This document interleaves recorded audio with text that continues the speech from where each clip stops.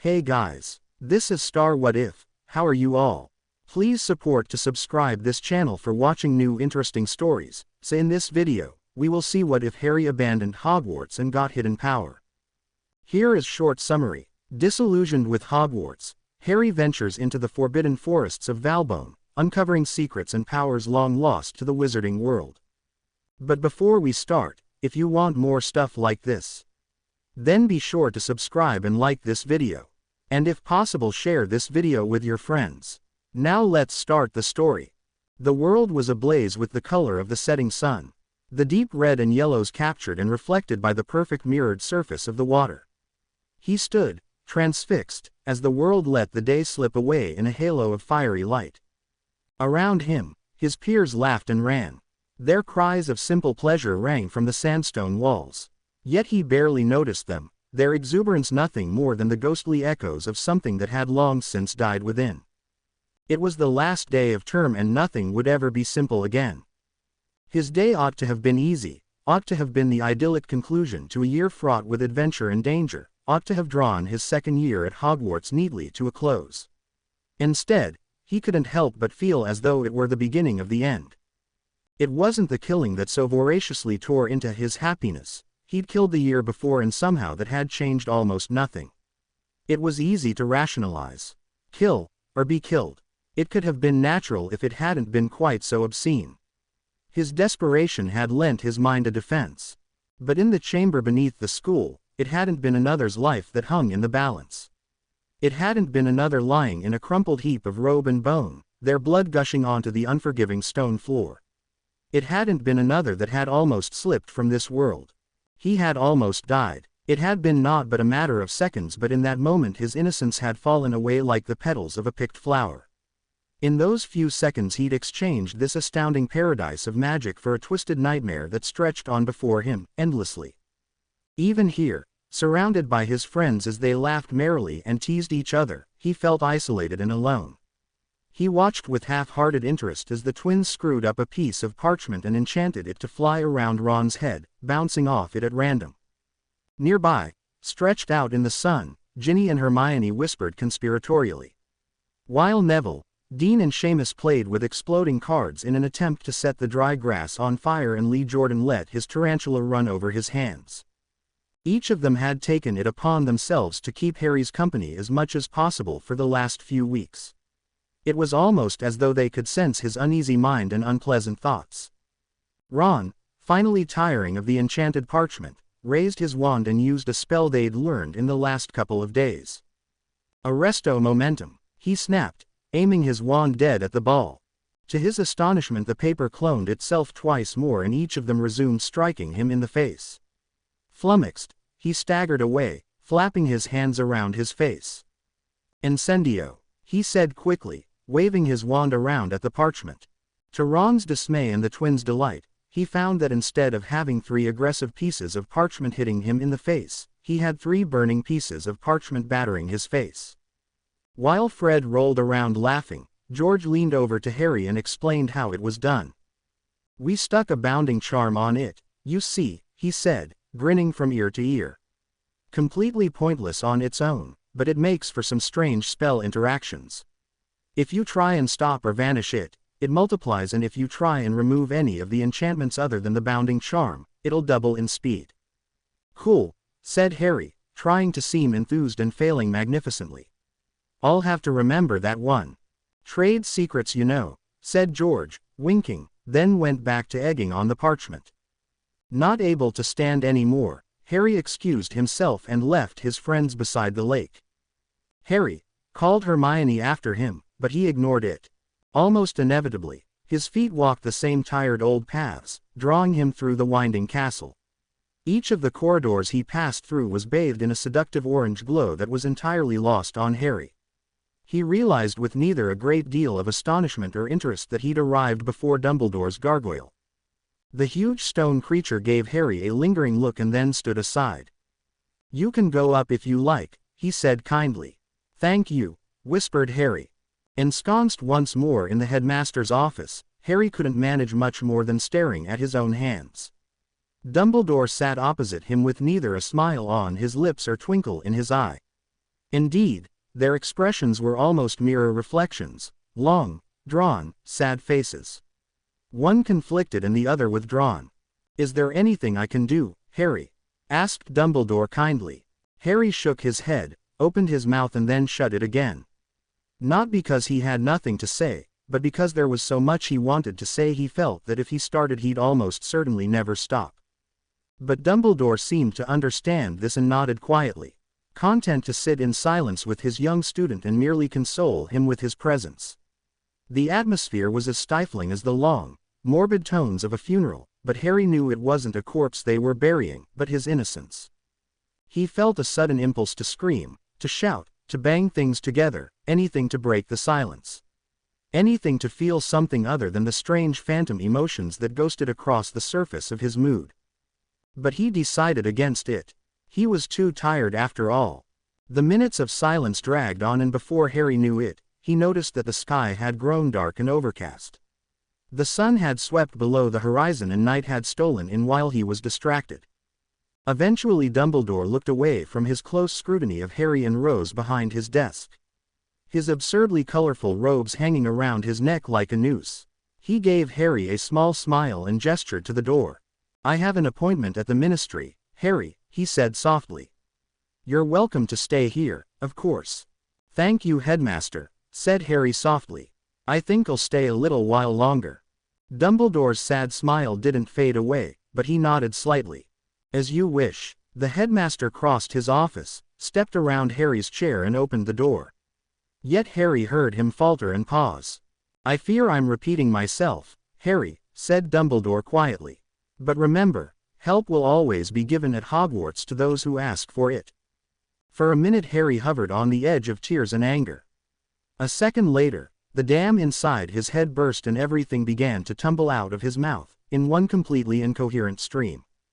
"I can't sleep, Professor," he blurted. "It's like I don't know where I am. I'm so lost. I'm just drifting around. Tom Riddle killed me, or as good as an I can't. I don't feel the same. I feel like someone scooped me out and left this shell in its place. And I can't sleep properly. I don't have dreams anymore, I only have nightmares. When I dream now it's dark. There's no way out of it. There's nothing to take me from the darkness. There's nowhere to go. It's hot and dark and quiet. No matter how far I go, I can run forever, and it never ends." The silence that accompanied his outburst seemed to stretch on forever, and when he looked around, the doorway was empty. Again Harry felt a little burst of rage. "Help will always be given at Hogwarts to those who ask for it," he muttered sarcastically, but his eyes fell on a familiar lump in the corner of the room. Harry stood and crossed the office and lifted the crumpled sorting hat from its perch on the shelf beside the door. He closed his eyes and reached inside. His fingers closed around the handle of Gryffindor's sword and he withdrew it easily. It shimmered lazily as it lay in his hand, strange blue patterns running lethargically up and down its surface as it caught the light. "Potter," came a voice from behind him, and Harry turned to meet the dark, intimidating stare of Severus Snape. "Professor," replied Harry curtly. "What are you doing here, Potter?" asked Snape in an icy voice. "The headmaster's office is out of bounds." "He said I could stay," snapped Harry, heat rising to his cheeks. "And play with a priceless magical artifact?" asked Snape and held out his hand for the sword. "Get out, Potter, before I give you detention every night for the rest of your time here." Harry hesitated, his cheeks flushing with the unfairness of it all. Dumbledore had invited him to stay. The potions master took a step forward, his dark eyes flashing, his hand still outstretched, and Harry brought the sword up, as quick as a flash. "Stay back," he ordered, but his entire arm shook as he held the heavy blade. Dumbledore said. Snape's eyes narrowed to slits. "Don't be ridiculous, Potter," snapped the professor, his hand falling away and the normal loathing expression masking his face. "Put the sword down." Harry thought he probably ought to comply, but part of him was beyond caring, beyond logic, beyond anything. Snape drew his wand and Harry moved instantly, slashing out with the sword and neatly cutting it in two. The professor stepped backward as Harry approached again, the blade poised at the man's throat, his arm perfectly still now. Something new flashed in Snape's expression, but it wasn't fear. "Don't follow me," said Harry, his tone like thunder. Snape took another step backward and raised his palms. Harry threw the sorting hat on his head and fled. Though he had no idea where he was going, his feet carried him effortlessly through the darkly twisting passages of the school. He ran and ran and ran, until he abruptly collided with someone traveling in the other direction. The small first year almost went crashing to the ground, but Harry swept in and caught her in the arm that wasn't carrying the sword. He turned with her body weight and righted her with the same single movement, momentarily lifting her feet from the ground as he spun with her. She came back to the stone floor laughing and spun gracefully on her tiptoes, then turned to face Harry. She looked up and down him with interest, and Harry couldn't help but be caught by her incredible blue eyes that sparkled in the light from the torches. My, she said, a serene smile on her lips. Mr. Gryffindor, you dance divinely. Harry looked from his red crest to the sword in his hand and smiled, then regarded the girl a little closer. She was effervescent, happy, and burned his eyes like the sun. Has anyone ever told you, you look like an angel? Asked Harry, with the acute awareness that reality was falling apart around him. You, every time you see me, she said. All your life. All his life. Harry didn't know what she meant by that. Harry wasn't sure he could remember anything but these elongated seconds. He couldn't remember where he'd been, who he'd been with, what he'd been doing. The world spun around him, the castle walls cracking beneath his gaze. He shut his eyes fast. When he opened them again, his fingers were entwined with those of the small first year. She gazed at him with something that was almost pity, but that was closer to empathy. She lifted their hands and pressed her lips against his fingers. He was overcome with an unfamiliar emotion, but it faded as quickly as it came, only to be replaced by a deep emptiness.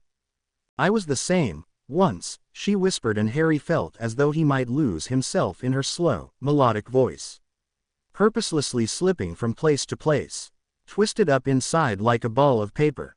I know how it feels, I think. The wind rattled the panes of glass in the window. Can you hear the breeze whisper to us? Asked Harry and turned his head slightly. Yes, she said, the words escaping her lips like an ancient secret of apocalyptic significance. And if you want, you can let it take a hold of you and carry you away. Let the breeze take you, Harry Potter, if it helps you be free. He nodded, released her hand, and was running again. Out of the castle he ran, down the tiny paths that crisscrossed the ground like a child's doodle, and past Hagrid's house. Hedwig joined him on that final leg down to the Forbidden Forest, knowing somehow that he needed her. He stared into the depths of the forest, and the forest whispered all its little secrets to him. The secret glades where the unicorns cavorted, the pitch-black places where the acromantulas clicked, the shady spots where the bowtruckles sung their hypnotic ballads to the stars. The trunks, packed so tightly together, bled into each other. The rough bark spiraling and collapsing as though they were being smudged by a painter's brush. In the distance he could hear his name being called, the brusque, impatient calls of Snape. The terrified, worried sounds of McGonagall, the timid, high-pitched squeal of Flitwick, and 30 other voices he didn't recognize. Behind him, the motor purred. He turned to face the bright blue Anglia, its paintwork scratched and scuffed by the year in the forest. He let his fingers trace the curves of its bonnet, and it purred slightly louder, drowning the approaching voices. She told me to let the breeze take me, said Harry. In this moment he realized how leaden he felt, first noticed the exhaustion that racked his body, felt the tears that were pouring from his eyes and running over his cheeks. Yet he didn't know why he cried. He didn't feel sad. He didn't feel much of anything. The voices were closer now, and Harry looked to the sky and the stars that shone brilliantly in the night sky. A handful of sand thrown across black velvet. There was no wind. She told me to let the breeze take me, he repeated. But I don't think the breeze is coming. Then he looked the car in the headlight and smiled. Are you the breeze? Yes, said the Anglia, in its own little way. I can take you away if you let me. So Harry opened the door, admiring the way the sword in his hand shimmered in the moonlight. Unthinkingly, he stroked the soft, white snowy owl on his shoulder and adjusted the hat on his head that whispered comforting thoughts in his ear. Saying farewell to everything he'd known, he clambered into the car. Take me away, he whispered, and he knew no more. Harry awoke more uncomfortable than he'd ever been in his life. The side of his face had been crammed against the steering wheel, his neck twisted at an incredibly painful angle. When he sat up, he found that one of his legs was tucked under his body and that he'd lost all sensation in it, and he had to correct the right angle in his neck with a vicious snap. Regardless, he felt more awake and alive than he could ever remember feeling. His mind, free of the stupor that had ensnared it in the last few weeks, felt quick and sharp. He fumbled for the door handle and fell out of the car, crashing to the moist, dewy grass below. He lay on his back for a while, stretching his arms and legs, fully enjoying the sensations of the world around him. High above the forest canopy the sun blistered down, its rays dappling Harry's skin. He smiled to himself. It certainly was going to be a beautiful day. The screech of a snowy owl reached his ears and he sat up as Hedwig dropped neatly into his lap. The owl, clearly relieved that he was awake, began to peck him furiously, chiding him for his stupidity. "I'm sorry, Hedwig, I didn't mean to worry you," he said, trying to appear remorseful even as he laughed. When the bird stopped mothering him, he looked around at the beautiful woodland around him, a thoughtful expression on his face. "I've never seen the Forbidden Forest look so, well, unforbidden." "That's because you're not in the Forbidden Forest," came a voice from behind him that made him sit bolt upright in alarm. He rose, flustering Hedwig once more, and turned to look into the car. The flying Anglia had clearly seen better days. The headlights flickered weakly and one axle had been completely ripped off the bottom. All of the glass had shattered all over the forest floor and steam billowed out from under the bonnet. Resting on the passenger seat and looking more disheveled than he'd ever seen it, was the Hogwarts sorting hat. If ever a hat could wear a disapproving expression, it was this one. For a moment, the pair of them just stared at each other, the hat gazing sternly at him and Harry gaping back. "Did I steal you?" asked Harry. "Did you?" began the hat, but appeared too flabbergasted to finish what he'd started. "I'm sorry," said Harry. "I wasn't quite in my right mind." The hat looked quite taken aback for a second. "Well, of course you weren't, boy," it barked, sounding more than a little astounded. "I can see your mind, remember? The moment you plonked me on your noggin I could see how fractured your mind had become." "Oh," said Harry, who'd not even considered the possibility. "Still though, I'm sorry to have kidnapped you and brought you here, wherever here is." "Well, there, I can help you," said the hat, shifting slightly, as though sitting back. "You were in Valbone Valley." He left this proclamation to sit for a minute and the pair of them continued to stare at each other. The hat clearly expecting some reaction from Harry and for his part, Harry expecting some further elaboration. It was the hat that broke first. "Merlin's beard, boy, don't you know anything?" it asked, sounding incredibly frustrated. "Have they stopped teaching history of magic or are you just dim?" Harry scowled at the hat, an expression which it matched with relative glee. "I'm not dim," he protested. "I get good marks normally, but have you ever sat through one of Bin's lessons? They could bore you to death and you're—" Harry was about to say, "an inanimate object," but realized at the last minute that, of course, he wasn't. His scowl relaxed into a look of curiosity as a question occurred to him. "What do I call you anyway?" The hat seemed astonished with the abrupt change in tone and topic of the conversation and was silent for several minutes. "Well," he said delicately, as though not quite sure what to say. "I've never really had a name, but Helga used to call me Sternly." "Whatever for?" asked Harry in confusion. "Well," said Sternly, the ridges of his peak folding downward. "When I was younger I was a bit more outspoken and uncouth. One day I told Helga that she was, anyway, she went running to Godric who said, 'If you want him to stop talking, say be quiet sternly,' and she didn't quite get the gist. After a while I just sort of got used to it." Harry couldn't help but laugh, even though he tried to stifle it for the sake of Sternly's feelings. If indeed he had feelings. Harry couldn't be certain of how these things worked and wasn't quite ready to ask him. "Well, pleased to meet you, Sternly," said Harry. "I'm sorry I kidnapped you, but could you explain exactly where Valbone Valley is?" "Albania," said Sternly, in a very matter-of-fact sort of voice. Harry's stomach gave a painful lurch. Albania was hundreds, if not thousands of miles from England. Geography had never really been his strong suit. Either way, He was a very long way from home and in country where he had no understanding of the language, customs or culture. Sternly, for his part, seemed to understand Harry's concern. "You were asleep for a very long time," he explained, in a kinder voice. "Unfortunately, the distance you traveled is probably the least of your worries at the present moment." Harry nodded his agreement. If he remembered correctly, Dumbledore had mentioned that Voldemort was lurking in the forests of Albania and, at this point he looked around him, if he wasn't very much mistaken, he too was in a forest in Albania. He swallowed a nervous gulp, and then something occurred to him that made his face light up in relief. He knew how he could easily get out of this mess. "The day I left Hogwarts was the first day of summer," he exclaimed. "All I've got to do is cast a spell and the Ministry, or the Albanian Ministry, I suppose, will detect it and come and get me." "Hold on a minute," said Sternly as Harry began to extricate his wand from his pocket. "You really don't want to do that." Harry stopped, his wand and lips frozen halfway through the incantation for the levitation charm. "Why not? This is the Valbone Valley. You just can't." Harry scoffed. This seemed weak reasoning even for an enchanted hat. His plan would work, he just knew it. He lifted his wand and opened his mouth to try again. Wait, said Sternly, hurriedly. Harry lowered his wand again. The hat sighed and made a noise of frustration. "It's difficult to explain. That you don't understand it. It's crazy, really, that you don't. Everyone in our world does."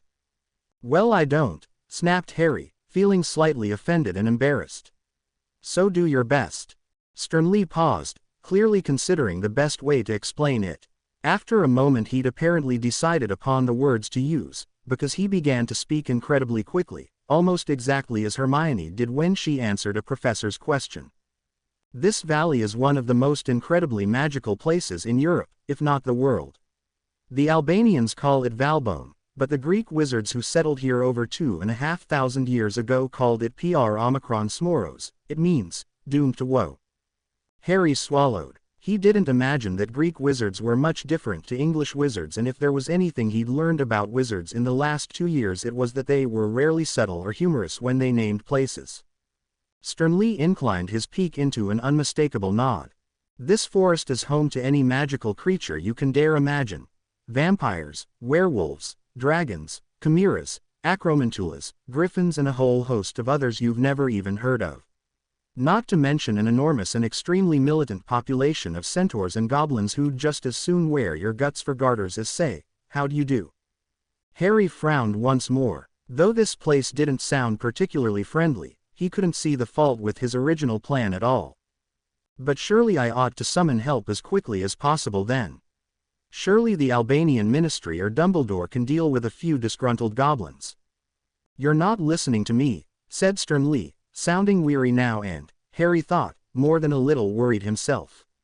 No wizard in his right mind would ever come here. 2,000 years ago this entire valley was ceded to the Brotherhood of Goblins by the International Confederation of Wizards. This is a strictly wizardless territory. Just by us being here we're breaching at least 100 accords that are older than I am. Trust me when I say that if you summon the Albanian Ministry, they will either tell the goblins you're here in an attempt to keep the peace, or completely ignore you. If you tell Dumbledore, he'll almost certainly come and rescue you immediately, but not only would that provoke a war between the goblins and wizards, but probably between the Albanians and English too. And if I know anything about goblins, and I do, they've almost certainly got some way of scrying for spells being performed in their forest and they'd be on you before you could say, 'Great ugly goblins.'" "So what happens if they find us?" asked Harry, almost certain he didn't really want to hear the answer. "You meet your end at the tip of Bodrod the Bearded's pig sticker," said Sternly, and at Harry's painful wince, laughed. "As a priceless magical artifact I'd face a worse fate, being worn on a never-ending stream of filthy goblin heads for the next 1,000 or so years. Not to mention that it'd start a war the likes of which hasn't been seen for 1,000 years. "Well, let's not get caught then," said Harry, and Sternly made his curious little nodding motion again. "So, what do you suggest we do?" "I suggest that we fix this heap," said Sternly, twisting around to critically examine the wrecked car. "And get out of here as quickly and stealthily as possible." Right, said Harry and rolled up his sleeves before realizing he had no idea where to start. How do I fix this without magic? Sternly laughed a deep, throaty, bubbling laugh. Which was impressive as he didn't have a throat. I suppose I'll need to teach you a couple of things about magic. So you see, said Sternly, very matter-of-factly. It's all quite simple after all. Harry stared at him from his seat on the grass, his mouth gaped open and his eyes glazed over in an uncomprehending stare. Sternly sighed and shook his brim in obvious frustration. Come on, Harry, he said, the patient tone in his voice cracking slightly. I know you're not this much of a cretin, I've seen inside your mind, remember, push that laziness aside and try a little harder. Sorry, said Harry, contritely. I am trying. It's just hard to focus when you regurgitate 20 rolls worth of essay into my ear. Can't we do something a little more hands-on? The hat snorted at the eager expression on Harry's face, but then the creases on his point relaxed slightly. So you learn better hands-on, he asked thoughtfully. Right, in that case, we'd better start working on some wards to hide the anglia. You're going to have to stick me on your head while we take a little walk around. Harry frowned slightly and pulled a face. As much as he appreciated Sternly's help, the idea of having anyone constantly reading his thoughts rankled slightly with his sensibilities. Sternly, to his credit, seemed to notice and correctly interpret his hesitation. Listen, he began, if there was any easier way to do this, I'd be completely up for it. I don't really want to be exposed to the thoughts of a pubescent boy any more than you do. But you need your hands free to swing that pretty sword if we meet something unpleasant on our little walk. Harry's expression momentarily became resigned before a sudden flash of inspiration struck him and his face lit up excitedly. He jumped to his feet. Hedwig, he called the owl that was fluttering circles in the canopy above. Hedwig, come here please. Hedwig fluttered down as she was asked, and a moment before Harry put his plan into action, Sternly realized exactly what he planned to do. Hold on, he said, his voice high and worried. Don't you dare, Harry Potter. There is no way. Well, interjected Harry, looking between the hat and the owl perched on his forearm. It's my head or hers, and I noticed the other day that I was starting to grow hair in you. Right, cried Sternly, cutting him off. Right, I'd prefer to eat mice than. He broke off again with a shudder, and Harry took his temporary distraction to push him over Hedwig's head. The owl, though fairly large for a post owl, was almost entirely enveloped within Sternly. Arg, cried the hat, owl's brains are, well, let's just say you don't want to know what your darling Hedwig gets up to when you're not around.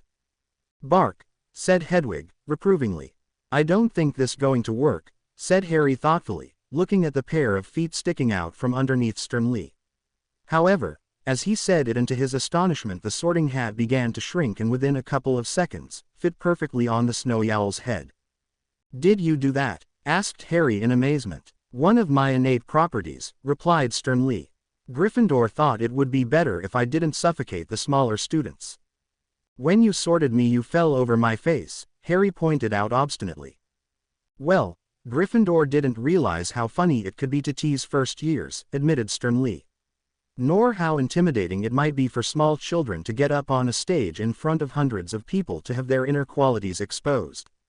Forgive me for thinking it would be less awkward if you weren't looking back into hundreds of staring eyes. I mean really, kids these days. By the end of his spiel, Sternly's voice was dipping with sarcasm, and Harry, fully chided, stared intently at the floor. Sorry, he said mournfully, and then risked a glance up at the hat, which was plainly grinning from ear to ear. You little. Oi, said Sternly quickly. Your owl thinks you're too young to be using bad language. This made Harry pause to think. When he'd put the hat on Hedwig's head, he'd never quite considered the possibility that Sternly could act as an interpreter between him and his owl. So she does understand what I'm saying? Asked Harry eagerly, and Hedwig hooted in a clearly scornful manner. She understands you perfectly, said Sternly, with a chuckle. She thinks you're ignorant for not learning her language as well as she has learned yours. This too blindsided Harry. He'd always thought that Hedwig was exceptionally bright for an owl and that she'd always seemed to understand his requests. Now he felt very embarrassed to have never bothered to try and comprehend her a little better. In a moment of decisiveness he fixed Hedwig in his gaze and lifted his chin proudly. Hoot, he tried. Hoot, hoot, hoot. A moment of silence stretched between the two and then Hedwig closed her eyes in disgust. Yeah, said sternly, clearly searching for diplomatic words. Hedwig wants me to make it plain that on no account should you ever try to hoot like an owl again. What did I say? Asked Harry, horrified. You really don't want to know, said sternly, shuddering gently on Hedwig's head. Then he seemed to push the thoughts aside and his tone became focused again. We'd better get a move on, we've only a couple of hours, till noon. Right, said Harry, his sunny disposition returning in full force. So where do we begin? We go in that direction, said sternly, pointing with the very tip of his peak. There's a couple of things you'll want to keep your eyes out for if we're going to make these wards. A birch tree, there'll be plenty of those in this neck of the woods. A bay laurel, that'll help consecrate some of the tools we'll have to make. A Scotch broom, you'll know that by its bright yellow and orange flowers. The trio wandered to and fro in the beautiful sunlit woodland. Together they spent a couple of hours exploring the area around the downed Anglia and picking up objects seemingly, to Harry at least, at random.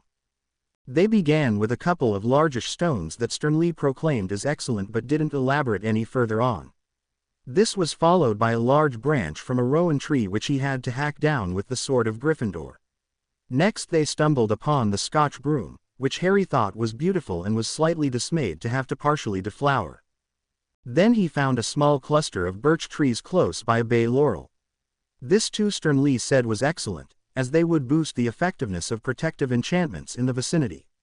At the hat's behest, Harry availed himself of as much birch wood as he could carry. After this stroke of good luck, a good 30 minutes passed in which Harry bashed his head innumerable times on low-hanging branches and fell into brambles on 2 occasions. However, it was one such stroke of misfortune, walking straight into a hidden divot, that sent him flying into a patch of weasel's snout. This, sternly later proclaimed, was a moment of pure genius, though the teenager assumed the hat was not complementing his foraging ability. During this process, Hedwig proved completely invaluable. Her ability to take sternly high into the air allowed them not only to better locate the items they desired, but also to navigate their way back to the Anglia.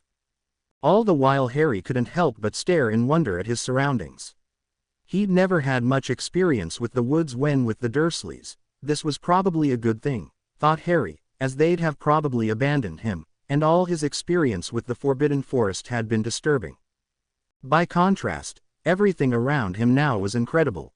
From the red squirrels scampering up and down the trees to the varied, almost intoxicating, assault of color from every direction.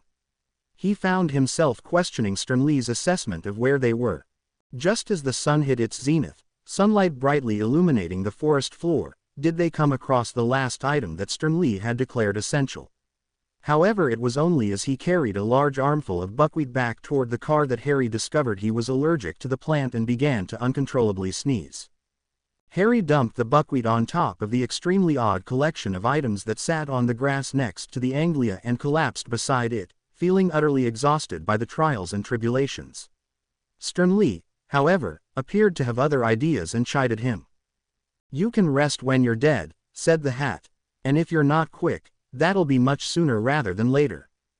Wearily and begrudgingly Harry complied, rising to his knees and resting on the balls of his feet. "What do I need to do then?" he asked. "Take 4 lengths of birch," said sternly, "and use the sword to strip away the bark. Be careful though, you don't want to lose a hand or cut too deeply into the wood. You'll compromise the integrity of the magic if you do." It took Harry a little while to get accustomed to using the large blade for such a delicate task, and it was far too much like potions preparations for his liking. However, the incredible keenness of the blade made for quick, if slightly clumsy work. Soon enough, he had 4 similarly sized, straight lengths of naked birch on the ground in front of him. Sternly critiqued his work, though Harry wasn't sure if the hat itself had eyes, could innately sense its surroundings, or was utilizing Hedwig's sight. "Grab those 2 rocks," ordered sternly, when he was satisfied. "And grind the weasel's snout, Scotch bloom blossoms and bay leaves into a poultice." This proved far harder work than Harry had expected, but Sternly managed to break up the process with some genuinely interesting description of the elements involved in the magic they were working. Obviously, you can't use wand magic just now, he was saying. And most wizards never bother learning any other way to utilize their talents. A few become potioneers, of course, but brewing a pepper-up potion is generally the limit of most people's arcane arts. Anyway, what we're doing here is exercising a bit of herbology. It's not all carnivorous blossoms and lethal screaming bulbs, with some ritual magic that went out of fashion about the turn of the last century. Make sure you get a good bunch of those orange petals in there, along with the yellow. Not only will it look fantastic, but it'll help strengthen the unity of the sacred space that Scotch bloom defines. I'll concede that this is hardly as precise, practical or efficient as wand-based magic. But it's definitely handy if you've got the time or reason to go through the stages of preparation. In this case, you have both. Oh, watch you get an even balance of weasel's snout to bay leaves. The laurel will consecrate your sticks, removing any previous traces of magic that might cling to it, and in this forest, it's almost certain there'll be something. But if you've got too high a concentration of bay laurel, it'll consecrate away the magic in the weasel's snout. 2 points to Gryffindor if you can tell me why, and another 5 if you can tell me the main purpose of weasel's snout. Harry considered this as he added another handful of the weasel to the ugly, dripping mess that was smeared across the bottom stone. Well, weasel's snout is part of the snapdragon family, said Harry, vaguely remembering a lecture Sprout had given on it. And snapdragons bestow protection, but weasel's snout is a smaller snapdragon. Snape says smaller sub-varieties of protective flora tend to confer concealment properties, rather than physical or magical barriers. Harry glanced up at Sternly, who seemed rather pleased. He had absolutely no idea why bay laurel would consecrate weasel's snout but not the Scotch broom petals. However, so far making educated guesses had seemed to lead him along the right route. I remember one of our first herbology classes covered the major segregations of magical flora. Those that infer physical properties, those that infer magical properties, and those that infer symbolic properties. He paused, grinding again, trying to think through the question. Could it be that weasel's snout is inherently magical, while Scotch broom confers a symbolic property to the poultice? Magic can be consecrated from an object, but symbolism cannot. Are you asking me or telling me? Demanded Sternly. Telling you, said Harry, smiling as he continued to crush the plants into oblivion. See, said Sternly, you do listen in classes, it just requires a bit of hands-on work to get your mind rolling over. You can stop grinding now, that's perfect. Lay the birch limbs together and smear them liberally with the paste. Excellent, now you'll need to burn a small circle into all 4, they need to be in roughly similar places on each. And how exactly am I? Began Harry, but paused as an idea came to him suddenly. Re-energized by his brainwave, Harry leapt to his feet, reached into the car and pushed the cigarette lighter into its slot. It began to tick and heat up, and he turned back to the hat, who smiled at him, the beaten corners of his brim turning up at the edges. See, now you're thinking, he said proudly. Half a day without a wand and you're starting to get some common sense back. Even I hadn't considered that. A few minutes and a couple of reheatings later, Harry had 4 perfectly serviceable birch staves. Sternly expertly directed him from the air, having him place them in a square around the anglia, each stave representing a corner and the circles burned into their surface pointing outward. Now what? Asked Harry, looking proudly around at his handiwork. Put your hand against one of them, this will be known as the master peg, supplied the hat. Now, you remember that feeling you felt when you first took your wand in Ollivanders? Harry nodded in the affirmative. He had very few memories as happy as the one that confirmed he was a wizard. That he could get away from the Dursleys, that he wouldn't have to go Stonewall Comprehensive. Try and replicate that feeling, said Sternly. Remember everything about it, every little detail and every little spark that flew from the tip of your wand. Visualize it perfectly. Harry, who hadn't expected it to be quite so easy, found the memories flowing to the forefront of his mind, and in a sudden rush of warmth felt a tremor pass through him. In that moment he knew that his simple defensive ward, made out of nothing but a handful of materials he'd gathered from the local area, was working exactly as it should. With a wide grin on his face, he realized he'd just added a new happy memory to add to his collection. Absolutely fantastic, declared Sternly proudly. Never before had Harry felt so simultaneously exhausted and elated. Sternly gave Harry a couple of hours' rest during the early hours of the afternoon as the sun beat down above. The canopy above suffused the world with an ethereal greenish glow, and the few rays of sunlight that found their way between the leaves dappled the ground below. The forest around them was nothing less than a paradise. A paradise of muted songbirds, throbbing insects, and the faraway calls of some larger bird. Nearby Harry could hear the drone of some bees as they bumbled to and fro, pollinating the richly perfumed flowers that seemed to burst from every corner of the forest. Sternly, Harry murmured, spread eagle in his spot on the ground, enjoying the slight breeze that keyed his skin. Replied Sternly half-heartedly from the top of the Anglia, where he appeared to be sunning himself. Hedwig had flown off earlier in the day, and from the expression on her face Harry thought it better to leave her to her own devices for a while. I thought you said this forest was dangerous. It is, said the Hat, even more lazily. Terribly dangerous. It doesn't exactly seem so, said Harry, lifting his hand to block the sunlight from his eyes. I mean, we've been stomping around all day and nothing terrible has happened.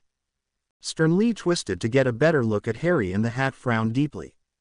How often have you ever seen a dangerous creature in the sunlight?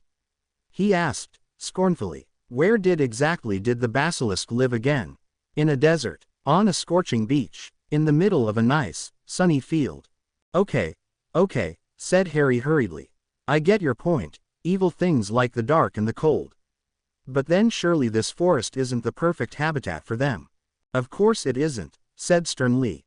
But you've got to realize that this is their only choice.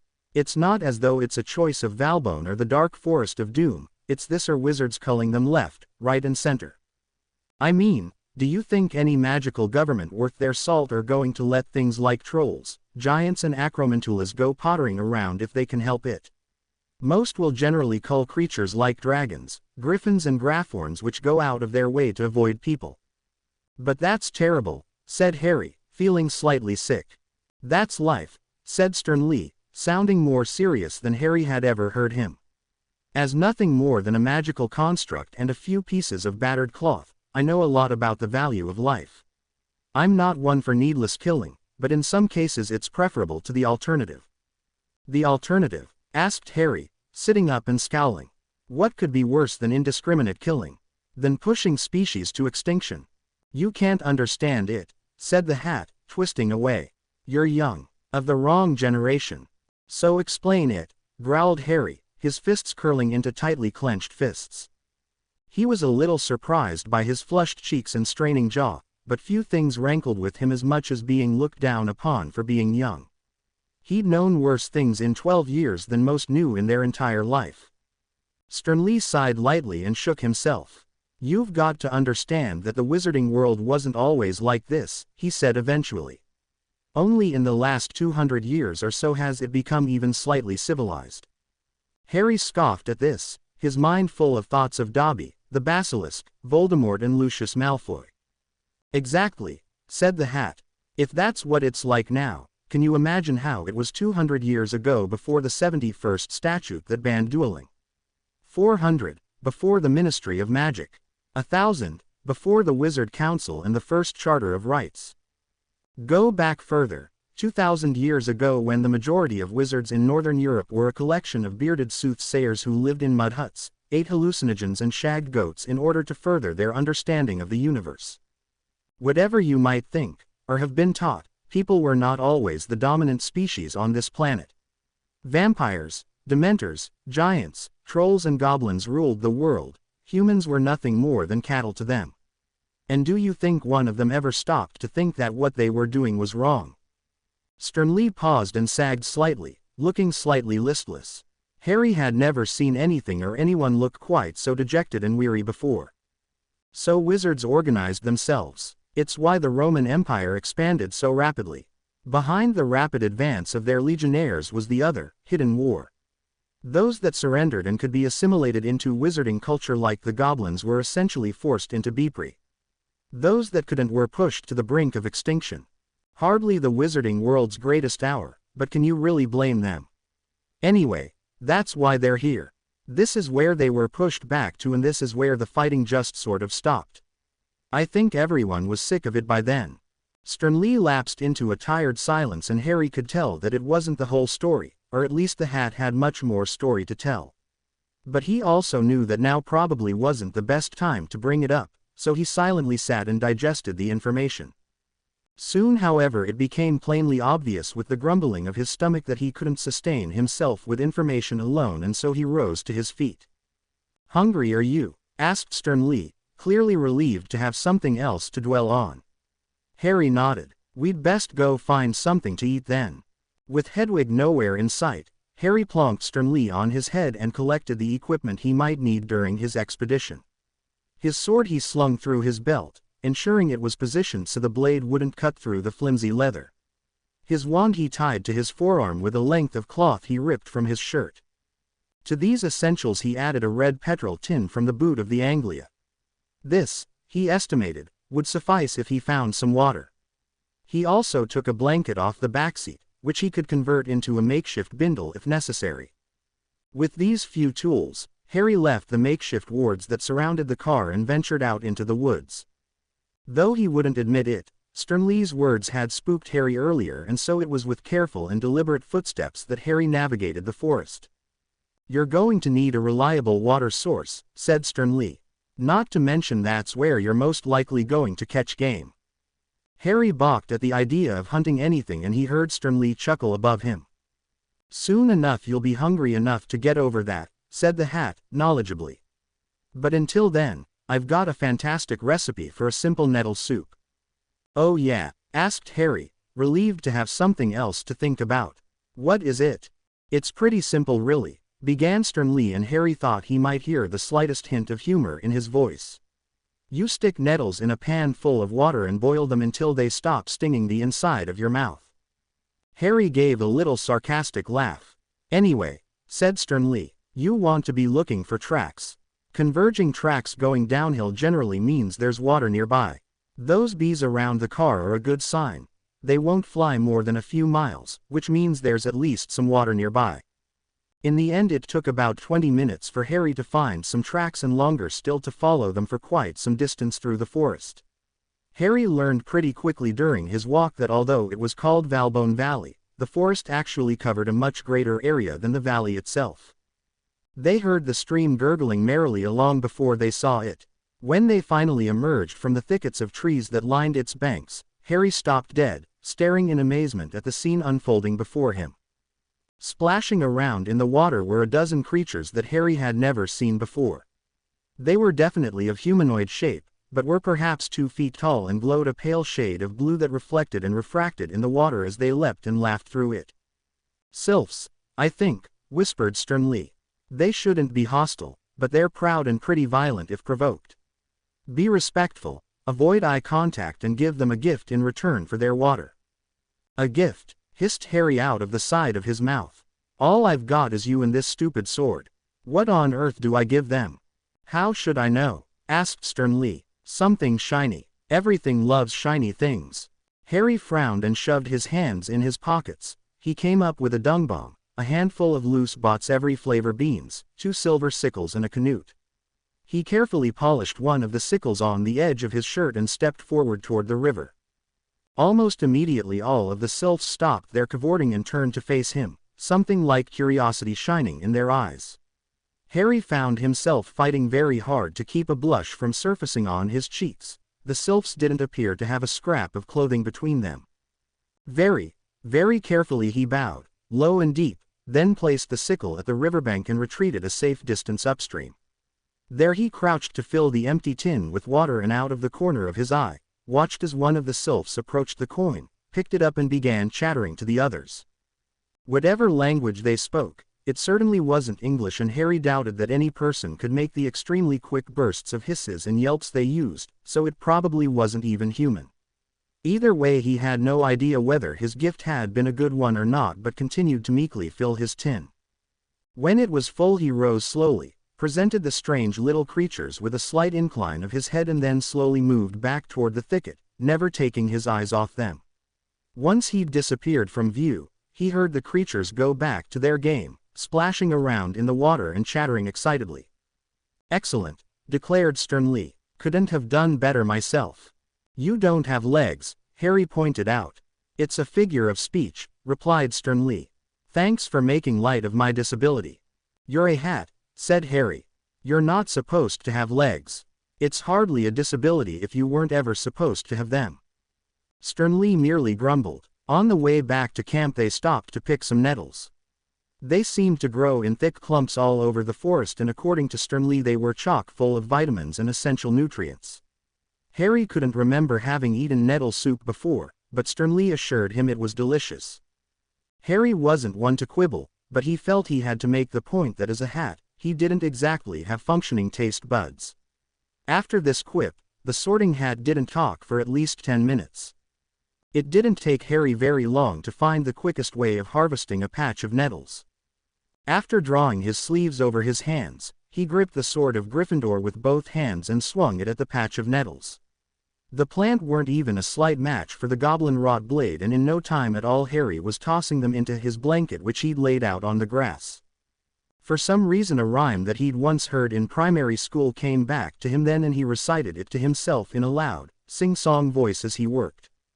"Tender-handed, stroke a nettle, and it stings you for your pains. Grasp it like a man of metal, and it soft as silk remains." When he reached the end of the rhyme, he stopped and started all over again.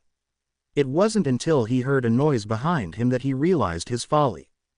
He spun, the sword clenched in both hands, and came face to face with the largest cat he'd ever seen. Harry gulped as the creature's golden eyes gazed unblinkingly at him. Although it didn't look aggressive, merely curious if anything, it was still 4 feet long and comprised of sleek, powerful muscles, sharp teeth and razor claws. After the initial shock had worn off, Harry began to take in other details. It was a pale golden color, with dark spots that were spattered along the length of its entire body. It had small tufts of hair that protruded from both ears and larger ones down each side of its face that seemed to resemble a beard.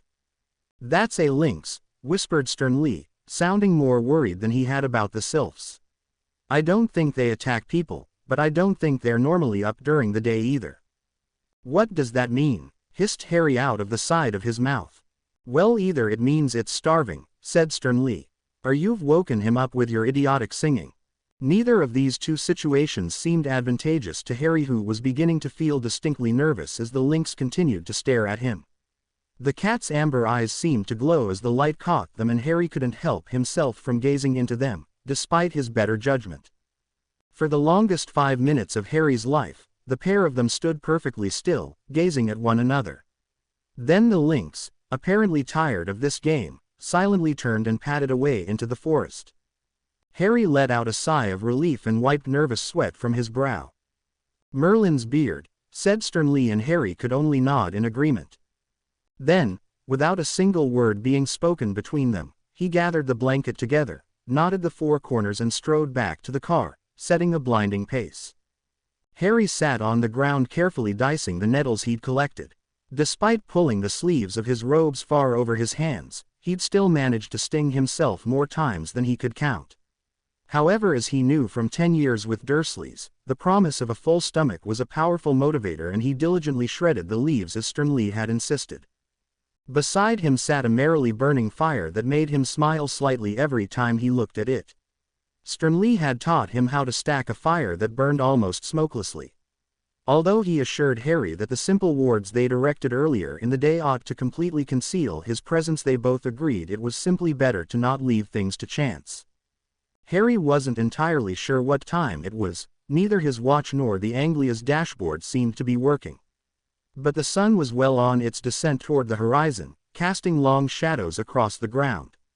And although it still hung in the sky, the cold chill of night had set in, and he was grateful for the warmth of the fire. "So what do you think, Sternly?" asked Harry as he finished the last of the nettles. "Cut the top off this fuel tin and stick it on the fire." Sternly snorted from his perch on the boot, not looking up from the car's instruction manual they'd found tucked under a seat. "Are you a wizard or not?" he asked gruffly. "Don't tell me you can't do simple transfiguration." Harry frowned. "I thought you said that I shouldn't do wand magic," he asked, stoking the fire with his sword. Sternly turned a condescending look upon him, then flipped to the next page with his mouth, ruining the effect slightly. Well, what do you think we made those wards for? Rough as they are, they'll conceal you while you're between them. Oh, said Harry, comprehension dawning on him. With this simplification of matters, he rose to his feet and pulled one of the hubcaps off the car. Then he removed his wand from the makeshift sling on his forearm where he'd had it all day and took careful aim. Scourgify, he said, and suddenly the hubcap gleamed in the firelight. After all, he wasn't going to cook on a dirty hubcap. Finally, concentrating deeply, he swished his wand to shape the hubcap into something more appropriate for cooking in. Harry had to admit it wasn't the greatest piece of transfiguration ever, but it had certainly served the purpose. He spent a little more time than necessary mixing the nettles and water in his crudely shaped pot, using copious levitation and stirring charms in the process. He probably could have done it quickly by hand, but the glorious thrill of using his magic properly overwhelmed him slightly. Just then, something dawned on him and he turned to Sternly, a puzzled expression on his face. Sternly, you know I can use magic here? He asked. Replied Sternly, apparently engrossed in the manual. Have I been able to all day? Since you finished the wards, certainly. So why did you just let me cut all those nettles by hand? Asked Harry, annoyance plainly written in his tone. Sternly craned to look at him and then made the hat equivalent of a shrug. I don't eat food. Humans are funny about that sort of thing. I thought you might prefer. Prefer stinging myself, stupid? Asked Harry, turning his wand on the hat, a curious expression on his face. I wonder how flammable you are. Now, said Sternly, looking slightly worried and wriggling away as quickly as he could. There's no need for that. It was only a bit of fun. And let's face it, if you burn me, who's going to get you out of here? Oh, I wasn't thinking of completely incinerating you, said Harry, his eyes gleaming. Just singeing you around the edges slightly. Now Harry, there's no need, began the hat, in a placating sort of voice, but as Harry shot a jet of fire past him, broke away into an exceptionally girly shriek. Harry froze for a second, eyes wide in astonishment, then dissolved into side-splitting laughter that left him doubled up and gasping for breath. Wah! What was that? He gasped between guffaws. That was pathetic. You tried to burn me, shrieked Sternly, making Harry laugh even harder. They stayed that way for several minutes, Harry gripping his sides and gasping for breath between fits of laughter and Sternly looking as affronted as a hat possibly can. Later in the evening, after Harry had managed to soothe Sternly's hurt feelings, he took the nettle soup off the fire and transfigured a spare piece of birch into a serviceable spoon. Despite his misgivings, the soup wasn't half bad, if not a little bland. There was certainly no hint of the sharp needles or toxins that had stung his flesh before. He left enough to eat a meal later in the evening on the off chance that he got hungry again and stripped off his shoes and socks. His feet, unused to long walks over difficult terrain, had swollen and the beginnings of blisters had begun to set in. Even Harry, who had very little experience of the outdoors, knew that if he left them for any period of time they'd become unmanageable. Hey Sternly, he said, disturbing the hat from his reading again. Any good spells for blisters? Try a pisky, he said, as though he weren't really paying attention. I don't know that one, admitted Harry, and the hat looked over. What do they even teach you in school these days? He asked, sourly. Back in my day. You're a hat, Sternly, Harry reminded him. Right, said Sternly. So I am. Right, take your wand and draw a sort of lowercase e in the air, over your blisters and say, a pisky. Harry frowned in concentration, lifted his wand and did as commanded. A pisky, he said firmly, and was rewarded by the sight of the swelling of his feet reduced slightly. While by no means perfect, it was certainly better. Sternly gave a satisfied HRMPH, and looked back to the manual. Whether he was genuinely interested in the functions of the car or whether he had nothing better to do, Harry wasn't sure. I'm going to get some more firewood for the night, said Harry, pulling his shoes and socks back on. You wanna come? Nope, said Sternly absent-mindedly. Bring me back something nice. I'll find you a lovely moth or something, replied Harry, and carefully tucked his wand inside the glove box. Or a caterpillar. Fantastic, said Sternly. You go do that. Harry marched out into the forest, keeping an eye on the sun that was slowly sinking toward the horizon. He and Sternly had agreed that it would be better to gather wood from a number of dispersed locations, with the aim of leaving as little evidence of their presence as possible. For this reason he headed out a little further than he had before and picked a likely-looking ash tree. Each blow of the sword against the tree was reassuring. For some reason the steady rhythmic thunk of the blade against a limb reminded him of tea at Hagrid's. The rich smells of the forest had changed with the encroaching night. The succulent perfumes of the flowers had given way to the deeply aromatic smells of each and sap. He collected 4 largish branches before he decided to turn back, dragging them along the ground behind him. He felt they'd certainly be enough to keep such a small fire burning all night, especially considering Sternly seemed to have an expert eye for the stacking of new branches. In the time he'd been working, the last of the light had begun to wane as the sun disappeared over the horizon. Deep purples had begun to swell up in the western sky, adding to the completely surreal environment of the beautiful forest. Indeed, he was so distracted by the sky that it took him a minute to realize he wasn't exactly sure where he was, or where he was going. He turned rapidly on the spot, a sudden thrill of fear racing through him. He'd been absolutely sure he'd been going the right direction, but the dying light on the trees and the lengthened shadows had completely disorientated him. He heard movement behind him and spun, half hoping to see the Anglia behind him with Sternly giving him a condescending look, but all he could see was a vague dark shape moving amongst the trees. A shape that stared at him with gleaming eyes. The lynx, for that was what Harry realized it was, gazed at him with something approaching curiosity, but made no attempt to approach. The two of them stood staring at each other for quite some time. After a while, something unexpected began to happen. Harry found that the more he looked, the less terrified he was, and the less terrified he was, the more beautiful the exotic creature before him became. After about 15 minutes, Harry managed to crack a smile. "Hello, Lynx," he said, unsure if this was a magical animal that could understand him or not. "My name is Harry." "Moreau," said the lynx, only barely audible. "I'm going to go back to my car now," said Harry. "You're not going to try and eat me when I turn around, are you?" "Moreau," replied the lynx, reassuringly. Harry nodded his thanks and looked around in an attempt to get his bearings. Luckily he was saved from having to try and navigate his way back to the car by the timely arrival of Hedwig, who shepherded him safely back toward the car. "Good night, Lynx," called Harry over his shoulder as he left. And he could have sworn that in the distance behind him, he heard the tiniest, faintest, "Moreau," in response.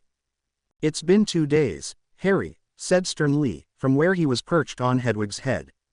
"At some point you're going to have to get over the idea." "I might just become vegetarian," protested Harry, looking down at the length of wire in his hand that the Sorting Hat had taught him to twist into a snare. "Rabbits and squirrels can't be particularly tasty." "It's the protein that's important," insisted Sternly, shaking his head in disbelief. "You've got to maintain a healthy balance of nutrients. There's no point getting you all the way back to civilization in one piece if you've completely wasted away." As much as Harry thought Sternly was probably talking a lot of sense, he couldn't help but stare in disgust at the object in his hand. It was barbarous, and he couldn't bear the thought of anything innocent, rabbit or otherwise, having to suffer such torment at his hand. "Isn't there any other way of doing it?" he asked, determined to exhaust every other possibility before he accepted it. Sternly gave a soft sigh. "I'm not one to advocate the needless killing of anything," he said patiently. "But sometimes it's necessary, and this is the best way to do it. What right do you have to eat of a creature that you can't face up to killing yourself?" Harry considered this and then nodded. Sternly was right, of course, it did make sense, but he still couldn't quite accept that he'd have to do it.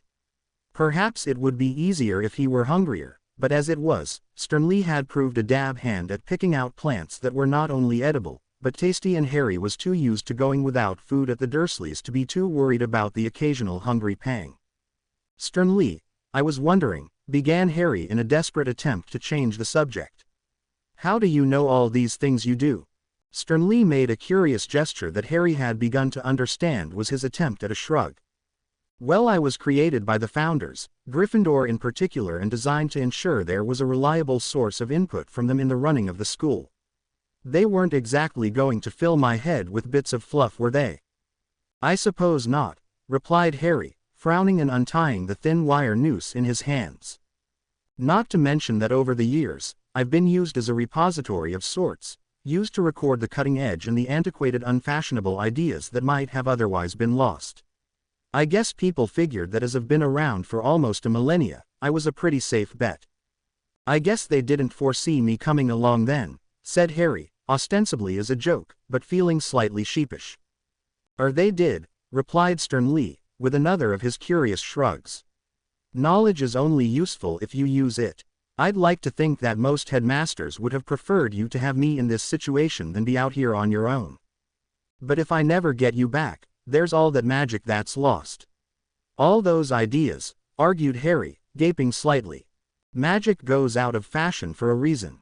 Either it's made illegal, or it's impractical or superseded by something more modern. But that ritual magic that you showed me earlier was really useful, protested Harry. And if you'd been able to use a wand, you could have done it with a single charm. 99 times in 100 it's more practical and expedient to use your wand. So will I be using my wand to fix the car, unless you want to be here for the next 20 years while we try and find some sort of ritualistic magic version of enchanting and probably invent an entire other branch of magical practice. Although that might require more arithmancy than I know. Harry nodded and retied the snare that was still clasped tightly in his grasp. He'd done it so many times that he'd gotten it down almost perfectly. His fingers, slowly becoming more dexterous with all the extra work they were doing, had become quick and nimble. You've tied and retied that 1,000 times, observed Stern Lee. Have you considered actually setting it? Harry's stomach churned, but then he nodded, his sensibilities falling to the weight of Stern Lee's insistence and good sense. He set off into the undergrowth, and Stern Lee, who was still being borne good-naturedly on Hedwig's head, followed him. You'll want to look for a good game trail, said Stern Lee, for the 1,000th time that day. I know, said Harry, keeping his eyes peeled for the telltale signs as he walked in a slow circle around the outside of his wards. Make sure you spring it properly. I know, insisted Harry, finding what he was looking for and crouching down to examine it. He brushed lightly at some discarded foliage to reveal a game trail that passed between two tightly planted trees. Here he tied his snare to one of the trunks and then lightly fastened it to the other, to suspend it vertically. He looked to Stern Lee for his agreement, and the hat made a strange little nodding motion. You'll want a couple more of those, he said, observing Harry's handiwork with satisfaction. To be sure of catching something. Harry nodded wordlessly, still feeling slightly disgusted by what he'd just made, and instead busied himself with producing another snare out of the wire in his pocket, searching for the game trails and suitable positions for his snares. By the time Stern Lee decided he was finished, he'd placed 7 snares in various positions nearby the car and was thoroughly sickened by the process, despite having not caught anything yet. Stern Lee, in an apparent attempt to cheer Harry up, promised him that if his snares were successful, he'd teach Harry some more advanced trapping techniques. There's spring-loaded snares, of course, babbled the hat. And that leads you into all sorts, like the baited spring leg snare, the trapeze spring snare, and my personal favorite, the double spring snare. When Harry couldn't take it anymore, he excused himself to go and collect more water from the river, remembering to take one of his few remaining sickles in order to appease the sylphs if they made a reappearance. He was joined, as he often was when he was otherwise alone in the forest, by the lynx. Harry wasn't quite sure if it was stalking him, looking out for him, or merely keeping an eye on him as he pottered around the big cat's territory, but he never got too close, but likewise never made any ostensibly threatening actions. When Harry reached the river, there wasn't any sign of the sylphs, so he simply crouched to fill the fuel tin, the running water making a pleasant babbling noise against the rocks around him. Once again he was struck with how idyllic the forest was during the hours of bright sunshine, but having spent 2 nights within it, he knew that the forest was not without its darkness. Last night he and Stern Lee had listened to the wolves baying at the full moon, which Harry had thought was poetic, until he really thought about it and felt his stomach tie itself in a neat little knot. There'd been another, darker call in the early hours, which had woken Harry from his dreamless slumber and sent a shiver down his spine. Even Sternly hadn't been able to identify what the creature had been. And Harry had the sneaking suspicion that this was the case, the hat had decided not to tell him in an attempt to give him some peace of mind. Harry wasn't sure which one he wanted to believe. He straightened up and turned to leave, but stopped short as he saw one of the blue-skinned sylphs stood on the river bank, gazing at him in obvious interest. Immediately Harry bent himself into a low bow which, to his surprise, the sylph reciprocated, then resumed staring at him. Nice morning, isn't it?" asked Harry, glancing up at the sky, completely at a loss to what exactly he ought to do. "Why you here?" it asked, in an accent that was almost Eastern European but undermined by a quality that Harry couldn't put his finger on. Harry considered for a moment and wondered how he ought to explain things to a creature with probably no idea of what a car even was. "I fell from the sky," he said in the end, opting for simplicity over anything else. He accompanied the statement with a hand gesture. "I see," replied the sylph as though this was perfectly normal behavior. It was only as she repeated the hand gesture that Harry realized the statement had been intended literally. The sylph had seen the crash. "I go now," said the sylph, turning away from him. Something occurred to Harry as it strode away and he took a step after it. "Wait," he said quickly, and the sylph turned a wary eye on him, its brow furrowed. Harry decided it was probably better if he explained quickly. "I've laid traps around my home to catch rabbits, but they're probably the right size to catch sylphs too. You and your friends should be careful." "We know," said the sylph. "We see. We not sylph. We Stoizeval." "Oh, I'm terribly sorry," replied Harry in surprise and made another hasty bow. "We too," replied the Stoizeval. "Always." Then it disappeared into the forest, leaving a bewildered Harry in its wake, a bemused lynx watching from where it lay amongst the long grass at the bank of the river. The next day, Sternly took it upon himself to begin to teach Harry the fundamentals of enchanting. Harry was keen to learn for two reasons. Firstly, it meant that Harry would soon be getting out of the forest which, despite how beautiful he found it, had begun to get even more terrifying at night now that he'd adjusted and begun to listen for the subtler sounds. Secondly, there was something very appealing in the idea of creating something with two broad strokes of his wand that would last for a millennia or more. It didn't take Sternly very long to disavow Harry of this notion. Enchanting, he learned, while infinitely more complicated than he could have imagined, was broadly spirited into three main sequential parts. Though the spells that performed the actual magic were merely charms, they alone weren't enough to infuse an object with magical effects and were generally the second step in any project. Instead, the majority of the hard work and magic went into the first and final steps in the process. The first, according to Sternly, was where most wizards would fail when they tried to enchant an object. However, it was not particularly ability, practice or talent that it required in spades, but simply the understanding of the theory, which was mind-bendingly confusing. The upshot of it, or at least how Sternly explained it, was that almost no objects are inherently magical, and though magic could leave traces on an object, it couldn't lend magical attributes to something that would otherwise not have them because the object would know better. It was why wands needed a magical core and not just a stick. "Take the very first piece of transfiguration you ever did," said Sternly, in his 20th attempt at explaining in a different way. "You turned a toothpick into a needle." "A matchstick actually," interjected Harry. "A matchstick then," conceded Sternly patiently. "These are two objects that are, to all intents and purposes, nothing alike. You know this, but more importantly the matchstick knows this, and that's what is ultimately important. Transfiguration's job is to make the matchstick forget it's not a needle and give it a gentle push into becoming sharp, metallic and pointy. But like you said, needles are nothing like matches, one's made out of metal and one is made out of wood. Why are they so easy? Because Lucas Asimov's deterministic convergent interpretation of magical induction says that two objects of significantly small enough mass and similar enough proportions are fundamentally similar," replied Sternly without missing a beat. "You just made that up," accused Harry quickly. "Did not," replied Sternly. "It's a real thing." "I don't believe you," said Harry. "I think you didn't know, so you just spouted off a load of gob to keep me satisfied." "Prove it," said Stern Lee, sounding triumphant. Sorry, who did you say wrote that law? Asked Harry. Do you want me to teach you or not? Countered Stern Lee, a severe tone creeping into his voice. Yes, yes, replied Harry, quick to smooth Stern Lee's ruffled feathers. I don't want to spend the rest of my life in this forest. Right, well, where was I? Asked Stern Lee. Oh yes, transfiguration. Well, the first stage of enchanting is to convince the object that you're enchanting that it does have the ability to manipulate magic. And like transfiguration, it can't last forever. Just as the pile of broken glass knows it was once a mirror and the matchstick remembers that it is not a needle.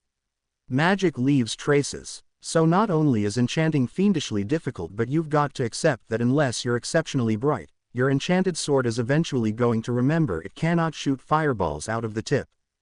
You haven't, replied Harry.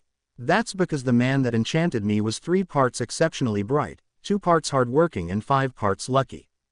I'm pretty lucky, offered Harry. You're the most unlucky person I've ever met, replied Stern Lee.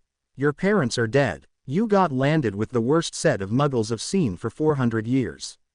You killed a teacher in your first year and a basilisk in your second, and then got lost in an uninhabited, deadly forest from which your only escape is to have a hat teach you one of the most complex magical practices you could ever hope to come across. Forgive me if I don't trust your luck, he concluded, a gentle note of sympathy creeping into his tone.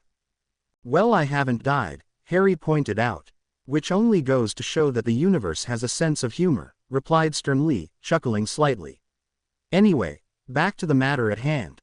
So if it's a given that eventually your object is going to remember that it's not actually able to perform magic, how do you extend this lifespan? In the past, people have tried finding ways of attaching magical reservoirs to an enchanted object to prolong its life, which, if you think about it, makes almost no sense.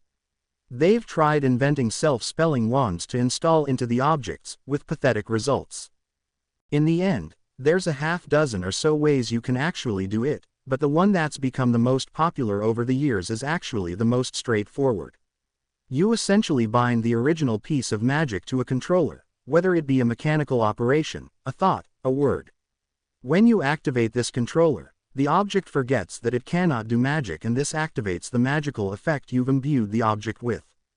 Harry frowned in thought. Stern Lee had been right. It hadn't made much sense to him, but he couldn't help but feel the hat probably hadn't explained it particularly well.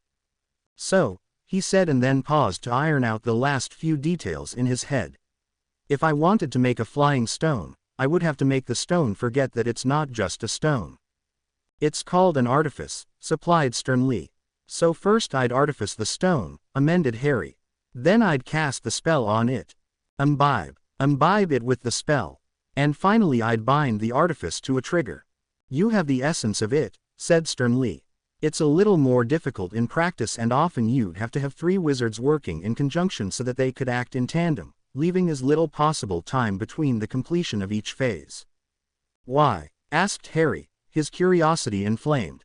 Well, imagine you're going to create a prolebator, a large ball of lead that was intended to be stuck into a trebuchet and exploded a couple of seconds after impact. Say you perform the artificing perfectly, then you put the enchantment on it. The moment you do so, it's going to explode in your face. If you've a second wizard to bind it as you layer the enchantments on, it's far less likely that you'll be obliterated into 1,000 little pieces. I see, replied Harry. And so how do the bindings work? And that's where the magic really comes in, so to speak. As well as all of the pride, jealousy, theft and false information spreading, said Stern Lee with a laugh.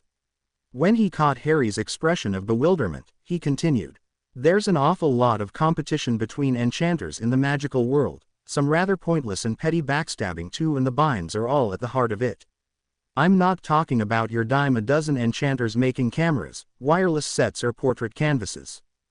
Or even those capable of producing something as elaborate, but relatively simple as your car. That'll just require a lot of hard work. No, we're talking about those with the ability to produce things of incredible magical sophistication.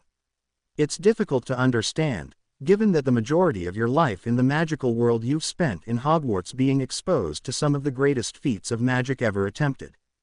Things like vanishing cabinets, the Mirror of Arised and, Well, me are all beyond the realms of almost any wizard alive in Britain today. In fact, there's 3 wizards probably capable of producing anything of that sophistication: Damocles Belby, Thane Ogden and Lucius Malfoy. Lucius Malfoy? Asked Harry, aghast. He got beaten up by his house elf. You don't think that family made their money from washing windows, do you? Asked sternly. That's the thing about enchanters, it's not necessarily the ability of the wizard, but the history of their blood. The wizarding world has no form of intellectual property, so the moment one person invents something, every other Tom, Dick and Harry is welcome to roll his sleeves back to his elbow and get stuck in. The only way anyone can protect their ideas is to build it in a way that nobody else can understand it. So all 3 of those enchanters and a slew of the lesser enchanters will have their own style, their own binds, their own incredibly complicated methods of ensuring nobody can pick their work apart. And all of that information has been passed from father to son for the last 1,000 years or so. So only they know how to do it. There are others. I have no doubt that Dumbledore could very easily compete with the best of them, despite not having the blood for it if he really wanted to. I know that McGonagall and Flitwick are probably close on their heels, considering they've only got half the binds at their disposal, but they'll never become enchanters. Why not? It's an incredibly unpleasant game, said sternly. When Lucius Malfoy is the most pleasant of the 3 big names, you might get an inkling of what I'm talking about.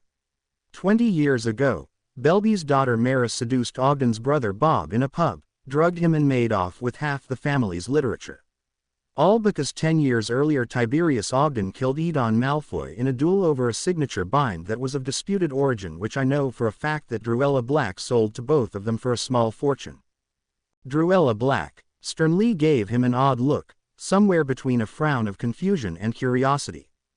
The noble and most ancient house of Blacks were an old family, he said, cautiously. They've all pretty much died out or been married off now. There's a couple of them around still, but I don't think there's been anyone with the Black name at large for 11 years. Since, began Harry, then stopped and looked at the ground. Did he? No, they were big supporters of his. Regulus Black joined him though, replied sternly, his voice distant. Anyway, how about we start working on some magic, Harry nodded quickly and drew his wand, eager to begin. Where do we start? Asked sternly, slipping into a tone that Harry could only identify as his teaching voice. With the artifice, replied Harry quickly and happily. Correct, replied sternly. Grab yourself a couple of decent-sized rocks and we'll get to work. While artificing was far harder work than Harry could have ever expected, it at least taught him something exceedingly valuable about himself. In the last 2 years, he'd been exceptionally lazy in class. He knew that he'd never worked as hard as Hermione had and had always consoled himself with the fact that despite it, he'd always been a little above average. But it was only as he really threw himself into learning to artifice that he realized how little he'd really been pushing himself. Never before had he felt so exhausted, confused, overwhelmed and challenged by anything he'd been learning. Yet still onward he pressed, and every little gain, breakthrough and eureka moment convinced him that he'd been working far below his potential. Sternly, who'd assured him that artificing was almost certainly first-year newt stuff, was astounded with the slow but steady advance Harry was making into the field. He was obviously still miles away from producing any actual results, but his attempts were getting more and more worthy. For what felt like the 1,000th time of trying, Harry lifted his wand and directed it toward the rock on the ground in front of him. Behind him lay the stone's 30 or so cracked siblings, some broken cleanly through the middle and others pulverized into a fine gravel. The first stage of artificing Harry felt he knew by heart. That first flutter of something that he'd grown to understand as the vaguest of magical consciousness as he tapped into the natural inclinations of the stone before him. I am a stone on the ground, watch how I sit, thought Harry, who'd found after his 159th attempt that empathizing with the rock seemed to help his cause. As soon as stones can swim, leaves will sink. He who pelts every barking dog must pick up a great many stones. Those who move mountains must begin with a single stone. I am that stone. Of course, Harry knew that nothing the stone felt was anything close to as complicated as forming even an idea. Not to mention letters, Words, sentences and concepts as large as a proverb, but somehow it gave him the understanding of what it might be like to be a rock. With he and the stone as similar as they could possibly be, Harry began to oppress its natural inclinations. It knew and was perfectly content with the idea that it was just a rock. Harry was determined to disavow it of this notion and convince it that it could, in fact, perform great feats of magic beyond anything any mere rock could hope to achieve. Harry found it helped if he thought of himself as the rock's own personal Sternly. "Come on," he whispered to the rock, as the breeze around him picked up around him. "You could be so much more. A hero amongst the rocks." "I don't want this," he imagined the stone saying, crossing its rocky arms stubbornly. "Why me? I'm only a rock." "Sometimes it is not a question of why or who but a question of what must be done," continued Harry, oblivious to the look Sternly was giving him from not too far away. At this precise moment, Harry felt the subtle resistance that had been pushing against his intentions crumble away and the rock become slowly accustomed to the idea that it might, somewhere deep down, be capable of magic. "I've got it," shouted Harry in excitement and promptly lost it. "Or I did." Sternly's brim broke into the widest grin that Harry had ever seen the hat give. "Fantastic," declared the Sorting Hat. "You're making great progress, but you probably ought to take a break soon." "A break?" asked Harry, then looked around and was surprised to see how long the shadows were around him. Time had quite slipped away from him as he'd sat and worked. His stomach growled and his mouth was parched, but despite all this, Harry was eager to press on. He twirled his wand dramatically between fingers that had been growing hugely more dexterous and confident in the last few days. "Just one more?" he asked, glancing up at Sternly with big eyes, but Sternly laughed him off. "You were just having a conversation with a rock," said the hat, shaking slightly with mirth. "I think it's probably time for a break." Even Harry couldn't argue with this and so rose and stretched, working out the kinks that had developed in his joints from the hours spent hunching over lumps of rock. "Fancy a walk to the river and back?" he asked. "I probably ought to check those snares too." Sternly looked toward the sky, then nodded slightly. "We ought to be quick," he said. "But I suppose if we don't, anything caught in them will be gone by morning." Together they followed the wide loop around the campsite to each of the traps they'd set. Most of them were intact. One had been disturbed but hadn't caught anything. This one Harry reset. Another had caught a squirrel that hung limply in the trap which Harry retrieved, and the final one contained a live rabbit that thrashed madly as Harry approached. He looked at it for a long moment. It was the first live animal that he'd caught.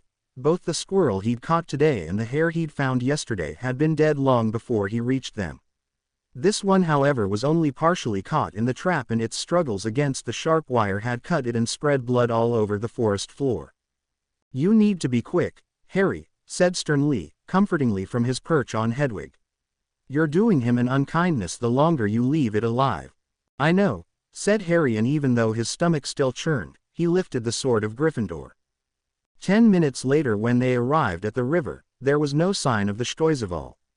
Harry had told Sternly of his interesting encounter with the creature, and the hat had confessed he'd never heard of the creatures before, nor knew anything about them.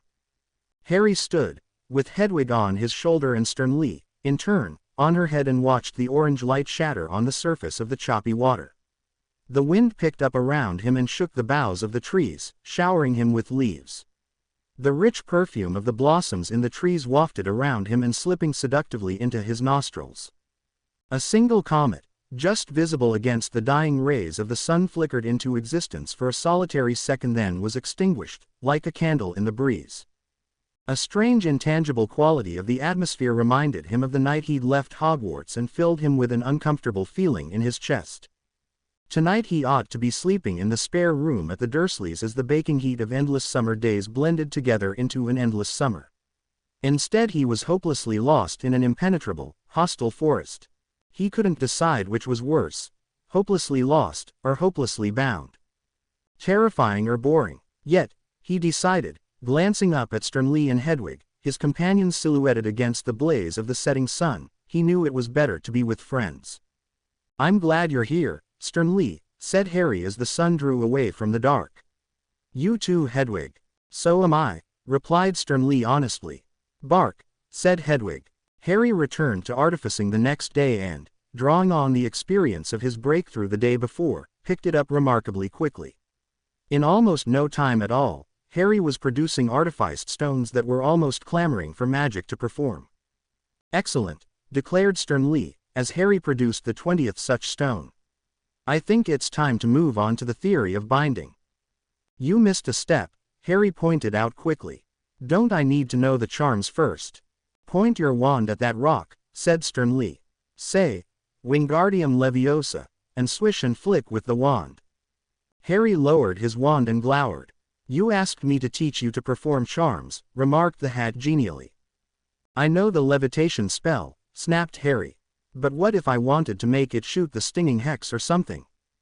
How is a stone that shoots stinging hexes going to help get you out of this forest?" "You know what I mean," replied Harry. "What about the breaking charm?"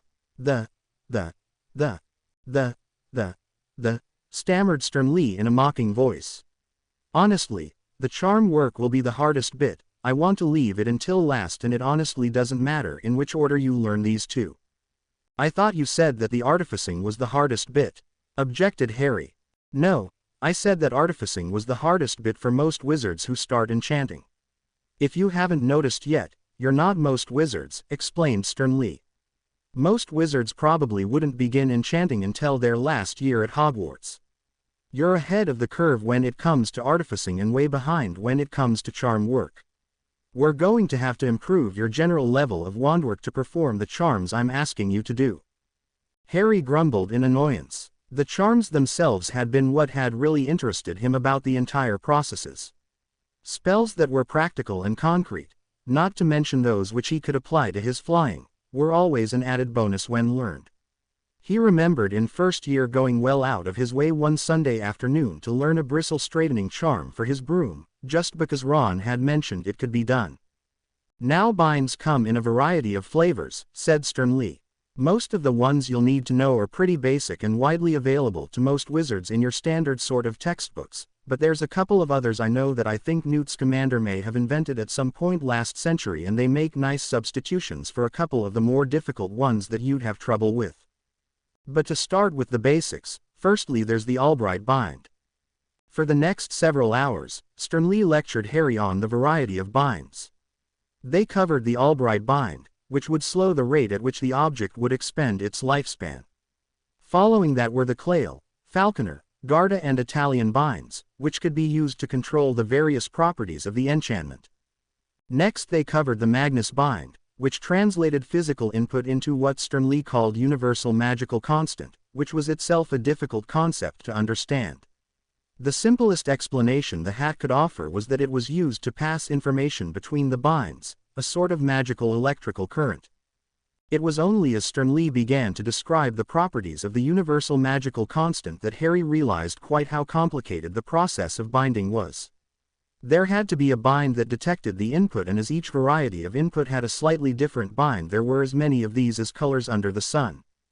Then each of the inputs had a unique bind that translated them into the universal magical constant, and further binds called threads routed the constant exactly and efficiently to their relevant controlling bind. This bind would then need another translation bind to convert them into the correct magical outputs. And all of this was for a simple system consisting of inputs and outputs. Sternly explained that most systems were a great deal more complicated and had to contain intermediary steps in the middle of the thread, which required 2 more translation binds for each step as well as the steps themselves. Not to mention the other binds needed to stabilize the system, keep particular threads isolated, and the vast number of fail-safes that needed to be bound into any particular system. It wasn't only the logic of the problem that proved a challenge, but the actual theory behind it was also almost staggering complex. At first Sternly encouraged him to draw diagrams in the dirt with a stick, laying them out neatly with straight lines to represent the threads and boxes to represent the controlling binds. "But of course," said Sternly, after about 6 hours of this practice, "that's not at all how it works." "I'm sorry?" asked Harry, screwing up his face. "Binds, and well, most magic don't really occupy physical space like that," he pointed out. "Drawing them like that is convenient to record and design them, but you need to understand that it's purely representational."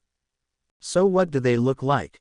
Well, they don't really look like anything, they just are. There's no physical interaction between the spells, it's all completely symbolic and extraphysical. At this comment, Harry allowed his head to fall into his hands, feeling more frustrated by the second. But despite that, he did slowly find himself making progress. Little by little he learned how to use, manipulate and combine bindings. But and to his complete surprise, not only did he learn the how, but also the why. Why the falconer bind was more appropriate than the Garda for controlling objects that moved. It was comprised of 8 subsections and arithmetically 8 suited movement, and why certain configurations of binds and enchantments required certain stabilizing binds, to balance the Galdesian prime. Whatever that was. When Sternly's lessons came to a stop once more, Harry found himself parched and starving again. The sky had clouded over as well, which Harry contemplated as unusual in summer, but he'd experienced summer thunderstorms before and wasn't overtly concerned. Instead he went to the boot of the car, where he'd been stockpiling his food and water out of the reach of wildlife, and tucked into the little food and water he had left. He'd have to make another circle of the traps soon enough, forage some more nettles and retrieve some more water from the stream before it went dark, but for those few minutes, Harry just enjoyed the smell of the forest around him, the chattering of the birds in the trees and the faraway bleating of a solitary deer. "It's about to rain," observed Sternly. "I suppose it must be," replied Harry. "I think we ought to put some weather wards up. A lit bit of rain never hurt anyone. All the same, it's prudent to be careful. Last thing we want is for the poultice to be washed from the ward stakes." Harry could see the wisdom in this, and so he and Sternly spent a few minutes driving ash stakes into the ground, just outside the original set of wards, and outlining the square between them with small, consecrated stones. It was more ritual magic, which interested Harry very much, and would keep the area dry, temperate and most importantly lightning-free.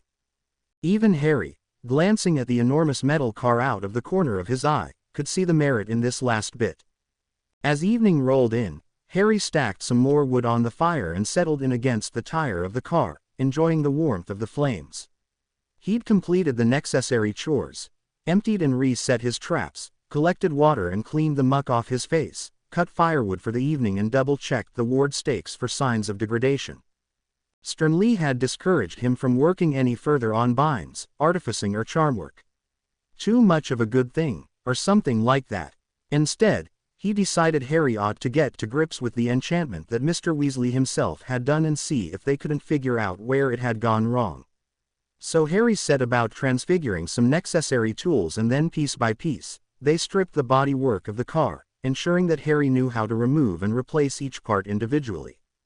In the next few hours, Harry learned that reverse engineering bound spellwork was an awful lot harder than it sounded. For one thing, as Sternly had said, the magic had no form, so he couldn't see anything. Secondly, although Mr. Weasley hadn't used any of the locking binds that Sternly had said some enchanters would use, these would prevent the removal of the other binds. It was almost impossible to know what a bind was before you removed it. Only by first finding out exactly how each bind responded when poked, then removing the bind and then replacing it in turn with each bind Harry knew until they received the same result could they figure out which bind was which. At first Harry began to mentally catalog these results, thinking they'd help him later, but soon realized that it was almost worthless data. The spell interactions were so complex that it was extremely unlikely that the same bind would respond in the same manner twice. In the end, with copious wandwork, hours of doodling in the mud and numerous oaths, of which Sternly had an amazing repertoire, Harry had a fairly fully fledged understanding of how the enchantments had been bound together. The ground around the car was a web of boxes, letters and lines that spread out in every direction, sometimes for several feet. It was chaotic. Most wizards explore enchanting on their own, explained Sternly. Most wouldn't have an instructor like you do. They'd be working from a whole series of different texts that each told them something different.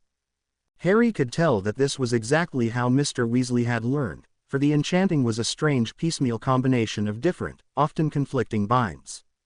He indicated a strange loop of binds in one corner of the diagram on the floor that he couldn't make head nor tail of.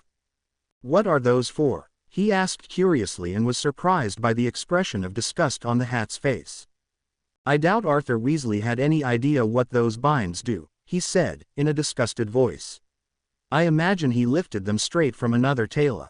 What's a tela? Asked Harry. That's a tela, replied Sternly, indicating the spidery diagram around the car.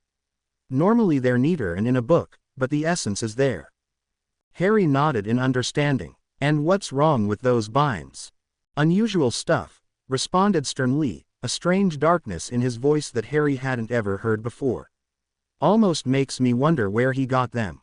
Where does he work? The misuse of Muggle artifacts office in the Ministry, supplied Harry quickly. But what does it do? It's difficult to explain, said the Sorting Hat.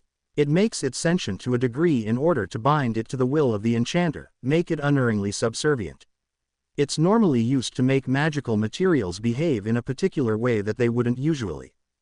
But Mr. Weasley couldn't have known that, pointed out Harry. No, and it's certainly missing the identifying bind, replied Sternly. Which essentially means it's subservient to nobody. Well, that's good, isn't it? Asked Harry, feeling suddenly proud of the car. It's like a new life. Except it isn't alive, replied Sternly, his brow furrowed. It isn't really sentient, there's just that glimmer of intelligence there.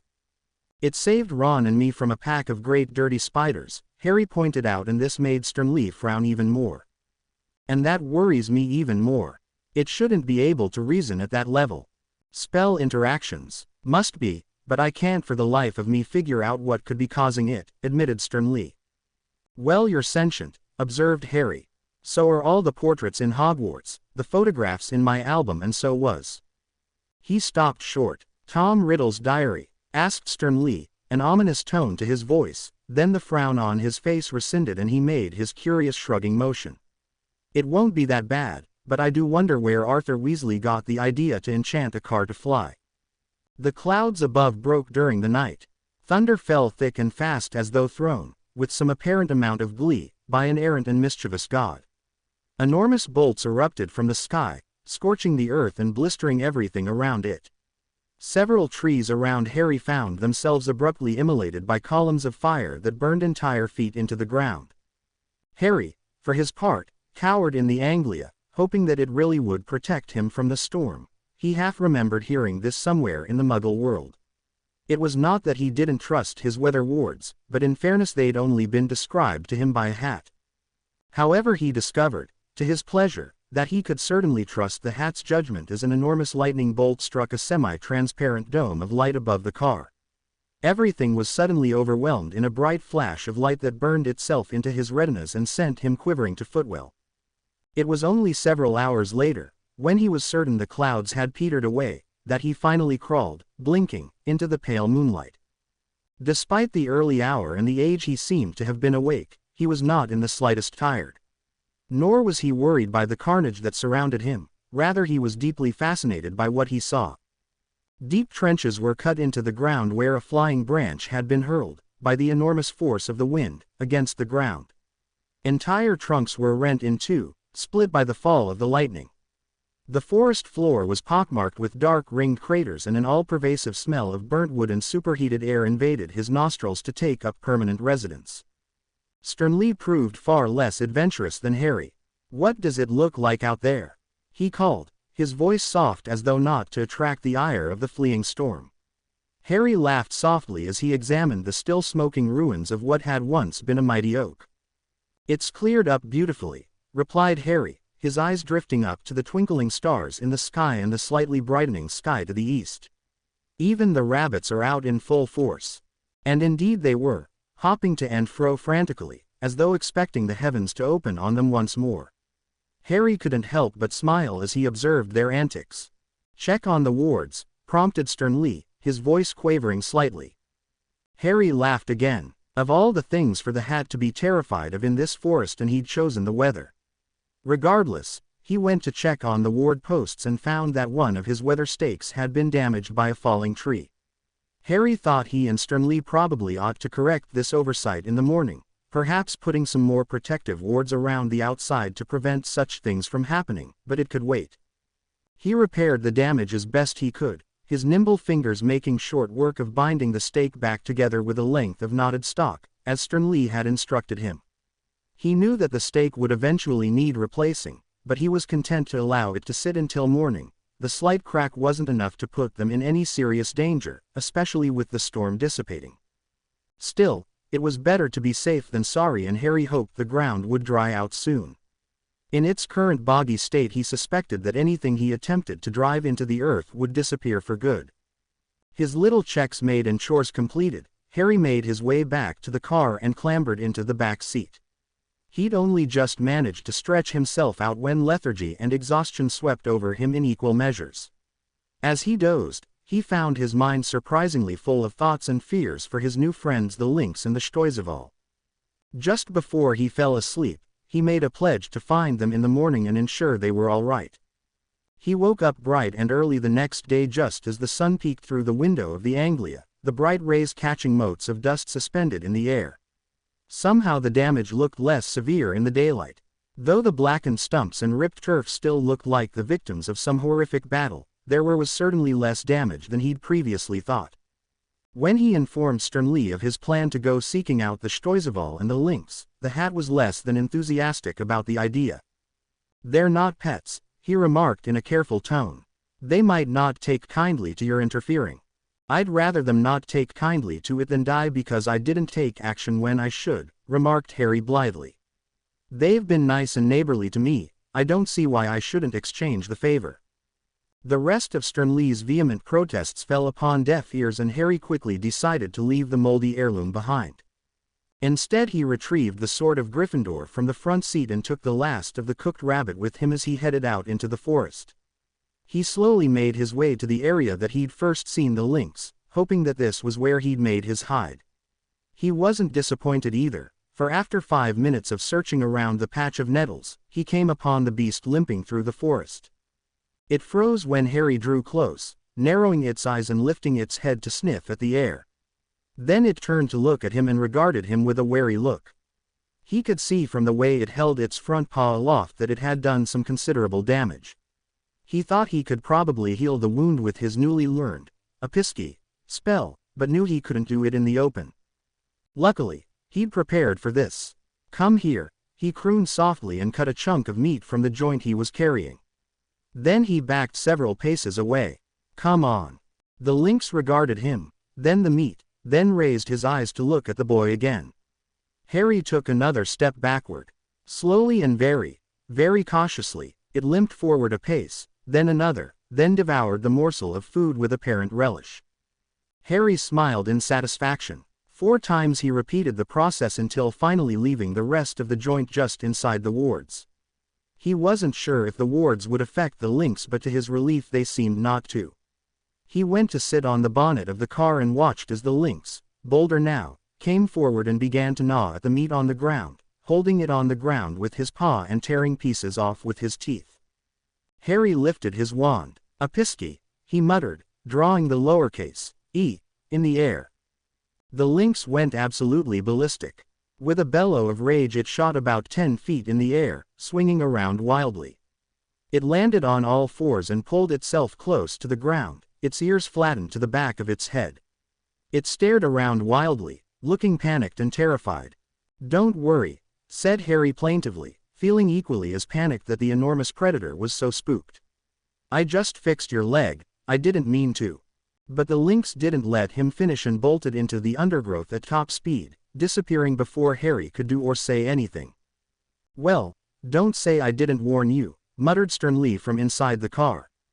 Hedwig barked her agreement. "Well, I don't care what you say," replied Harry, turning his back on the pair. "Better that he's spooked and healthy than dead." Feeling slightly foolish, very embarrassed and more than a little annoyed, Harry stalked off toward the river, swinging the sword of Gryffindor angrily at any plants that came too close to him on his romp through the forest. He didn't understand why the Lynx had reacted so badly to his spell. He'd seen as it ran that it was no longer limping, so why wasn't it grateful? Couldn't it see he had helped it? Harry's brows furrowed as he thought. Even still, he'd been telling the truth. Even if the Lynx did hate him now, it was better that it was healthy, so it could still catch prey.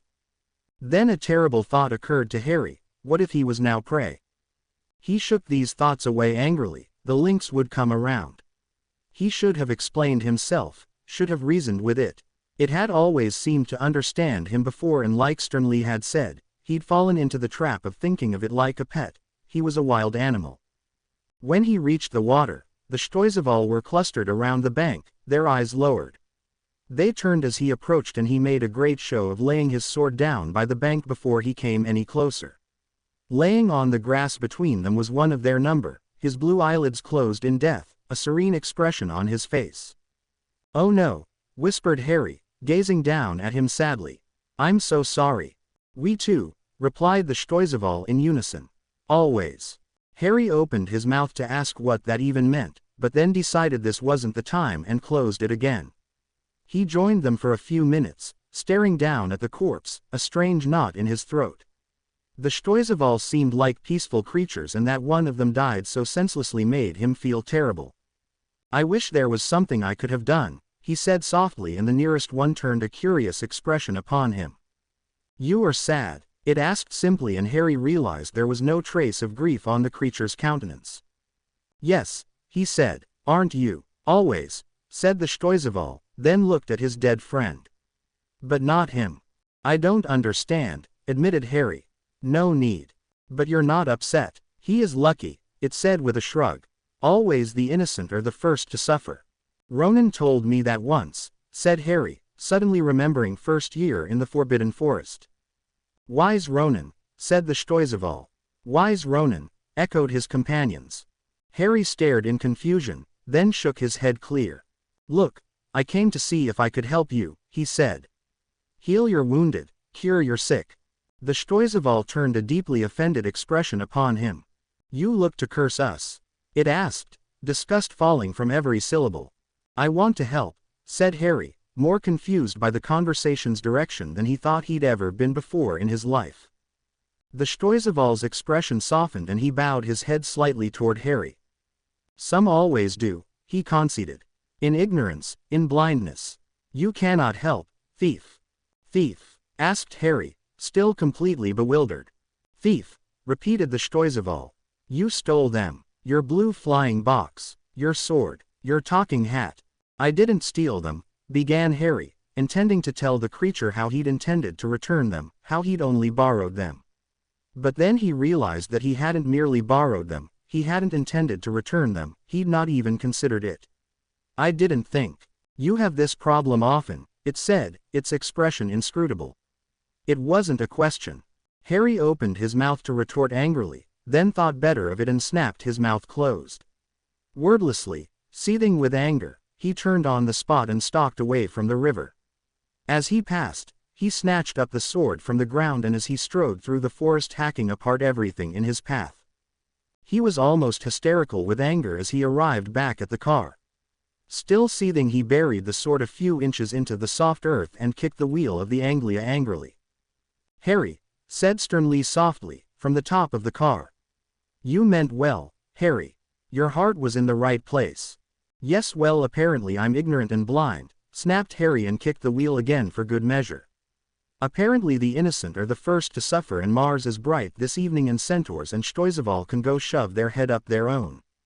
He stopped mid-sentence and stared at his hands. They were shaking with anger. Except it wasn't really anger, because he could feel the tears on his face and the pain in his chest as he tried to breathe. "What's wrong with me?" he asked, still staring at his hands, which were covered in filth from days of being in the forest. One of his nails was cracked and gouged, and there was a long scratch on one palm. "What am I doing here? What's wrong with me?" "Nothing's wrong with you," said Sternly, soothingly. "You're just a little emotional right now." "I don't mean," began Harry, but choked on a sob that forced its way out of his mouth. He slid down the side of the car and leant one side of his face against the cool metal. "I know what you meant," said Sternly in his ear. Hedwig had fluttered the hat down, and his owl now pressed herself into his body. "You're just a little confused, a little vulnerable, a little hurt."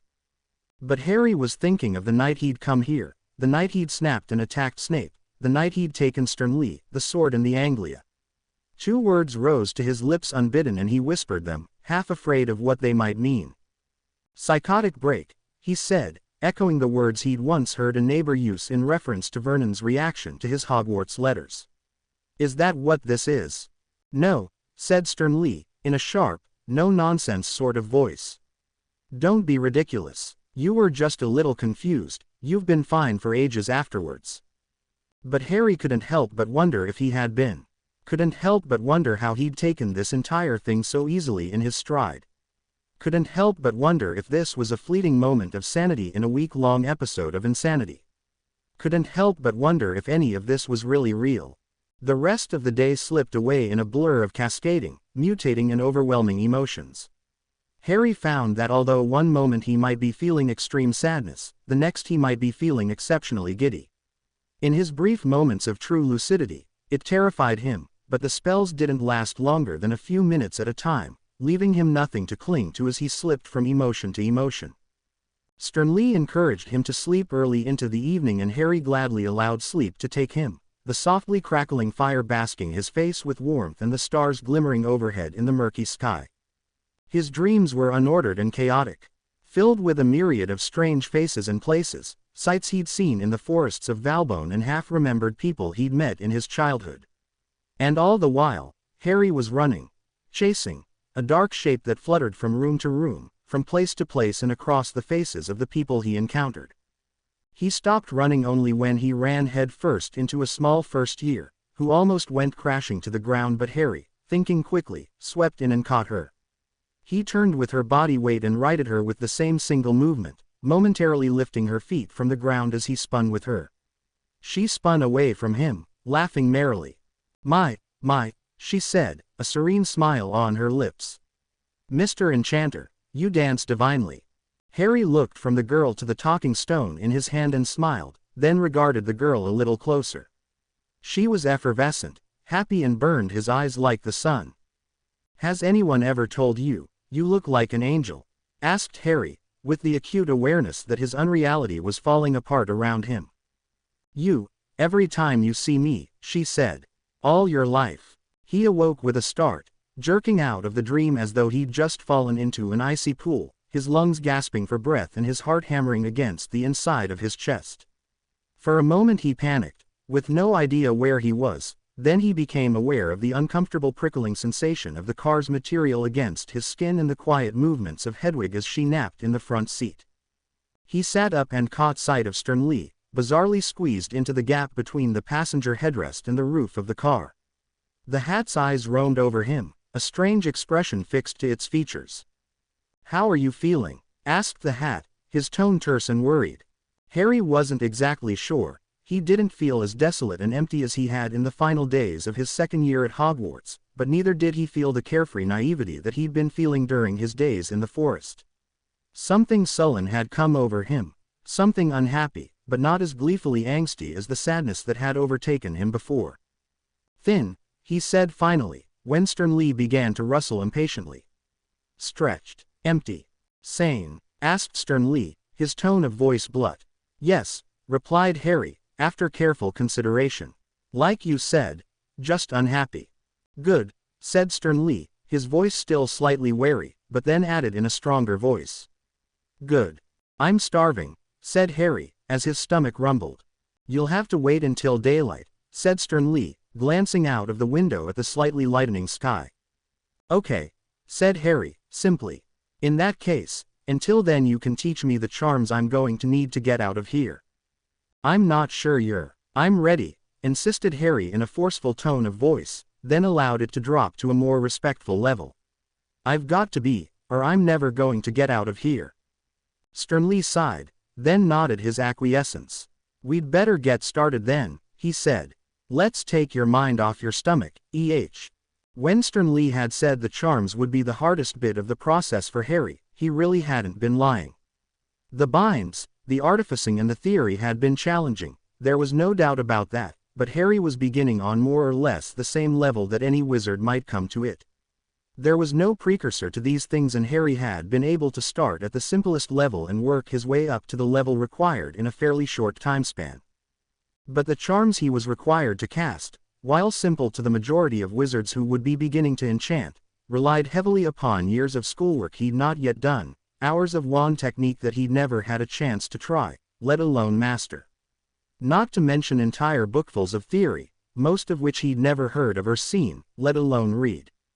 After what felt like his 1000th attempt to cast the Horton Kiech breaking charm, Sternly gave an annoyed grunt and shook his head in consternation. "This is no good," he said. "Completely hopeless. We're not getting anywhere like this." "Well, I'm sorry," snapped Harry, heat rising to his skin and his brow folding into a frown. "But what other choice do we have?" "I didn't mean it like that," explained Sternly patiently. "I just mean I'll have to figure out another way to teach you." Harry's expression softened, then he felt suddenly embarrassed by his little outburst, but Sternly seemed to discard it with a little shake of his brim. "It's all right," he assured him quickly, then glanced out the window, to where the dawn had fully broken and the sun bathed the forest in a stunning haze of shimmering light. "Perhaps you ought to go find something to eat now." Harry set off into the forest alone, the tip of his sword gently trailing amongst the grass as he held it limply at his side. He had completely forgotten to check, empty and reset the traps the previous day, with all the excitement, and to his dismay he found all of them sprung and the caught animals ravaged by scavengers. There was nothing he could do but reset them and leave. He went to the riverbank instead to collect a number of edible plants he'd learned weren't poisonous. All the while he kept his eyes peeled for the lynx and the Stoizeval, but saw nothing of either. He washed his face and headed back to the car, using the last of his carefully conserved water to boil his meager breakfast. As he ate, Hedwig fluttered down to his shoulder and hooted softly in his ear. He leant his cheek gently against her, the warmth of her body pleasant against his skin. "Harry," he heard Sternly call from inside the car. "I've figured it out." Abandoning his soup half-eaten, Harry rose and stuck his head through the open car window, giving the hat inside a questioning look. "We're going to try a rolling mutation," said Sternly, seriously, and Harry couldn't help but laugh. "Is this one of those things you've made up?" he asked. "No," said Sternly, hotly, but then in a strained voice he admitted. "Well, yes, sort of. The theory isn't mine, but I've never seen it done, or heard of anyone actually do it." "That's reassuring. Don't worry, it'll work. So how does one go about doing a rolling mutation?" asked Harry, retrieving Sternly from the car and returning to his seat on the grass, placing the hat beside him. "Right," said Sternly, slipping into what Harry had come to know as his teaching voice. "We're going to go back to the matchstick." Harry frowned, once again finding himself confused by Sternly's cryptic comments. After a second though, something clicked in his memory and he realized what Sternly was talking about. "Transfiguration?" he asked. "What's transfiguration got to do with it?" "Everything," replied Sternly simply. "The inherent principle behind a rolling mutation is that you make small incremental changes to a particular spell in order to make it do something else entirely. We're going to make small changes to your matchstick transfiguration. It's a simple enough spell that you can an understanding of the basic principle without worrying too much about the spell itself." Sternly finished talking and gazed at Harry, who stared back at him with a blank expression. "What?" asked the hat after several long moments. "You lost me after the word inherent," explained Harry. "This is as productive as trying to teach algebra to a stone," grumbled Sternly. "Well, obviously stones can't learn algebra," replied Harry, being deliberately obtuse. "They don't like math." Despite Sternly's best efforts, the next few hours saw painfully little progress on Harry's part. It was slow, terribly dull work, but nonetheless he did improve, and degree by degree, Harry came to understand exactly what it was that Sternly was trying to teach him. "This is pretty cool," admitted Harry, holding his wand over the constantly mutating lump of wood sat on the ground before him. "I'd never thought of transfiguration like this before." As he sat and concentrated, the wood began to take form. First it rose upward into a solid cylindrical block, and then, as though being carved by an invisible craftsman, it slowly began to take the shape of a goblet. First narrowing in the middle to create a fluted stem, and then parted from the middle outwards to become hollow, before finally making the transition from wood to metal. It was a stark contrast to Harry's previous experience with the art of transfiguration, which had always seemed to be about single spells and immediate results. This new method was subtler, more nuanced, although admittedly far more taxing on his brain. Sternly was ecstatic with his progress, although Harry thought perhaps for the wrong reasons. What did I tell you? He asked, a gloating tone in his voice. Remember, Harry, always trust the hat. All right, replied Harry. But how is this going to help me learn the Hortonkeech breaking charm? Well, in exactly the same way you were able to morph that stick into a goblet in stages. We'll take the spell you know with the closest composition and effect and mutate it until you end up with the desired result. So, I'll have to go through these same steps every time I want to cast the charm. That seems very complicated. The theory is that by mutating into the spell, you'll gain a better understanding of just exactly what that spell entails, so you'll be more likely to learn to cast it in the traditional manner. Ah, the theory is it? Replied Harry, pulling a face. Do you know what I think about the theory? I think you can shove the theory. Hear me out, interjected Sternly quickly. You've just completed a fairly complicated bit of transfiguration with the rolling mutation. You agree that you wouldn't have been able to do it without the mutation? Probably not, agreed Harry readily. Haven't really been able to do anything like that in McGonagall's class. Well, try it now. The traditional spell, I mean. Try and visualize all the elements you practiced with the mutation. Keep in the forefront of your mind the sensation of performing the magic and then try and condense it into the single spell. Harry fetched a fresh stick and sat down once more, concentrating very closely on the shape and dimensions of the stick. Then he forced to the forefront of his mind all the changes he'd been able to make in the way the magic had felt. He sat thinking for several seconds and then, suddenly, everything clicked into place in his mind. It wasn't something he'd have been able to explain later. He certainly couldn't have described the deeply disconcerting sensation, but in that instant he knew exactly how to work the spell. And with a flick of his wand, the stick became a goblet. Harry gaped at it. He'd really done it. Transfiguration at a level of complexity he'd been miles away from when he'd woken up that morning. True, the goblet was misshapen, leafy, and the metal surface had a distinct wood grain to it. But it was indisputably a goblet. See, said Sternly simply, and Harry could only nod in amazement. A little more practice and you'll have it down. Now all we need to do is start working on your charms. With Sternly's new teaching technique, Harry began to learn charms at a rate he scarcely believed himself. Every 2 or 3 hours seemed to lead to some new, exciting breakthrough. And for each breakthrough, Harry's thirst for another, similar milestone led to a redoubling of his own efforts. It was astonishing, really. Harry had rediscovered a passion for magic the likes of which he hadn't felt since the beginning of his first year. A passion that had been extinguished partly by the uninspiring lessons he attended and partly by the constant exposure to magic as a whole. And it wasn't as though Hogwarts was a poor school.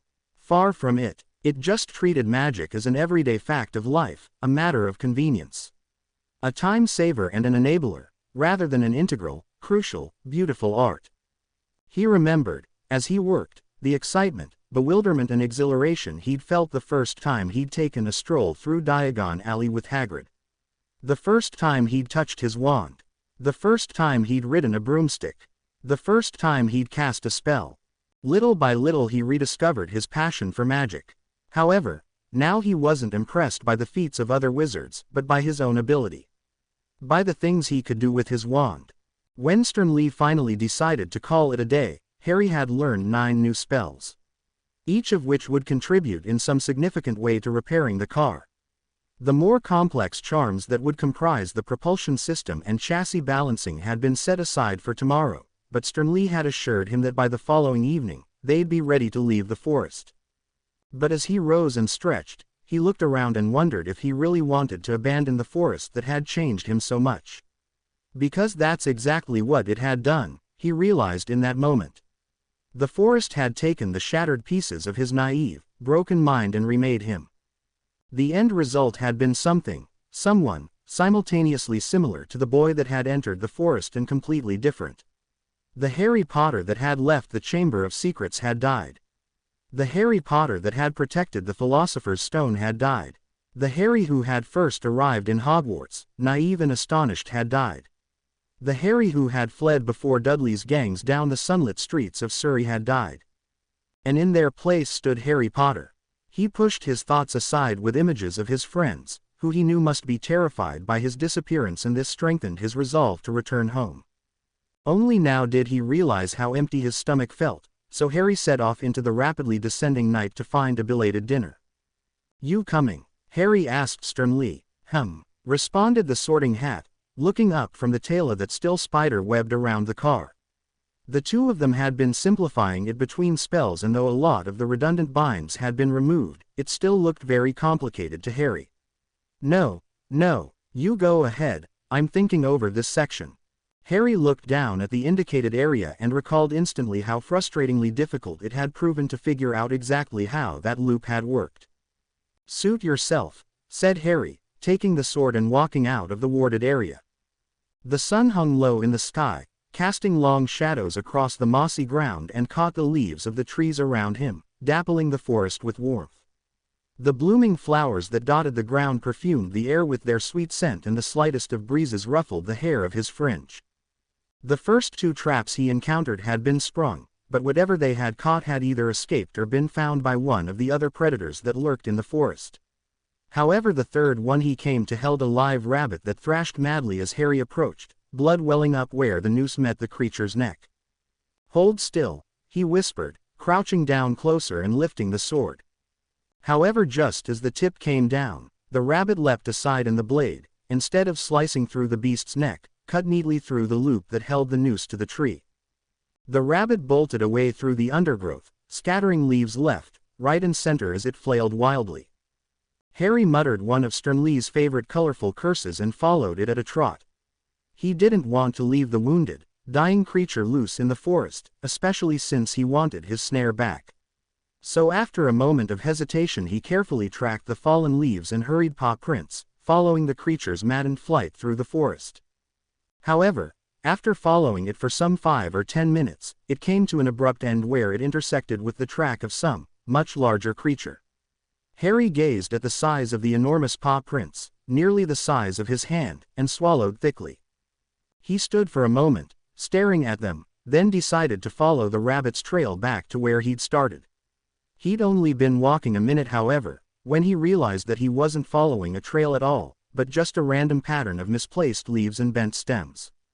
He swallowed again and glanced up at the sky. The sun had slipped below the canopy of the trees now, and the only light that remained for him to see by was the very little that found its way between the trunks. He knew what a dangerous situation he was in now. If the sun set and he was still out alone in the forest, he'd be completely defenseless to the creatures that came out at night. A little shiver of fright passed through him as he considered his position. Slowly, he began to walk back the way he'd come, following the tracks that had brought him here. He'd only gone a dozen or so feet when he heard something moving in the forest nearby. He sat bolt upright, his eyes alert and gazing intently into the woods around him. His skin prickled, his eyes watered, his throat contracted with fear. Then, somewhere out among the trees, a wolf howled. Harry simultaneously resisted the urge to run madly away from the sound and to stand still. He knew that he had an exceptionally small time window in which to find his bearings, else he'd be hopelessly lost. But he also knew that there was no way that the wolf didn't know that he was here. Even if it hadn't caught his scent, he'd been making far too much noise to avoid detection. So he headed at a gentle jog along the path that he'd been following, his fingers clenched tightly on his sword, his eyes alternating between spotting his own trail and keeping a sharp eye on the surrounding area. The forest seemed to loom over him. Every slightest breeze became an enemy, every crunch of debris underfoot something creeping up behind him. His heart hammered in his chest so hard that Harry was surprised it didn't just explode. The wolf howled again, closer this time, and another spasm of fear shot through Harry, but he pushed it away roughly. Hadn't he faced a basilisk after all? Hadn't he faced Voldemort? What was one wolf? But it won't just be one wolf, will it? Asked a nasty voice in the back of his head. Wolves hunt in packs. Harry pushed the voice away, even though he knew that there was truth in the thought. One wolf, or 20, it made no difference to his tactics.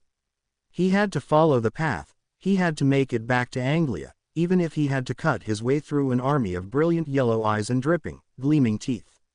Adrenaline and fear in equal measures flowed through him as he ran.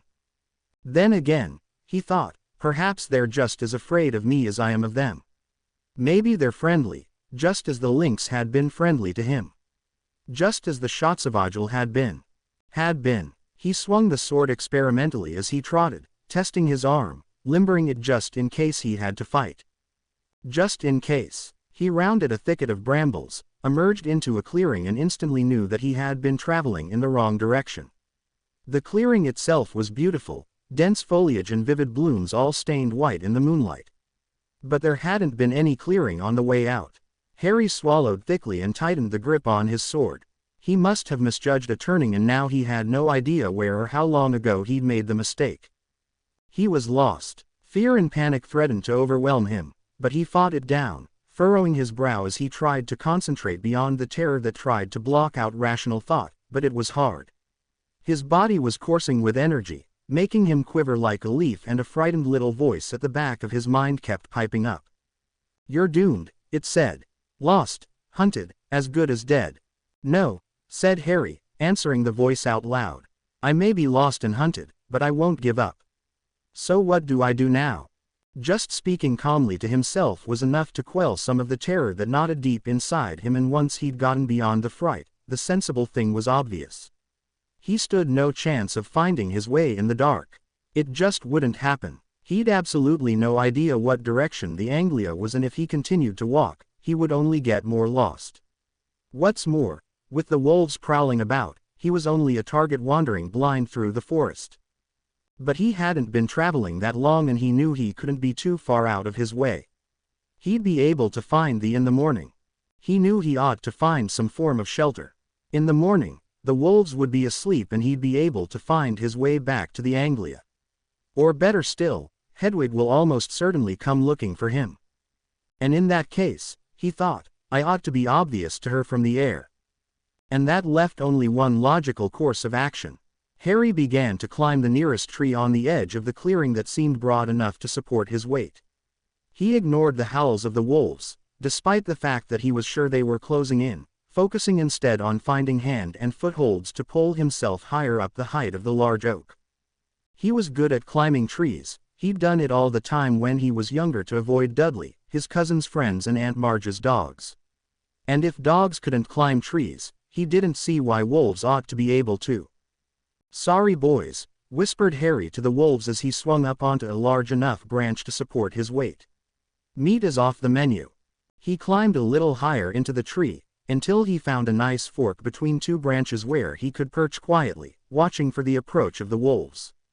He nestled into his spot, finding the most comfortable position to sit and wait. He didn't have to wait long. Only a minute or so after he'd perched himself in the tree, a wolf padded into the clearing, sniffing the ground tentatively. Harry could remember thinking that the dog that belonged to Aunt Marge had been extraordinarily large, ugly and vicious, but this wolf probably could have eaten Ripper in 2 bites. It was at least 6 feet long, and despite standing on all fours, it was at least as tall as Harry himself. Its eyes were enormous golden orbs and its teeth gleamed fiercely as it padded along, despite the dying light. Harry watched as it sniffed the ground, clearly following Harry's scent, and arrived at the base of the tree. It stood there, staring at the trunk for a few seconds, as though puzzled. Then walked around the base of the tree in a wide arc, still tentatively nosing the long blades of grass. Eventually it returned to the base of the tree and looked straight up. Harry's bright green eyes met the vivid yellow ones of the wolf. They sat for a few moments, staring at each other, and slowly, deliberately, the wolf bared its teeth and growled. Harry considered this gesture, his head cocked to one side. Fine, he thought, if you want to be like that. He bared his own teeth and growled back. The wolf looked startled at the sudden mimicry, then Harry was almost certain he saw satisfaction creep into its expression. It turned away from the tree and stepped a few paces away, lifted its head into the air and howled. It was a long, whooping howl, so loud that Harry had to block his ears with his palms and clench his eyes shut fast. By the time it was done and Harry opened his eyes again, 2 more wolves were stood in the clearing with the first. Then 2 more arrived, followed by 6 more in close succession. Each of these wolves were smaller than the first, by a good amount, but that didn't make them seem any less intimidating, for each had his gleaming yellow eyes and razor-sharp white teeth, dripping with saliva. Soon, 11 wolves were stood beneath his tree, gazing up at him, and Harry found himself hoping that he'd been right in his guess that wolves couldn't climb trees. It certainly seemed the case, for they made no effort to climb up and get him. But Harry couldn't be entirely sure that they wouldn't simply wait until he was asleep, or off guard, and then somehow spring up after him. Contrary to his worries, the wolves seemed completely unconcerned by his tree and instead pottered around the clearing, apparently investigating bushes, trees, and other interesting smells. These apparently essential tasks complete, all of the wolves returned to his tree and lay down in a loose circle around the trunk, clearly intending to sleep. Harry felt the knot in his stomach grow tighter, his fingers clutching the hilt of Gryffindor's sword tightly, his teeth grating under the pressure of his clenched jaw. He hadn't considered the possibility that the wolves would be quite happy to wait him out. Why didn't they leave? What a brilliant idea, Harry, he muttered to himself, his tone dark. Foist yourself up a tree, why don't you? And where are going to go now exactly? Swing away like Tarzan. But he realized that his own panic was getting away with him, that he was overreacting. Nothing had changed. The wolves couldn't stay there indefinitely, and sooner or later Hedwig would spot him in the tree. He would be obvious enough. And if the worst came to worst, he still had his wand. No, there was no more to fear now than there had been before. He felt the hammering of his heart in his chest let up slightly, though it was still uncomfortably quick, and nestled backward against the tree, resting the back of his head against the rough bark. He didn't dare close his eyes, in case exhaustion overwhelmed him. He couldn't be sure he wouldn't fall out of the tree, so instead he contented himself with the reassuring feel of the hilt beneath his fingers and the steel resting against his leg. As the night settled in, the world became pitch black and the wolves were lost to his view. But he knew they were still there from the noises they occasionally made, snuffling at the base of the tree, the silent movements as one padded around, investigating the dark, the quiet yelping noises they made as they dreamed. Yet he caught the sounds of something else moving in the darkness too. Something in the trees. At first he thought it must be birds, flying down to roost in the tree tops for the evening, but they drew closer, chattering and whispering as they moved around. No birds Harry had ever encountered possessed the ability to whisper. Despite the fast approaching noises, Harry couldn't find the energy to feel fear again that night. Instead he merely lifted the sword very slightly and looked in the direction they approached from, his eyes straining in the darkness. Around the trunk, climbing across the bark on all fours as easily as Harry might walk across a carpeted room, came a tiny creature of no more than 7 inches tall, comprised of what appeared to be bark and leaves. Indeed, had it not been moving, Harry would have had an extraordinarily hard time making out the little form at all. It stopped a respectable distance from Harry, out of range of his sword at least, and glared at him through the darkness. Oddly enough, Harry knew exactly what it was that he was looking at, a bowtruckle. He'd read about them in his textbook Fantastic Beasts and Where to Find Them. Despite the book not being required reading, he'd become very familiar with the entire text after meeting the basilisk. Because who knew what horrific magical creature he'd next come up against? "Hello, Mr. Bowtruckle," said Harry, making a deliberate show of putting his weapon flat on the branch and holding up his hands. "I'm sorry, but I don't have any woodlice, but I promise I'm not here to damage your tree. My sword is for the wolves." Whether it understood the words, Harry had no idea, but it clearly comprehended his point, for it looked down at the wolves contemptuously. The expression on the little creature's face was so disproportionately severe, Harry couldn't help himself, he giggled. As soon as the laugh escaped him, he shoved his hand over his face, not sure if he might offend or startle the bowtruckle, but it seemed unperturbed and instead turned into the darkness and barked out a series of shrill calls. The next thing he knew, Harry was surrounded by at least 3 dozen bowtruckles. Some of them sat on the branches around him, chattering softly to each other. A pair had an impromptu, but good-natured wrestling match, each trying to push the other from their branch. More still merely seemed to curl up in crevices on the tree and begin to sleep. Harry, for his part, smiled. He held no false impressions and knew that the bowtruckles were merely tolerating his appearance in their tree. But he couldn't help but feel the warmth in the pit of his stomach that one feels from company on dark, frightening nights. Even so, he kept his wand out of sight and a keen eye on those long, sharp fingers. Dawn arrived without the usual splendor that always accompanied daybreak in Valbonne. The slightest trace of mist in the air leached color from the forest, and the air was still and cold. Tiny droplets of dew gathering on the leaves and grass shimmered in the fragile sunlight. Harry watched the sun rise from his perch in the tree, his brow folded downward slightly, his eyelids heavy with lack of sleep but a soft, intent and ultimately content smile on his lips. He wiped condensation from his glasses with the hem of his dirty shirt and then replaced them on his nose. The bowtruckles slept around him, their small wooden forms curled up like cats. Though none were within swinging range of his sword and they seemed to sleep with one eye open, they were much closer to him than they had been earlier in the evening. Hedwig's penetrating call turned his gaze skyward, and he watched the snowy owl fall gracefully from the air and effortlessly land neatly on a branch beside him, sternly borne on her head. The bowtruckles all seemed to awake at once, but despite Hedwig and Sternly's sudden appearance, they seemed more curious than afraid. "Dear me," said Sternly brightly, from his perch on top of Hedwig's head. "I leave you on your own for 5 minutes and you find yourself beached in a tree."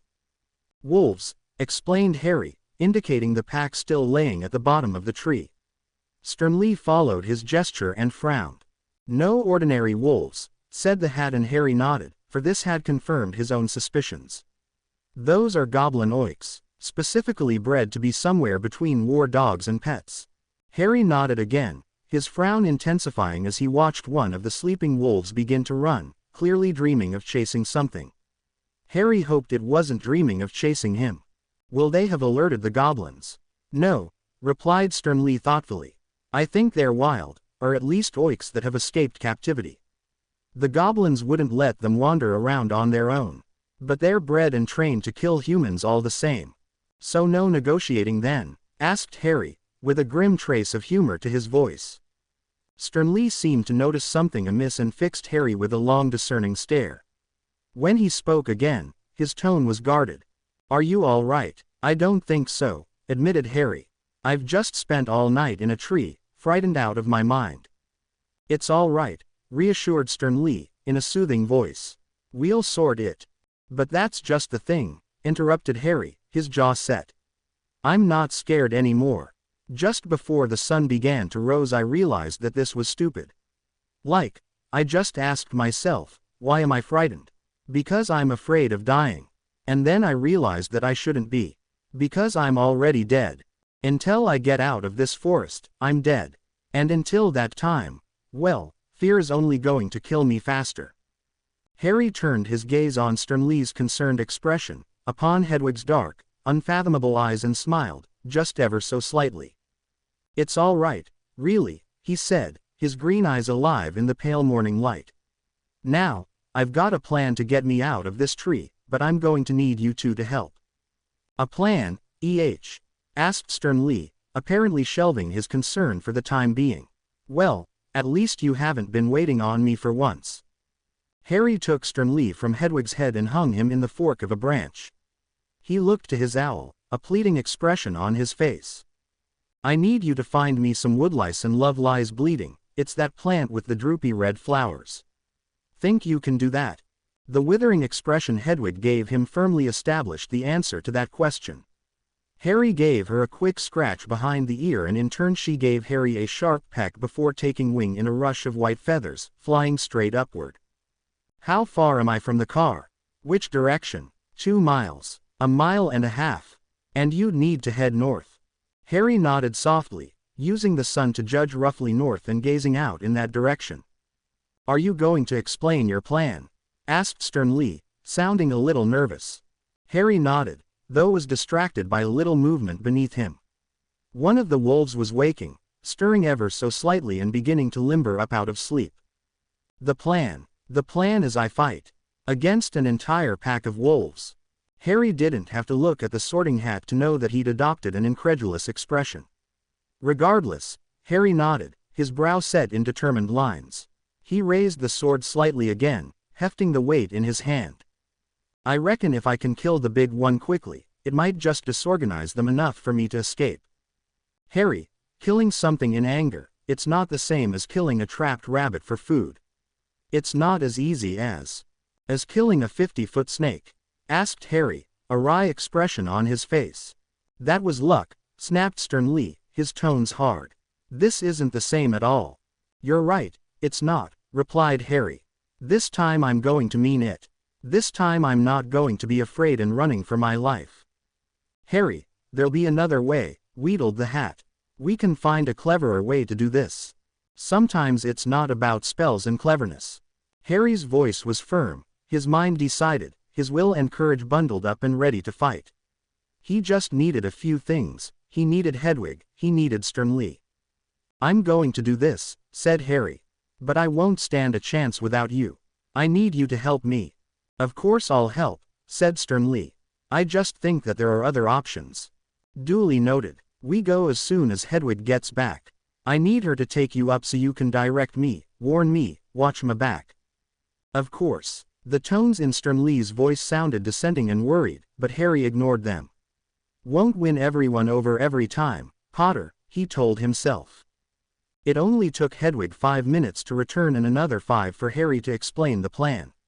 She too seemed to object to Harry's idea, but readily agreed to help him in any way she could. Or at least that was how Harry interpreted it. Finally, he had the final stage of his plan. With a humble and contrite expression he turned to the Bowtruckles and held out his meager offering of woodlice.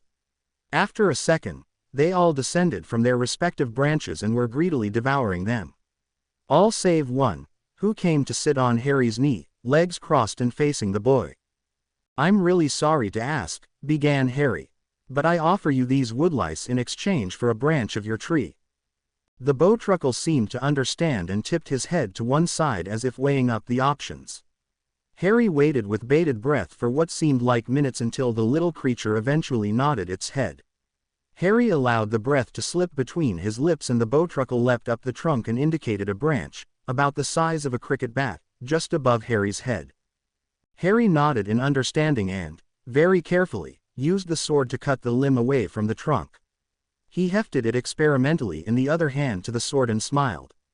Using the sword, he began to prune the branch and scratch away the bark, exposing the wood grain beneath.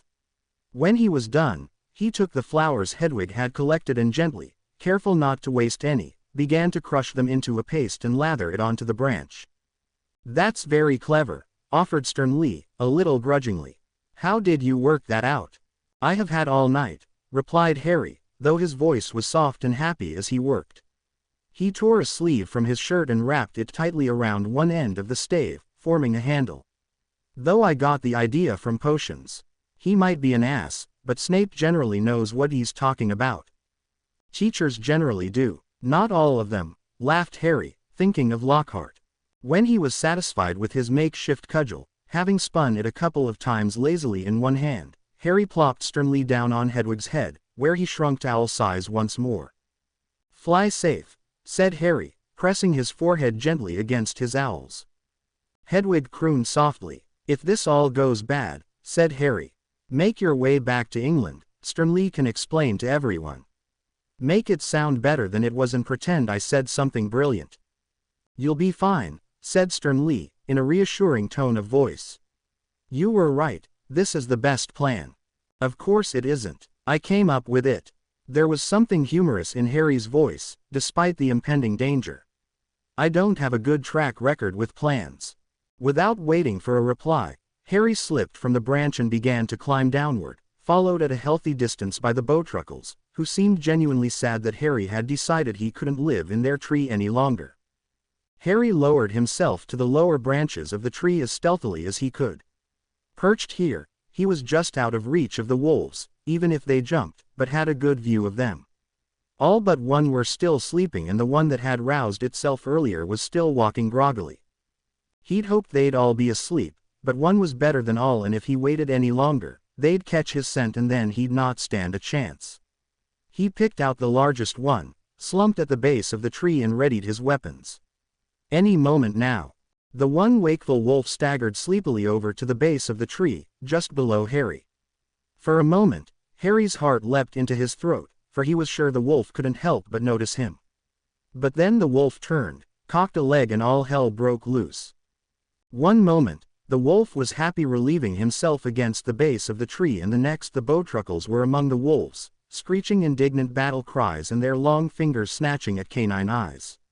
The wolves, in turn, were suddenly awake, running around in small circles snapping at the air, each other and their own bodies as dozens of tiny forms swarmed over them. Harry, realizing that this was the best possible chance he was going to have, leapt down, his sword flashing out in the direction of a wolf that came too close. There was a flash of colored blood and a pained yelp, and it fell away, leaving a clear route north out of the clearing. All thoughts of battle forced out of his head, he sprinted into the gap, as though the hounds of hell themselves were chasing him. Which, as it happened, wasn't quite as fanciful a notion as he'd have liked. Howls of anger and yelps of pain followed him out of the clearing, but closer and closing he could hear the crashing of pursuers and the panting of wolves hot on his tail. "Two behind you," came Sternly's voice from somewhere above him. Harry broke out of the sprint and spun, swinging up his stave. The two wolves in pursuit were in midair, teeth bared and seeking his throat.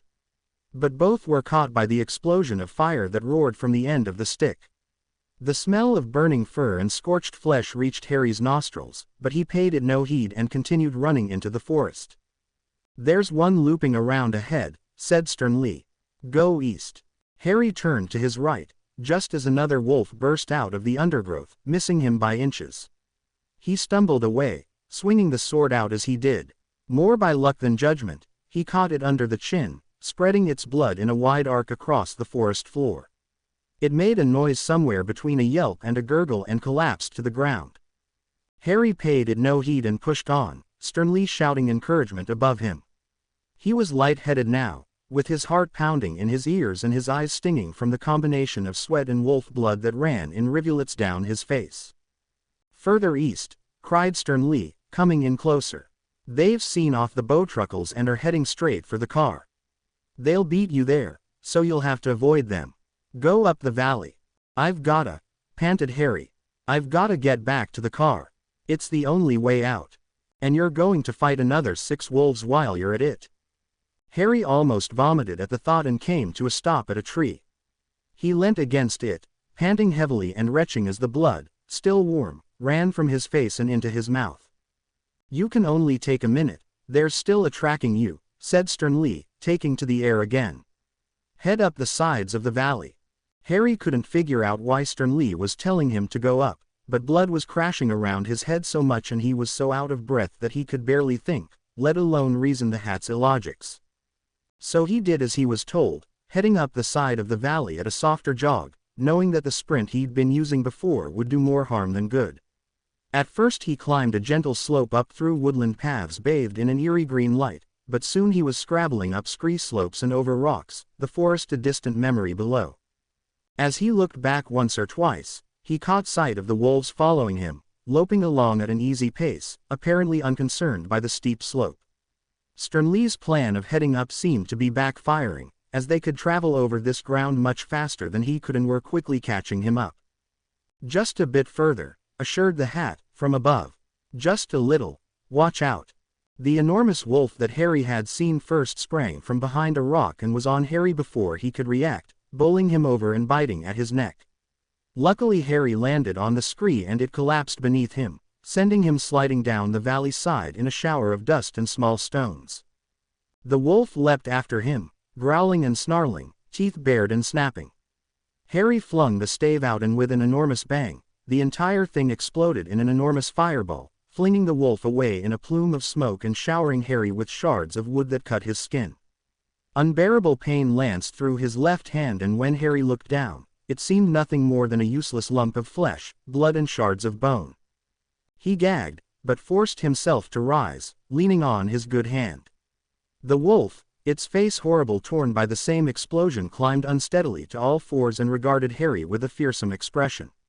Harry knew from its body position that it was going to pounce again, knew that he couldn't beat it with the sword alone, knew that it would attack and kill him, knew that his friends would hear of his death from a talking hat. He laughed at the thought, though he didn't know why exactly. Somehow, he still wasn't afraid. As he'd said to Sternly in the tree, he'd accepted that he was already dead. What did it matter if this was how it happened? "Come on then," he said to the wolf, almost hissing the words as he scowled at the bloodied creature. "Let's go."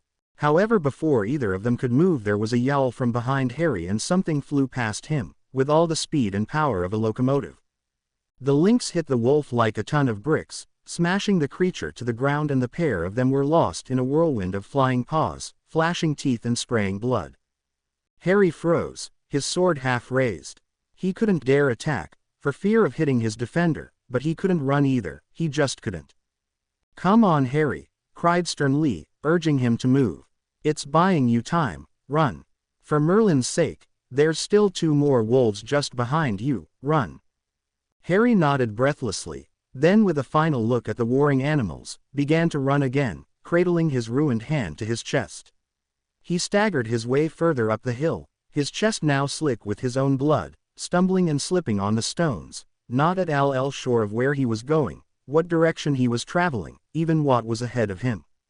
Merely following the sound of Stern Lee's voice. So it was a surprise to suddenly find himself inside a narrow cave that jutted back into the mountainside. It wasn't deep and was barely wide enough for him to fit, but it was enough shelter to make Harry feel safe. He collapsed against one of the walls and slid down it, still clasping his hand to his chest.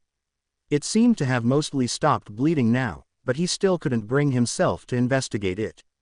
Instead he sat, head slumped, as he tried to force some coherence back into his head. Stern Lee and Hedwig joined him a moment later, the snowy owl's wide wings buffeting him with cool air. "How's your hand?" "Bad. You don't look like you're bleeding to death. You hurt anywhere else?" Harry shook his head. "Some bumps, some grazes, better than I could have hoped for, really." "Use your other sleeve to bandage your hand." Harry did as he was told, removing his blood-soaked shirt and shivering as he tore the fabric away. Carefully he wrapped the dirty white material around his hand, sobbing with pain as he did, pulling it tight to staunch the blood flow. "It's going to get infected like that," said Stern Lee. "First thing we need to do when we get back to the car is fix that up." "When?" asked Harry, snorting despite the pain. "If." "When?" snapped the Hat, firmly. Harry just nodded, then allowed his head to sag again. He spent an indeterminate amount of time there, falling between sleep and wakefulness, with Stern Lee constantly trying to engage him in conversation and Hedwig fluttering in and out of the cave, clearly keeping watch. Though in a moment of lucidity, Harry thought that the wolves couldn't have been that far behind him and that their absence probably meant that they too had run off to lick their wounds. The day had become noticeably dark the next time that Harry had a moment of lucidity and both Hedwig and Stern Lee were gone. He rose awkwardly, his arm pulled in tight against his body. At some point he'd put his shirt back on, but couldn't remember doing so now. "You're awake," came Stern Lee's voice from the entrance of the cave. It sounded guarded and worried. "Just about," replied Harry, but felt better than he had all day. His head was aching, his hand hurt to an almost unbearable degree, and his skin crawled with how cold he was, but his brain was engaged again. "You'd better come out." There was an ominous tone to the Hat's voice that Harry didn't like. He lifted the sword from the floor of the cave and staggered toward the entrance. There, Stern Lee was perched on a rock and Hedwig was sitting on the ground, gently prodding a large brown lump on the ground. It took Harry a moment to work out just what it was. He threw himself to his knees next to the lynx, his hands running across the creature's side, feeling the ugly wounds up and down its body. The enormous rents in its skin, the blood-matted fur, the horrible gouge across its face. For its part, the lynx managed to lift its head and examine Harry, then it dropped again, as though exhausted. Its side heaved with the effort of breathing. Harry reached for his wand. "Harry," snapped Stern Lee, "don't be stupid." "He's dying," said Harry, raising it above the lynx. "And what are you going to do?" "A pisky it better. You can't help him, all you can do is doom yourself."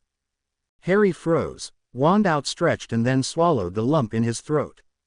"Teach me," he said, and silence fell over them for what seemed like hours. "Teach me."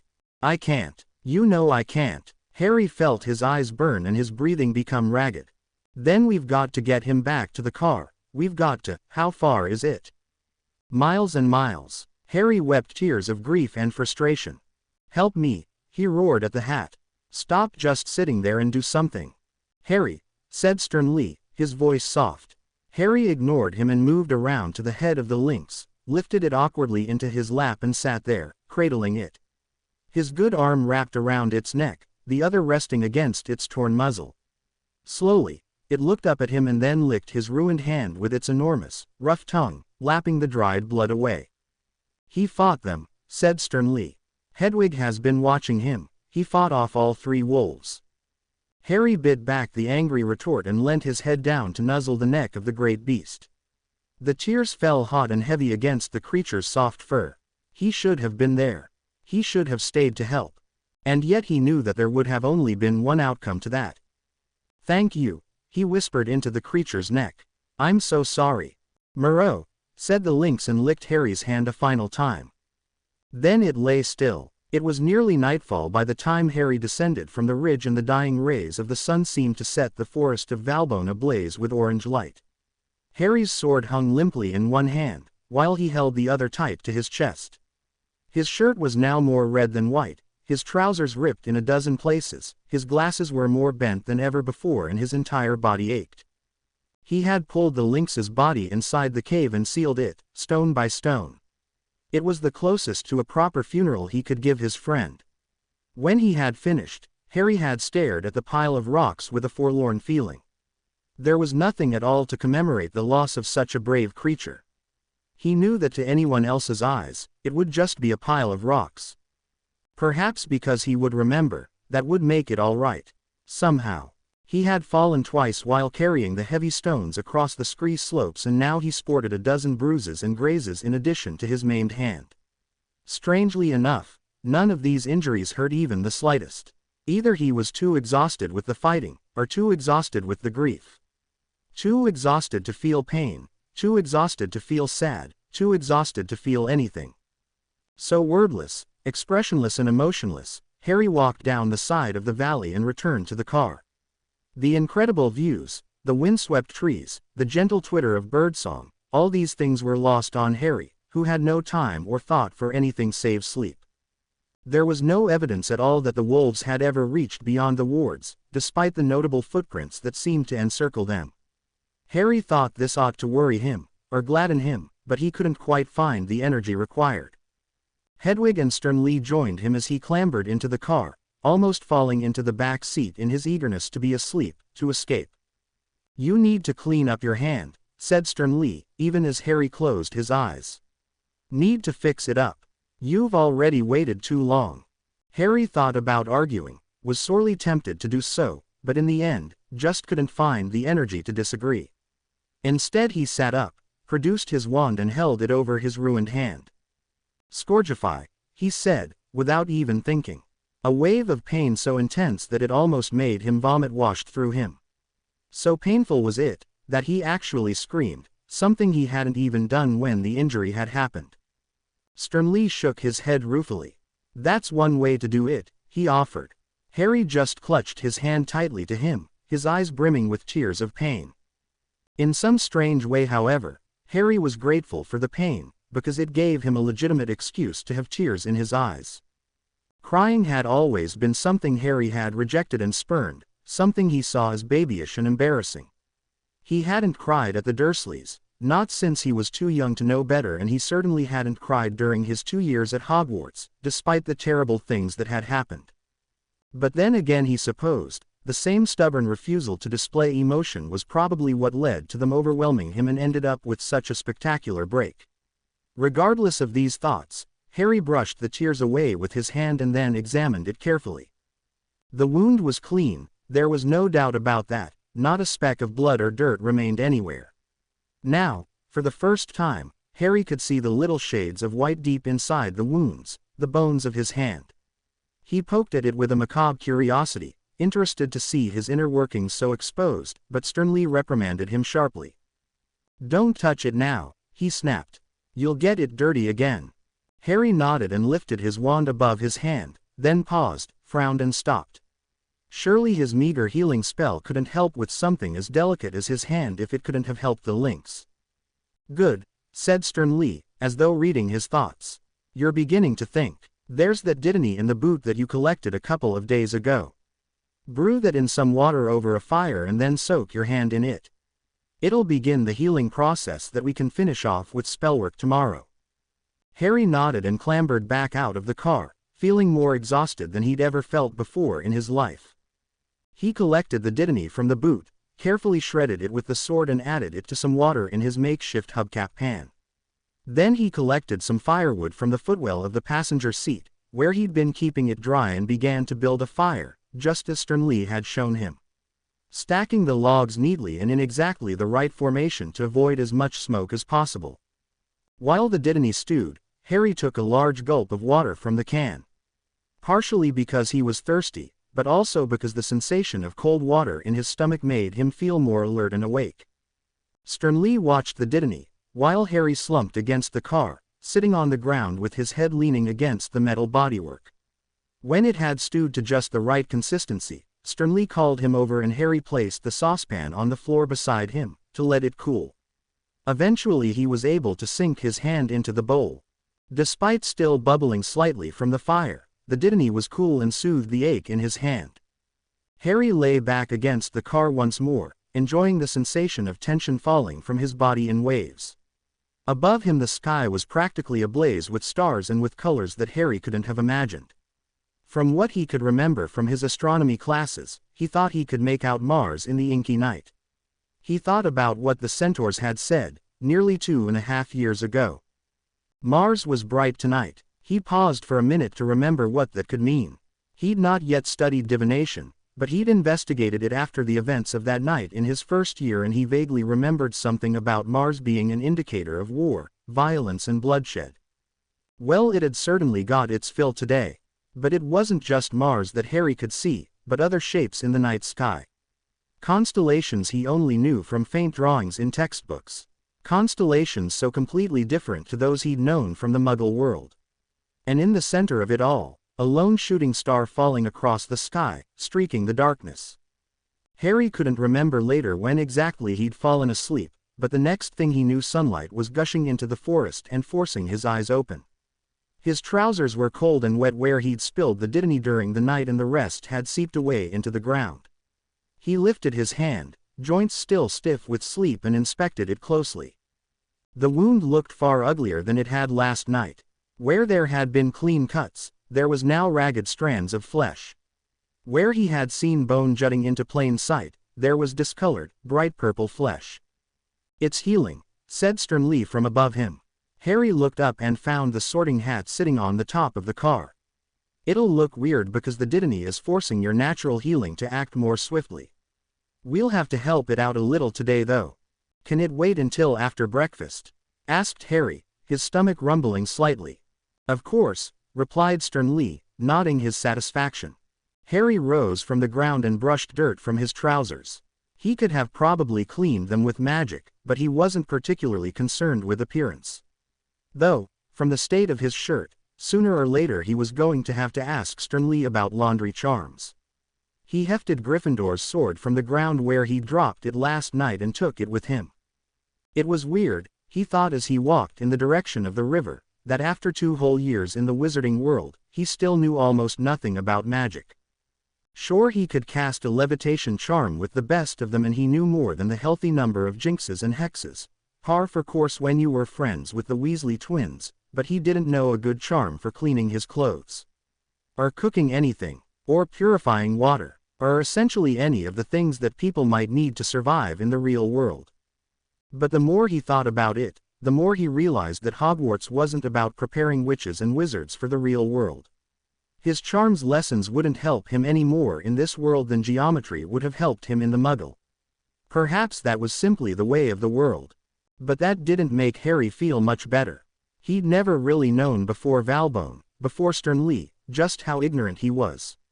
Just how lazy he'd been in learning important things about the wizarding world. What did he know of wizarding culture? He hadn't known what Lucius Malfoy had done for a living. He hadn't really understood just what it was that Arthur Weasley did. Didn't even know what his own father had done. Why hadn't he ever asked? He quite regularly thought of a dozen questions he'd like to ask someone, now that he was alone in the forest with nobody to answer. But not one of them had ever occurred to him when there were knowledgeable people around.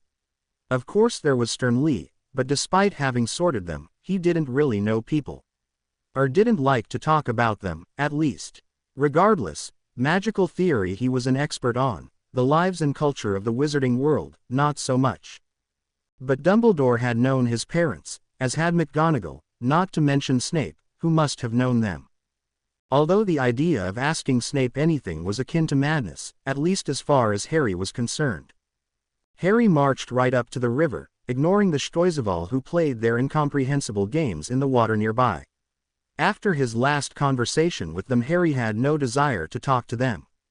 Especially considering recent events, it was probably better for their sakes that they didn't have anything else to do with him. He walked straight into the river, downstream from the sylphs, still wearing his clothes and shoes. He watched as the blood soaked into his shirt and trousers, stained the water around him red, and then floated downstream. Even the Stoizeval stopped their games to watch him as he submerged himself beneath the water. Beneath the water, it was cool and quiet. Only the rush of water passing his head and the slight tingle of water against the pebbles on the shore broke the silence. He stayed submerged beneath the water for a whole minute, before an ardent desire for breath forced him to resurface. When he did, he realized that the Stoizeval were standing all around him. He sighed, then adopted a patient, long-suffering smile. "Do you long for death?" asked one of the Stoizeval abruptly, completely catching Harry off guard. Was that a threat? No, he replied, awkwardly. "Really?" asked the Stoizeval, seeming rather disappointed by his answer. "What a shame. Ought I to? You have lost a lot for one so young," said another sylph. "There is more pain yet to come. I would wish it over." "Well, you aren't me," snapped Harry, anger overwhelming him suddenly, though he couldn't have said why. "So why don't you go away and feel sorry for yourselves somewhere else?" "Mars was bright last night," said the first Stoizeval. "Yeah," snarled Harry, his hands tightened into fists at his sides. "Well, you won't be seeing it for a while once I've shoved your—" He broke off as it became apparently that none of the Stoizeval were paying any attention to him. Instead they had all turned to look upstream, their eyes wide. Harry followed their gaze and saw something that made his heart lurch with fear. An enormous wolf, its face still mangled from Harry's ritual fire, stood on a small rise, staring at them in the water with a fierce expression. Harry stood his ground, his bright green eyes locked to the wolf's own piercing yellow ones. For minutes they stared, and for Harry, there was nothing else in the world but the oik. It had hunted and attacked him, it had killed his friend, it had ruined his hand. Harry knew, as keenly as he'd ever known anything, that their fight wasn't over. Couldn't be over, not until every last drop of their bad blood fell to the ground. Then, without breaking the stare, Harry lifted the sword straight up into the air and smiled. The wolf gave him a loathing look, then with a single, tortuous howl, it disappeared into the depths of the forest. Harry lowered the sword gently and looked down to see the Stoizeval gone. Instead, all he saw was his own distorted reflection in the water, still half covered with blood, fully soaked, and with a fearsome expression on his face. All scowl and feral grin. It faded as he considered what had clearly been a challenge. He would have to fight the oik, and he needed Sternly's help to do so. In that moment, then and there, Harry resolved that he would not leave Valbonne until the oik was in the ground and he was wearing its hide as a cape. They had unfinished business, he and the big, bad wolf. And after all, Mars was bright, and who was he to flaunt the skies? Harry returned to the car with his face and his heart set. Though, he couldn't help but feel that his dramatic return was slightly undermined by the fact that his clothes were soaked through and his sodden hair let water run down his forehead and into his eyes, forcing him to blink comically. Sternly, for his part, seemed to find the funny side to his appearance, rather than taking heed of Harry's expression, for he began to laugh uproariously at the sight of him. "This cannot be good," he said, still laughing as he watched Harry pull a handful of dittany from the boot of the car. "What on earth happened to you?" "Mars," replied Harry, with deliberate evasiveness, feeling more than a little embarrassed by Sternly's raucous laughter. He began methodically reducing the dittany to fine shreds on the blade of his sword, allowing the sliced plant to fall on the bonnet of the Anglia. "I need you to teach me to fix my hand." "Well, some more dittany is a good place to start," observed Sternly. "Then I'll have to teach you a few more complex healing charms than Higgins." "Higgins?" asked Harry without looking up from his work. Higgins' minor malady charm, replied sternly. Then when Harry glanced up, his face contorted in annoyance, the hat clarified. A pisky. Ah. Harry returned to his chopping. He'd found that his skill with the sword, particularly in fine work like this, had improved tremendously since arriving in Valbonne. He doubted he could have produced better work with his usual silver potions knife. Sternly watched him a while, becoming more and more restless until he couldn't hold it in any more. You've got enough dittany there for your hand twice over. I know, it's not for my hand. Harry finished cutting the dittany and renewed the transfiguration on the hubcap, which had been gradually losing its shape in the days that Harry had been using it. Sternly's teaching meant that the process was much more fluid and refined than it had been only a few days ago. Harry barely glanced at the perfect saucepan that he began dropping the diced dittany into, but Sternly on the other hand, let out a little chuckle. That was really impressive, Harry. Thanks, replied Harry, his tone completely impassive. Sternly stared at him appraising Ly for a long while, then suddenly burst, his tone simultaneously concerned and annoyed. Would you tell me just what it is that's going on? And why you're preparing so much damn dittany? What's gotten into you? Harry gave the hat a level look. War, he said simply, and began to top up the saucepan with water. Silence reigned for a few minutes, because Sternly seemed rather taken aback and was unable to speak for a moment. When he did, his tone was confused. You've lost me, admitted the Sorting Hat. That is the answer to all three of your questions, Harry said with a shrug. I'm going to hunt down and kill all of those wolves. With that said, Harry began to describe the series of events that had unfolded at the river, his observations of Mars and his certainty at the coming battle. Sternly listened passively, nodding at the appropriate moments, and when Harry had finished, the hat sighed. I had expected as much, he said, in a resigned sort of voice. Oiks don't forgive easily, but I'd hoped to have at least a few more days to prepare for it. You'll have to give me a while to think this over. With that said, he promptly fell silent and perfectly still. Harry poked him once, got no response, then decided to get on with preparing the dittany. His hand was once more aching severely. He crouched down around the remains of his fire the previous evening and crushed out the lumps of carbon with the hilt of his sword. The blackened logs crumbed into nothing, but when flattened, provided a useful base for his new fire, which he carefully built. With the fire lit, Harry left the dittany to stew, knowing it would take longer than it had last night, since there was more in the pan. He looked up at Sternly, who hadn't spoken a word during the entire process, wondering if the hat had finished mulling the situation. On the car sat the Sorting Hat, completely motionless, as though it were nothing but old wizarding headgear. Harry shrugged, produced his wand and began to experiment with the Higgins charm.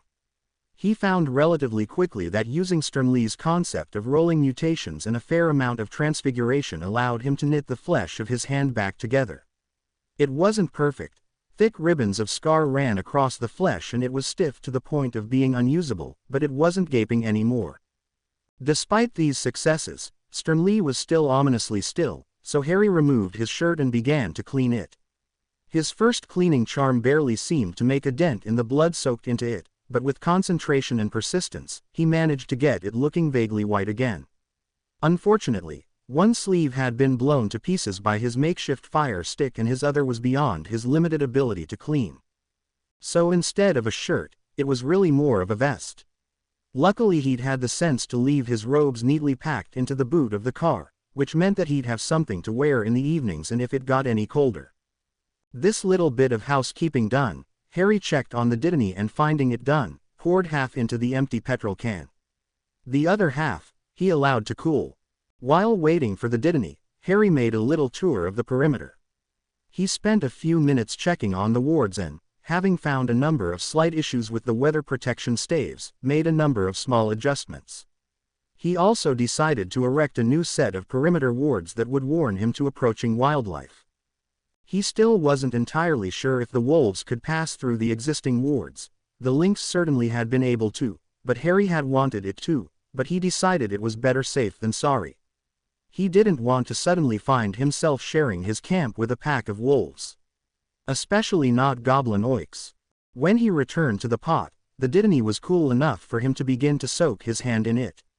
The sensations he experienced this time were far different to the cool, tingling sensations. Though no less enjoyable, this time the solution was warm against his skin and made his hand throb pleasantly with each heartbeat. He thought it might be the age of the dittany that produced the change in sensation, though perhaps it was the nature of the wound that had altered. Perhaps it was just a trick of his imagination, but he thought he could see the scarring on his hand begin to return to something more akin to his normal skin tone. Certainly as the liquid soaked into his hand, it felt less cramped, less stiff and more normal. He waggled his fingers experimentally and was pleased to discover that they had an awful lot more flexibility in them than they had earlier. "There's no point in soaking it any longer now," said Sternly abruptly, making Harry jump. "You won't see any more benefits from dittany in that wound." Harry rose and turned, allowing the strewed dittany to drip from his fingers. "I thought you might have died," said Harry, his face breaking into a grin, despite realizing how lonely it had been knowing he had nobody to talk to. "So where do we go from here?" "To war," said Sternly, as though this were the most obvious thing in the world. "Is that your master plan?" asked Harry, with a wry chuckle.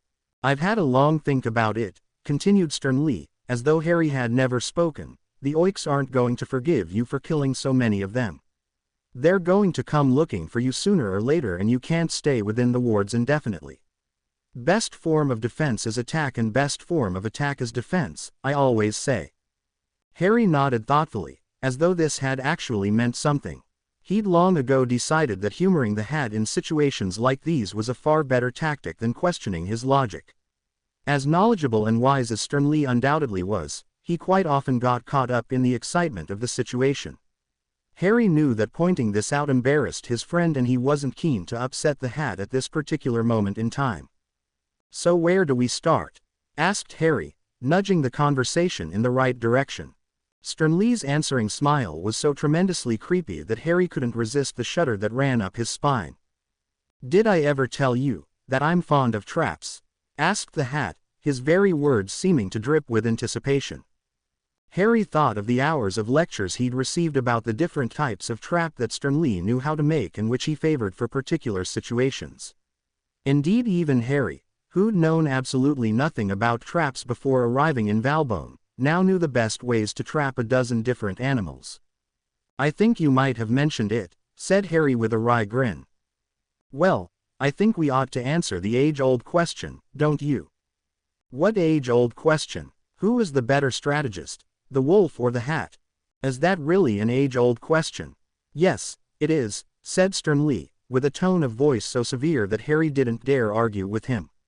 "Now, remember that tree that fell just outside the wards during the thunderstorm. Go and bring it here. We have weapons to make." Sternly's battle plans turned out to be both complex and confusing. Indeed, they were so intricate that Harry couldn't ever manage to remember half of them without losing details. However, according to the Hat, this was actually an advantage. "After all," he said, "how will the enemy have any idea what's going on if you don't?" Harry couldn't quite see the logic in this and said so. "Logic schmogic," replied the Hat, dismissing his concerns. "Now make sure you're tying that tightly." Harry paused and looked down at the large wooden stake he was holding in one hand. With the other he'd been wrapping some strong vines around it and only just now noticed that he'd snagged it 4 lengths ago. With a sigh he unwrapped it to the air and then began to rewind it. It wasn't just been wooden stakes and traps that Sternly and Harry had prepared. Under Sternly's watchful eye he'd produced some better quality fire sticks than the one he'd managed in the tree.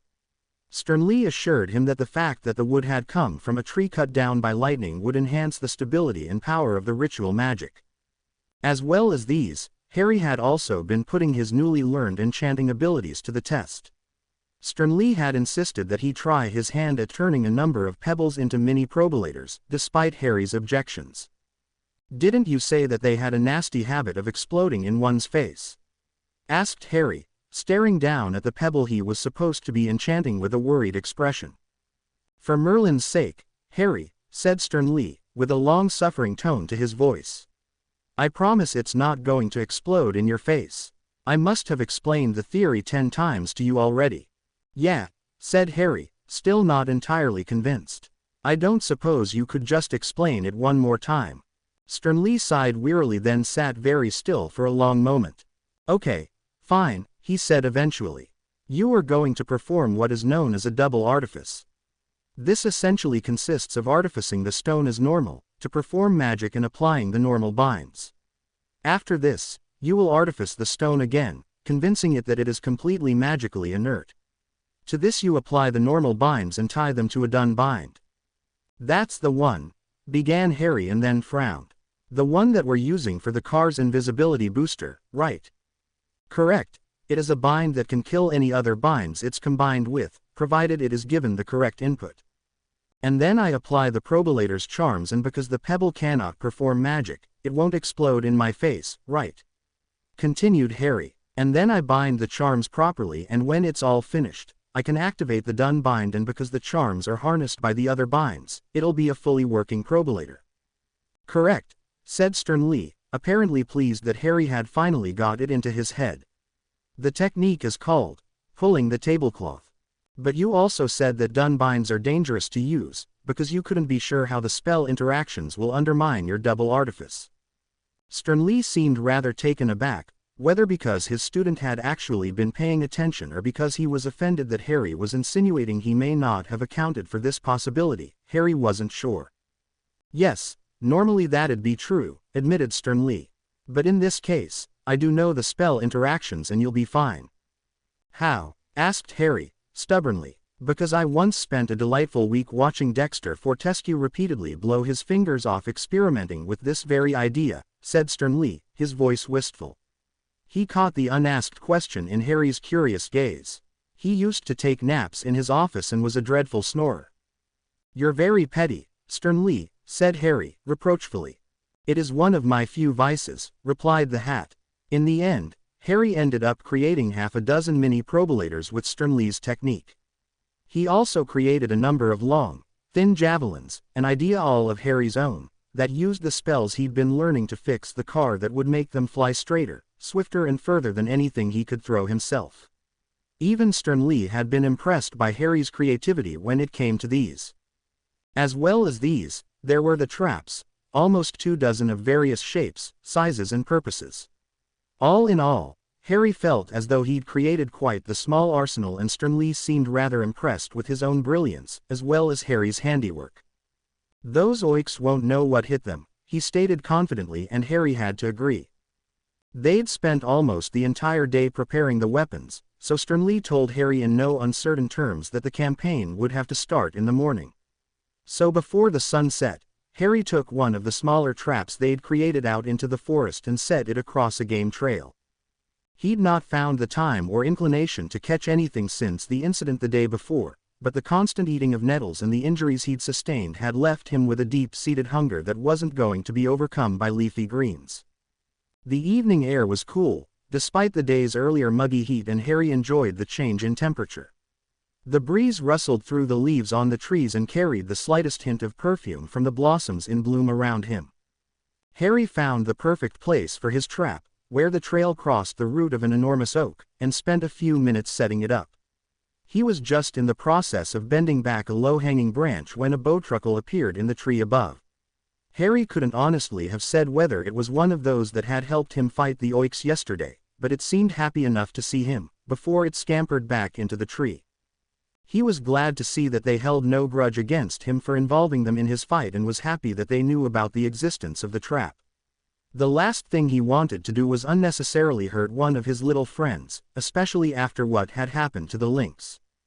As he headed back to the Anglia, the sun began to dip below the forest canopy. Beams of sunlight gleamed through the uppermost branches and dappled the forest floor. Despite the events of the last few days, despite the slight ache in his left hand and the severe one in his heart, Harry couldn't help but find it beautiful. He arrived back at the Anglia and set aside a couple of plants he'd discovered while walking through the forest. In only the short time he'd been in the forest, it had become second nature to Harry to constantly assess the plants he passed for their potential use and take the ones that he recognized as important. He'd ended up with quite a collection, from plants that fought infection to ones that were deliciously spicy. From flowers that could be crushed to produce an animal-repelling sap to some bitter herbs that could be used as an ingredient in ritual magic to produce a bright blue flame. If nothing else, he was beginning to see what Sprout and Neville saw in herbology and what Snape must see in potion making. The interactions and combinations of these simple ingredients was simultaneously fascinating and extraordinarily useful. "We need to take another look at your hand," remarked Sternly, as Harry came to sit in his now customary spot, his back to the driver's side wheel. Harry nodded his agreement and held it up to the light. He hadn't done anything with it since his last round of Dittany, and despite the thick bands of paler tissue that still covered the surface, it had actually vastly improved. Where it had been almost useless a day ago, Harry was now able to use it to hold things, although his fingers were still exceptionally stiff. "It's looking much better," said the hat, unknowingly agreeing with Harry's own assessment.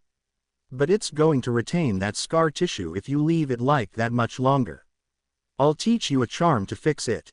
Harry nodded, a little relieved that his hand wasn't going to be quite so ugly for the rest of his life. Not to mention that he was a little hopeful that he might regain full use of it.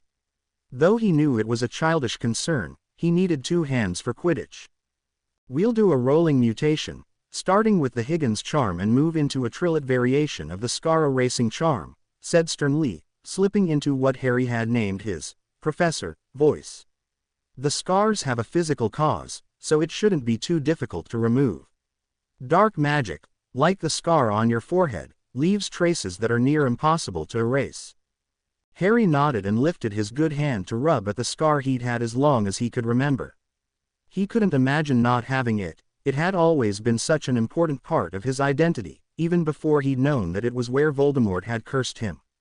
Even at the Dursleys it had been proof that once things hadn't been so bad, that he'd once had parents of his own. He wondered if perhaps the scars on his hand might be just as significant. Sternly seemed to follow his thought process and smiled. "Some scars are important to who we are," said the hat, kindly. "But some are debilitating and some are just ugly. You shouldn't feel bad about removing them."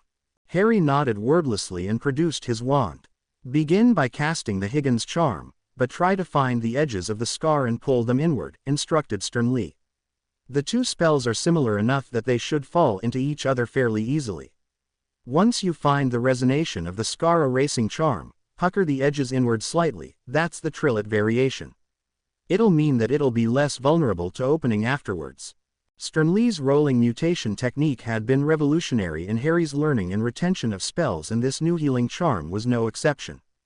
It only took him 3/4 of an hour to master the spell and erase the scars on his hand, all but one. This last scar, a thick ribbon of pink tissue which neatly bisected the palm of his hand, he deliberately left as a permanent reminder of the price paid for his life. He thought it only fair. His mother's sacrifice had left a mark on his skin, and so the lynx's sacrifice now also had its own mark. He'd wear both of them with pride, knowing that he had been loved and protected by both. Sternly seemed to understand Harry's thought process and made no comment about the scar. They sat together in the last rays of sunlight and watched the day succumb to night in quiet companionship. The stars in the sky above were even brighter than they had been the night before. Mars gleamed among them, staining its section of the sky red. Though neither of the pair said a word, Harry knew that he and Sternly were both thinking the same thing. Worrying about what the coming day would bring. For tomorrow there would be war. Harry arose before the dawn, barely having slept at all. Despite his protesting joints and bleary eyes, his body was alive with a nervous energy. It suffused every inch of him, causing his hands to shake and his heart to race in his chest. He couldn't remember ever having felt so tense, so excited, so worried. The forest was illuminated by the half-light that always preceded sunrise and was perfectly still. In the absence of a breeze, the leaves made no sound and the branches hung leaden. It was as though the entire world was holding its breath in anticipation of what was to come. In silence, making no noise save controlled whispers of fabric upon fabric and the gentle clatter of wood upon wood, Harry and Sternly crept out into the dark. Tied to his back were the javelins they had created, his robe slung from one shoulder to opposite hip as a rope, holding them in place. At his waist was Gryffindor's sword, carefully tucked into his belt. His hands were full with the components of the first half-dozen traps he was to erect. He ventured no further than a few score paces from the Anglia before he paused to set the first trap. He and Sternly had discussed the best tactics for laying these the night before, and so Harry was able to identify the best spots immediately. He laid his first, a deadfall spear trap, between two trees he identified as a likely approach route. Another he planted across a sizable game trail, knowing that the wolves would almost certainly follow the paths of least resistance. Harry continued for much of the morning, setting his traps across game trails, between trees and across the paths that Harry walked most often, where his scent would lie strongest. He completely circled the car with these defenses, providing a loose ring of protection. By the time he'd finished, the sun was just rising above the tops of the trees, flooding the forest with rich summer sunlight and encouraging the songbirds of the treetops to twitter noisily. Heedless of the changes in the forest, Harry collected a fresh batch of traps and set them up further from the car. These he clustered tightly together, following the main pathway he used to walk to and from the Anglia toward the river. When he was finished, every few feet along this trail there were deadly traps of every type. After he and Sternly had spent a few minutes checking their handiwork, they then returned to the lone trap Harry had set last night. Harry could see from a distance that the trap had been sprung, but the foliage thrown into the air by the swinging branch had obscured the kill.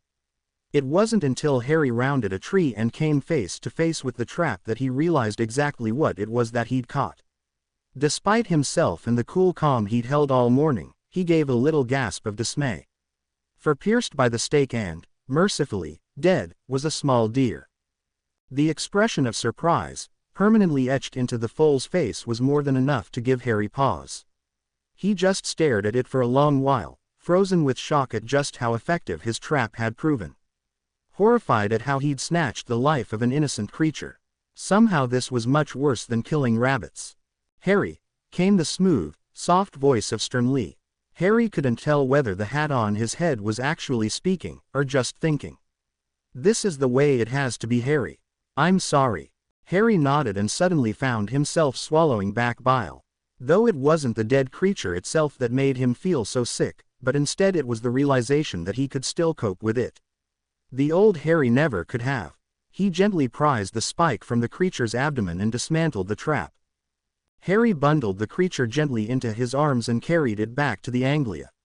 Then he walked out to his avenue of traps, lifted his sword and gently cut his palm. It was strange, thought Harry as he walked to the first trap and allowed some of his blood to spill onto the stakes, that the cut from the sword had barely hurt at all. Just a little sting, barely worse than a paper cut. He walked from trap to trap, allowing a few drops of his blood to fall on each and to form a crisscrossing, confusing path between. Sternly and Harry hoped that the trail of blood would both distract the wolves and conceal Harry's own scent. Whether it would work on goblin oiks or not, neither of them could be sure. But both thought it well worth the price of a few drops of blood. Harry returned to the car once more and sat in the glorious sunshine, his eyes closed against the bright light that warmed the skin of his face and arms.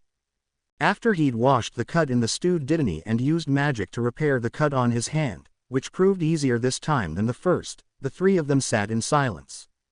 Hedwig seemed quite content to bask in the sunlight, and neither he nor Sternly had anything pressingly urgent to discuss, despite the fight looming in the near future.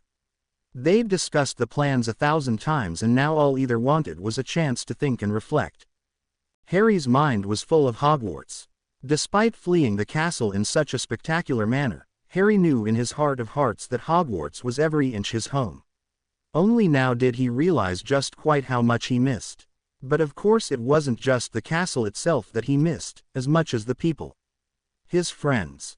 From lazy afternoons playing Quidditch beside the lake with the Weasleys, to quiet evenings studying in the Gryffindor common room with Hermione.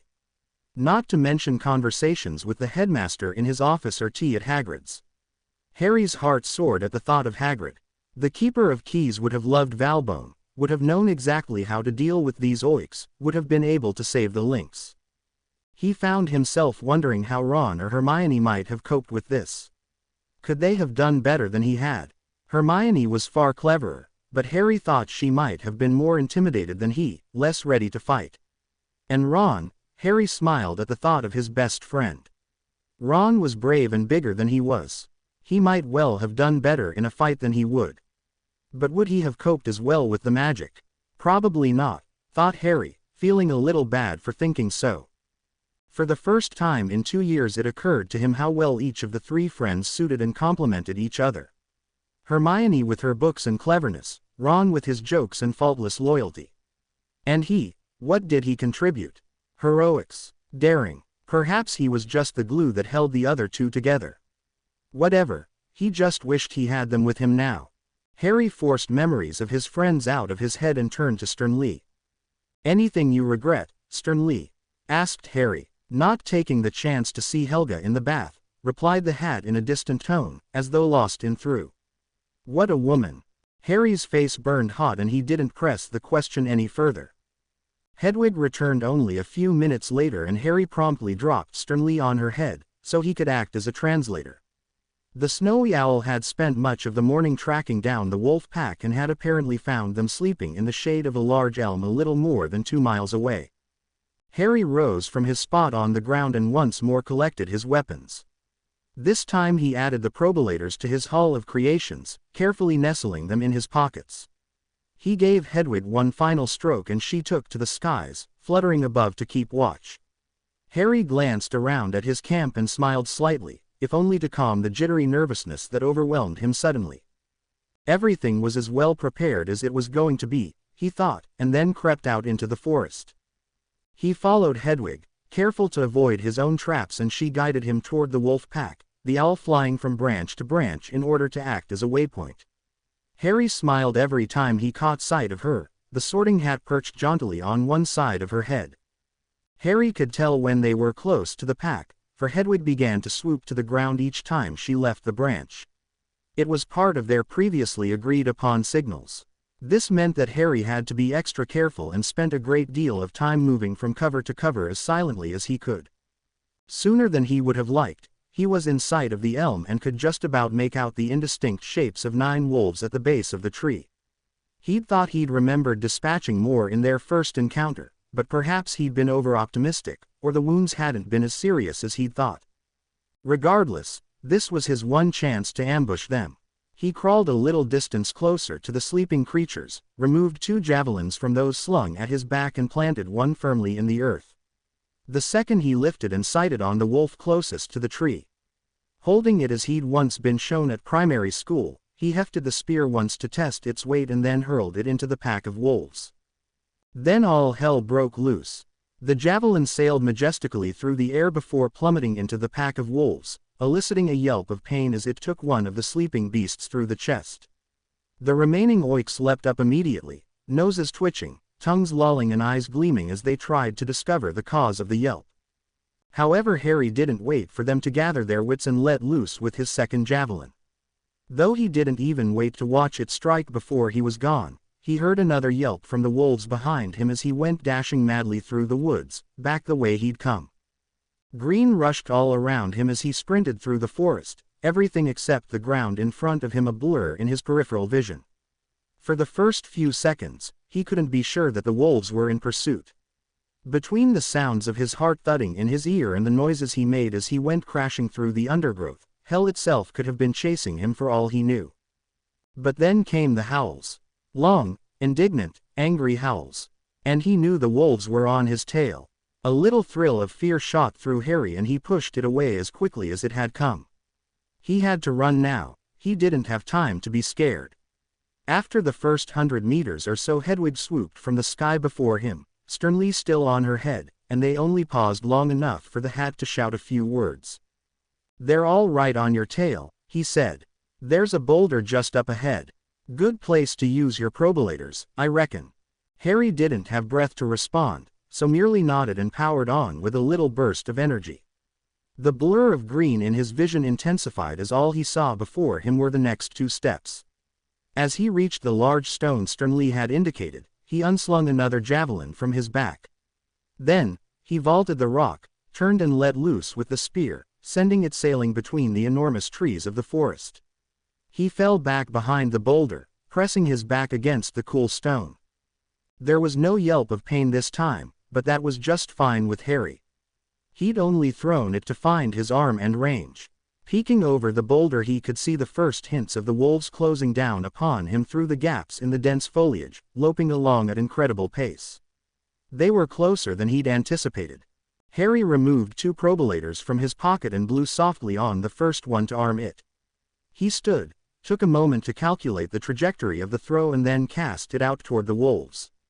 It landed in the space between Harry and the oiks and exploded with a deafening roar that cast mud, flecks of stone and splinters in an enormous arc of destruction. The wolves barked and yelped in fear and paused, momentarily too scared to go on. This was all the chance Harry needed, and he blew on and threw the second probalator, the small stone whizzing off into the trees and landing directly among the wolves. Not even pausing to witness the destruction firsthand, Harry raced off into the forest once more, leaving the astonished and frightened wolves to regroup behind him. He crashed through a number of blue flowering plants, crushing the blossoms beneath his feet as he ran. Once again it wasn't long before the wolves were in the chase, but Sternly's hit-and-run tactics had given Harry exactly the lead he'd needed. As he reached the straight path through the forest which he'd extravagantly trapped, Hedwig descended once more for Sternly to shout instructions. Right, left, middle, he called, reminding Harry of their pre-established route through the maze of traps. Left, middle, left, right. The first 3 had been enough. Like clockwork, Harry's memory had kicked in and he remembered the route perfectly, navigating the traps with ease. Around the red bush that concealed the bow trap and under the branch that held the horizontal spear trap cocked. The wolves were not so lucky. As Harry emerged from the kill zone, the wolves hit the other side, and almost as soon as they did, the hisses of swinging branches accompanied by yelps and howls of pain began to reach Harry's ears. Whether his blood had made any difference, Harry couldn't be sure, but the wolves certainly ran straight along the path and headlong into almost every trap. Harry, at the other side of the trapped path, took a running jump toward a large elm tree, hooking his arm around one of the branches and hoisting himself up the trunk. Here he crouched low and removed another 2 of his javelins, preparing himself to ambush the wolves once more. They're still coming, Sternly told Harry, having taken another jaunt on Hedwig above the battlefield. Slower now, more cautiously. You've got to admire their persistence, remarked Harry, though certainly felt he'd admire it more if they weren't trying to kill and eat him. How many left? Hard to make out, replied Sternly. Those first 2 javelins took 1 out apiece. There were 2 too badly injured after the probalator to carry on the chase and were left behind. At least 1 more is lying still in the middle of all those traps, and I think those still coming are all injured. Harry nodded and licked his lips in anticipation. Between the wolves and him there was a clear stretch of ground in the forest. Previously there'd been a number of trees here, but the storm a few days earlier had felled several, making it a perfect place for Harry's final ambush. The wolves emerged into the clearing tentatively, and from what he could see, Harry couldn't really blame them. Where there had been 9, only 4 remained. One was his particular enemy, the enormous oik with the mangled face, and was touting 2 large gashes in its upper chest alongside the other injuries Harry had already caused. The other 3 were faring considerably worse. Each was festooned with a plethora of cuts, scorch marks and other miscellaneous injuries. One appeared barely able to put any weight on one paw, while another gushed blood from a wound on its head into its eyes and was perpetually blinking. Harry steeled himself and let loose with the first javelin. It soared through the air toward the largest wolf, but was anticipated and the wolf leapt aside, just in time. But Harry had thrown a second javelin almost immediately, and this one flew straight toward Wolf with the damaged paw, which didn't react quickly enough. The javelin buried its length into the wolf's side, dropping it where it stood. Harry tossed another probalator toward the drastically thinned pack and leapt from the tree, heading off toward the Anglia. The explosion behind him echoed from the tree trunks all around, reverberating through the entire forest. He skipped past the line of waiting traps and into the warded area, where he collapsed behind the car, watching and waiting. He sat there for a long, nervous minute, his heart beating like a hammer inside his chest, his breath bated as he tensed himself ready to spring out and do battle. His head was strangely empty though, as if someone had placed his thoughts on mute. All that remained of Harry was the adrenaline coursing through his body. He almost jumped out of his skin as Hedwig and Sternly soared down from the sky to land next to him on the Anglia's wing nearer. Sternly wore a grim expression that Harry wasn't entirely sure how to read. 3 left, said Sternly. They've avoided the traps on the way in and seem to be tracking your scent through the wards. They'll be on you in a few minutes. 3? Asked Harry, feeling as though he might laugh. 3 might as well have been 300 for all the chance he had of fighting them. Any suggestions? Give Hedwig your last probalators, she can do more with them from the air than you can on the ground. Harry nodded. It made sense, and in honesty, the last thing he needed right now was to suddenly explode as a probalator was detonated in the heat of battle.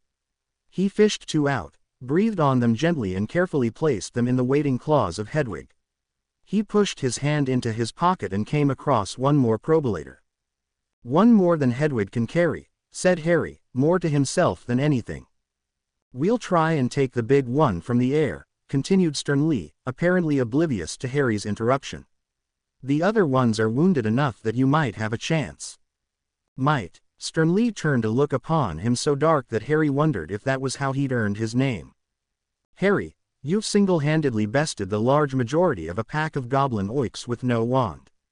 If anyone can fight these last 3 off, you can. Harry gave him a wan smile. Thanks sternly, he said. You've been brilliant. Well, wait till the end of the fight to say that, replied Sternly gruffly. But as the sound of snuffling noses and of twigs cracking beneath paws drew closer, Harry couldn't help but wonder if this wasn't the end. He drew his wand and studied it, as though seeing it for the first time. It was dented and marked by grease from his fingers. A number of scratches ran along its surface that Harry were sure hadn't been there at the end of his 2nd year. What spells did he know that he could use to kill a wolf? None. Not that it really mattered. What chance did he stand anyway? He took a deep gulp of air, steadied himself, then simultaneously threw Hedwig into the air and leapt, wand in one hand and sword in the other, from behind the car. He targeted the closest wolf, his wand flashing out and every jinx Harry had ever learned flying to the tip of his tongue, each jostling for prominence until one fell out. Transigenu. The knee reversal hex thundered from the end of his wand and struck the wolf square on in the face. From what Harry remembered of the jinx, it ought to have been painless, but the spell hadn't been designed for wolves, and Harry watched as the creature's legs all turned inwards with a painful-sounding crunch of breaking bones. The wolf let out an almighty howl and collapsed to the ground, twitching pathetically. Harry turned his attention to the second just as Hedwig and Sternly swooped down, the first probalator striking the large wolf in the face, but failing to explode. Apparently the mere impact was exceptionally painful, for the wolf howled and jumped away from Harry, eyes scanning the sky. But the other wolf leapt at Harry, its teeth seeking his throat, and he had to throw himself aside, losing sight of the battle between Sternly and the oik. He rose as swiftly as he could but was immediately bowled over by a second lunge from the wolf that sent him sprawling on the ground. It reared over him, gleaming fangs flashing down, but Harry whipped up his sword, missing with the blade, but the cross hilt crashing hard into the wolf's skull. Though it knocked the wolf's darting head to one side, the creature's powerful legs still pinned Harry to the ground. He swung the sword again, the pommel crashing down on the beast's head, and this time the wolf was dazed enough for Harry to roll it over, landing on top of it. Like lightning the wolf reacted, biting out and tearing a huge cut in Harry's arm. With a gasp of pain he instinctively let go of the sword and it fell out of reach. He rolled away and rose just as the wolf came at him again, soaring through the air. Tarantalagra, he cried, getting his wand up just in time. As the wolf knocked him to the ground again, its legs began to fly chaotically in all directions and it splayed on top of him. Heedless of its crazily dancing legs, the wolf snapped again at his face, but Harry was able to seize the wolf by the muzzle with one hand and force the mouth away. He pushed the beast away with as much strength as he could while reaching for the sword, but it was far too heavy, far too strong. Inch by inch it won the battle toward his throat, its yellow eyes gleaming in excitement as it pushed toward victory. Just as Harry thought it was all over, an explosion erupted nearby, spattering mud across both combatants. Hedwig's last probalator. He'd given her 2, after all. But he'd had 1 left. And that meant, acting as fast as lightning, Harry reached into his pocket with his free hand and seized the last probalator. He wrenched it free of his trousers and pushed the pebble into the wolf's gaping mouth.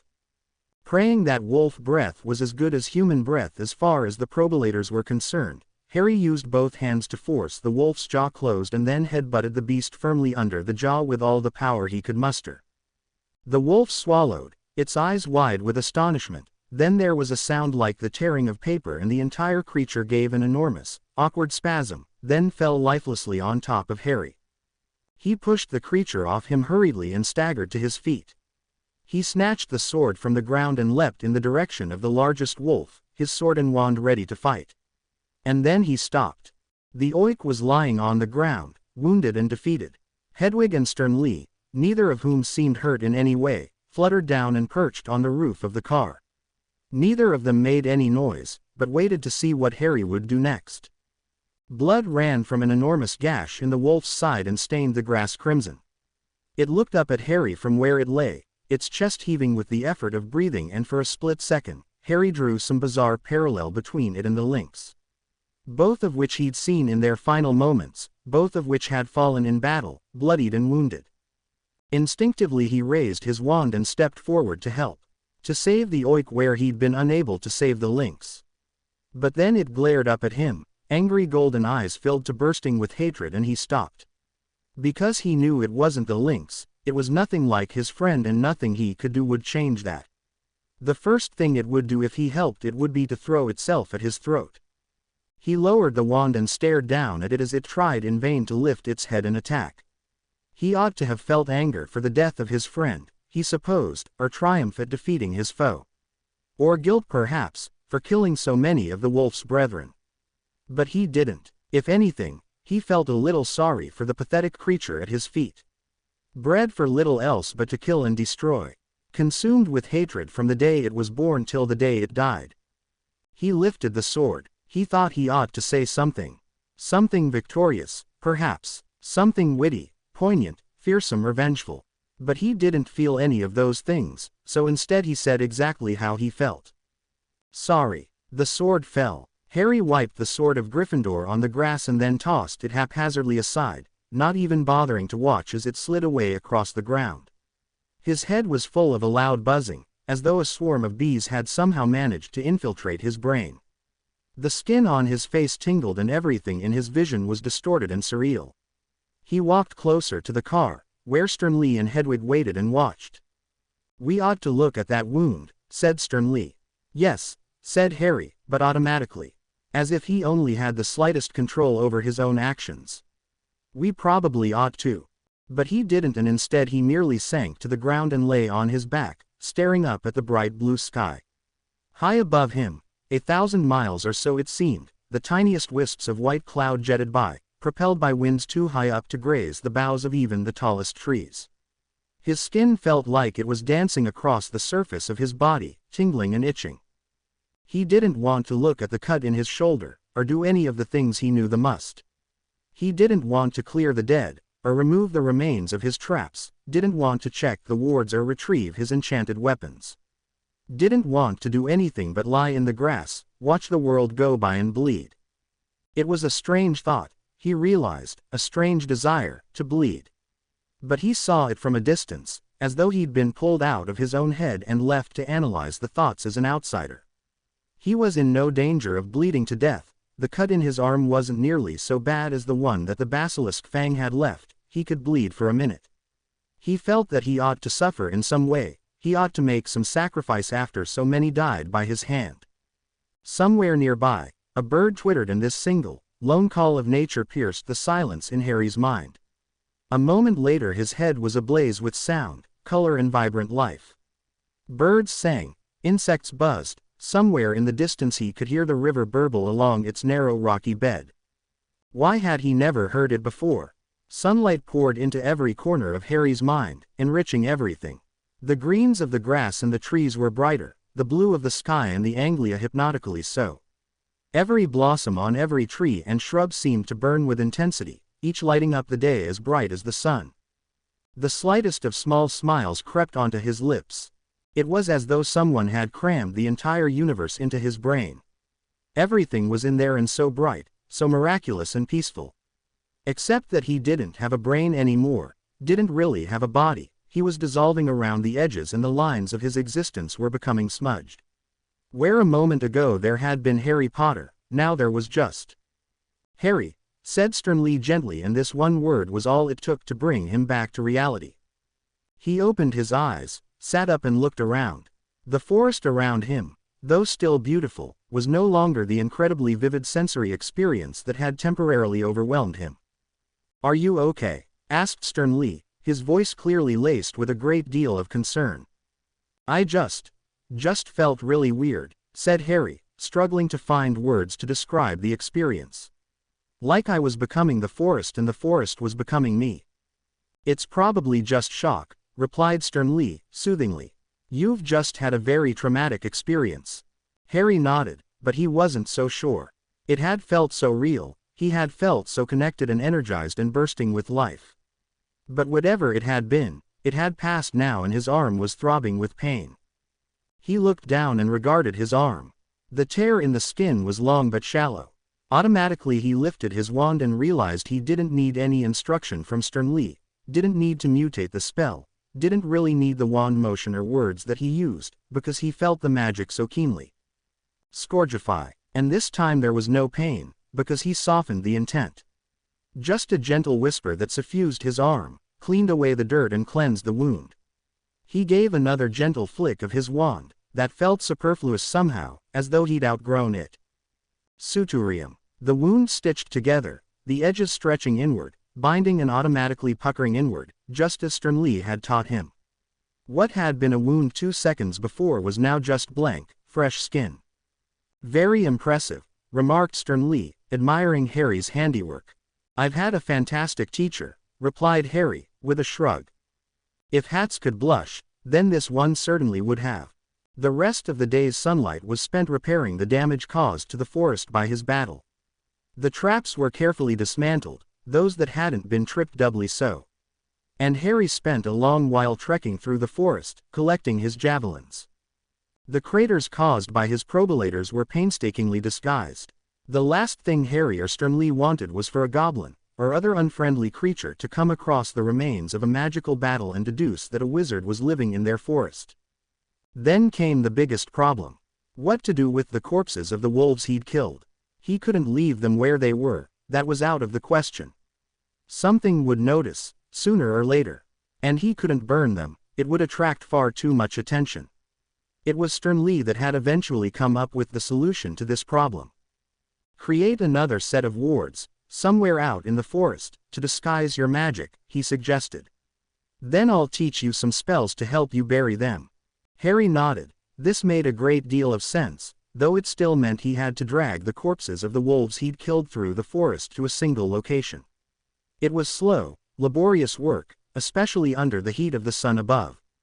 The forest seemed to be teeming with life as the afternoon dragged on, providing a bitter contrast to the death that had accompanied the morning. Happily buzzing bees seemed to flutter lazily around every flower, and rabbits, normally asleep this early in the night, were hopping around as though curiously investigating every inch of the forest. It wasn't just the wildlife though, the plants too seemed more alive.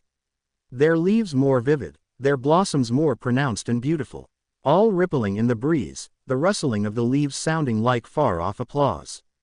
Harry couldn't explain it, but the entire thing made him feel peaceful and at ease.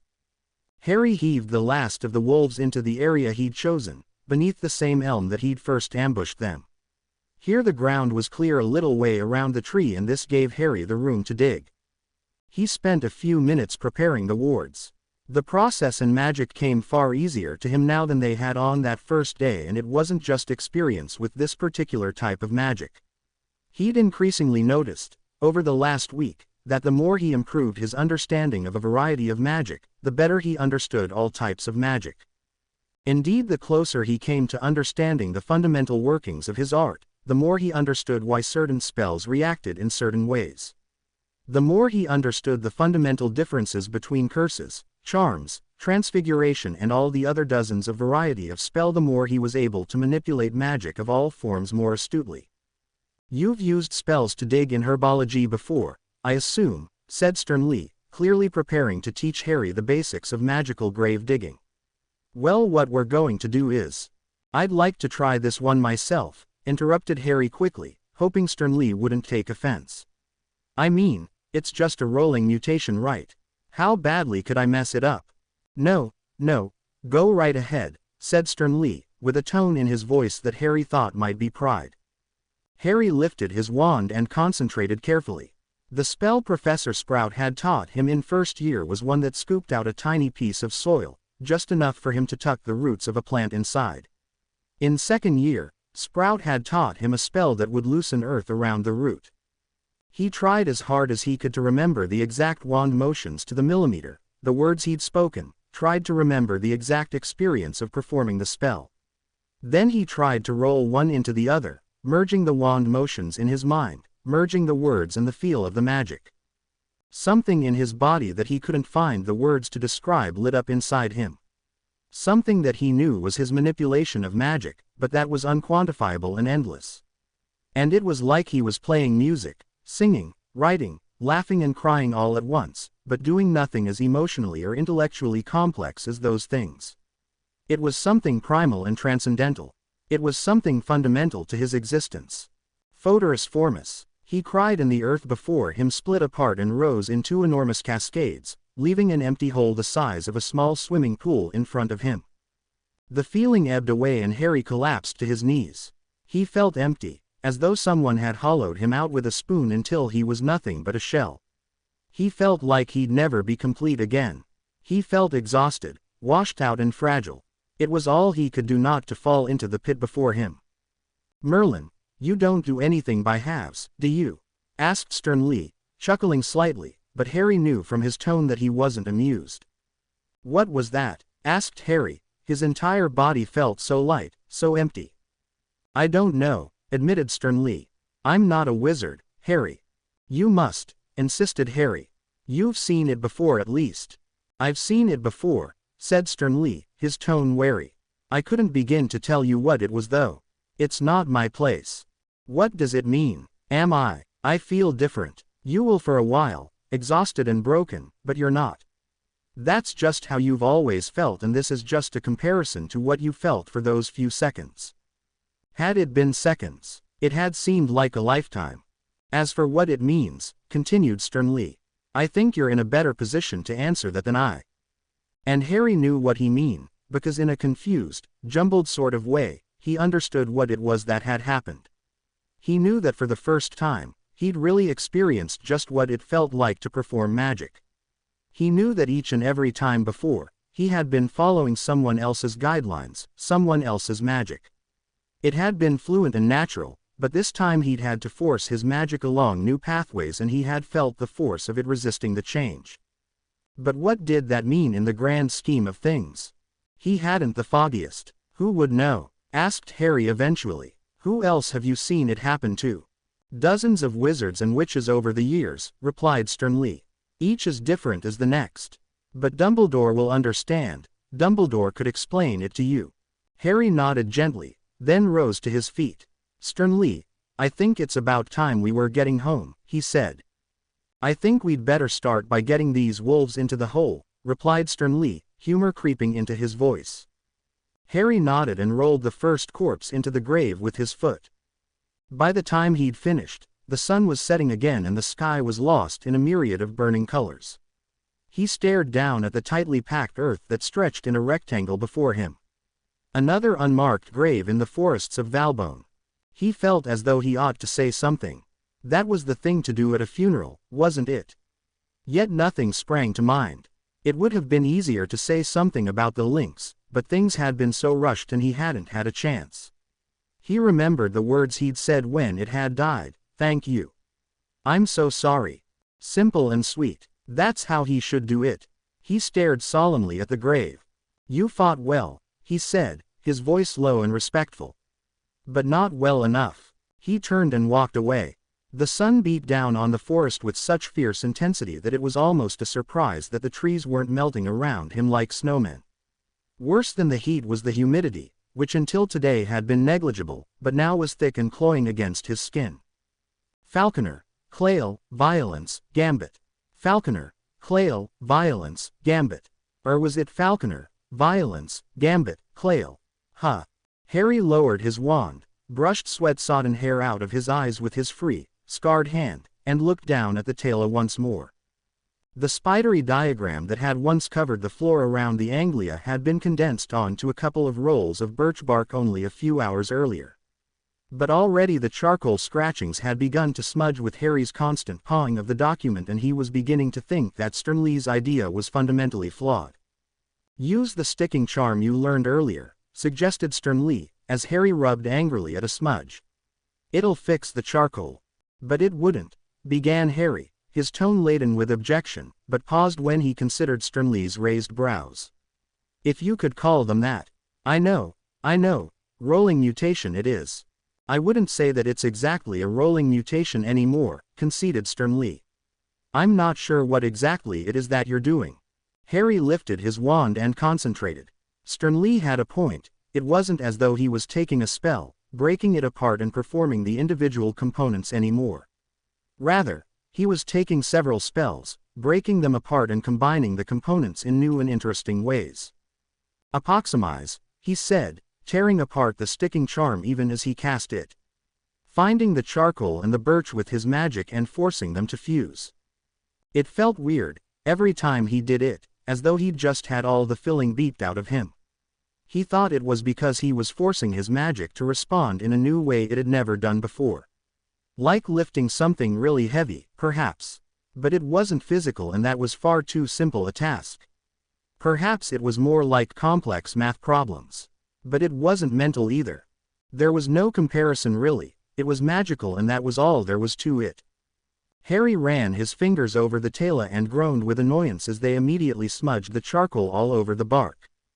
"Can't get it first time, every time," said Sternly, unhelpfully. "For about the 10th time that day." And that was the fundamental problem. Harry couldn't ever be sure whether what it was that he was combining would work or not. He could make educated guesses perhaps, but twice he'd ended up with an orange car while pushing for rust-resistant body panels. Yet, on the other hand, he'd combined the handful of laundry and tailoring charms Sternly had taught him that had rendered a perfectly formed, nicely lined wolf-skin cape. Even Sternly, who by his own admission, had no eye for clothes other than headgear, said it was a very fetching article. However, the sun beating down on the forest essentially prohibited Harry from wearing it, so he'd slung it across the back seat as a blanket. He lifted his wand and began again, this time cannibalizing elements of the hydrant charm and adding those to the sticking spell. "Apoximize," he incanted, focusing intently on finding some middle ground between these two charms. A jet of clear glue exploded from his wand, covering the bark, the car, Sternly and his hair, clothes and face. Harry gazed down at the mess, his eyes wide in astonishment. "Can't get it second time either, apparently," said Sternly, his voice dark and humorless. "Sorry Sternly," said Harry, pulling the most apologetic face he could manage. "Evanesco." The fluid disappeared and Harry stared down at the birch bark glumly. Perhaps he just ought to get on with his bindings. In fact, he and Sternly had reached an incredibly complicated section of fixing the enchantments on the car. Complicated both academically and morally. They'd already stripped an enormous amount of poorly or redundantly used binds out of the tela. Mr. Weasley clearly hadn't been working from a single unified source, because at least a dozen of the binds on the flying charm alone were canceling each other out.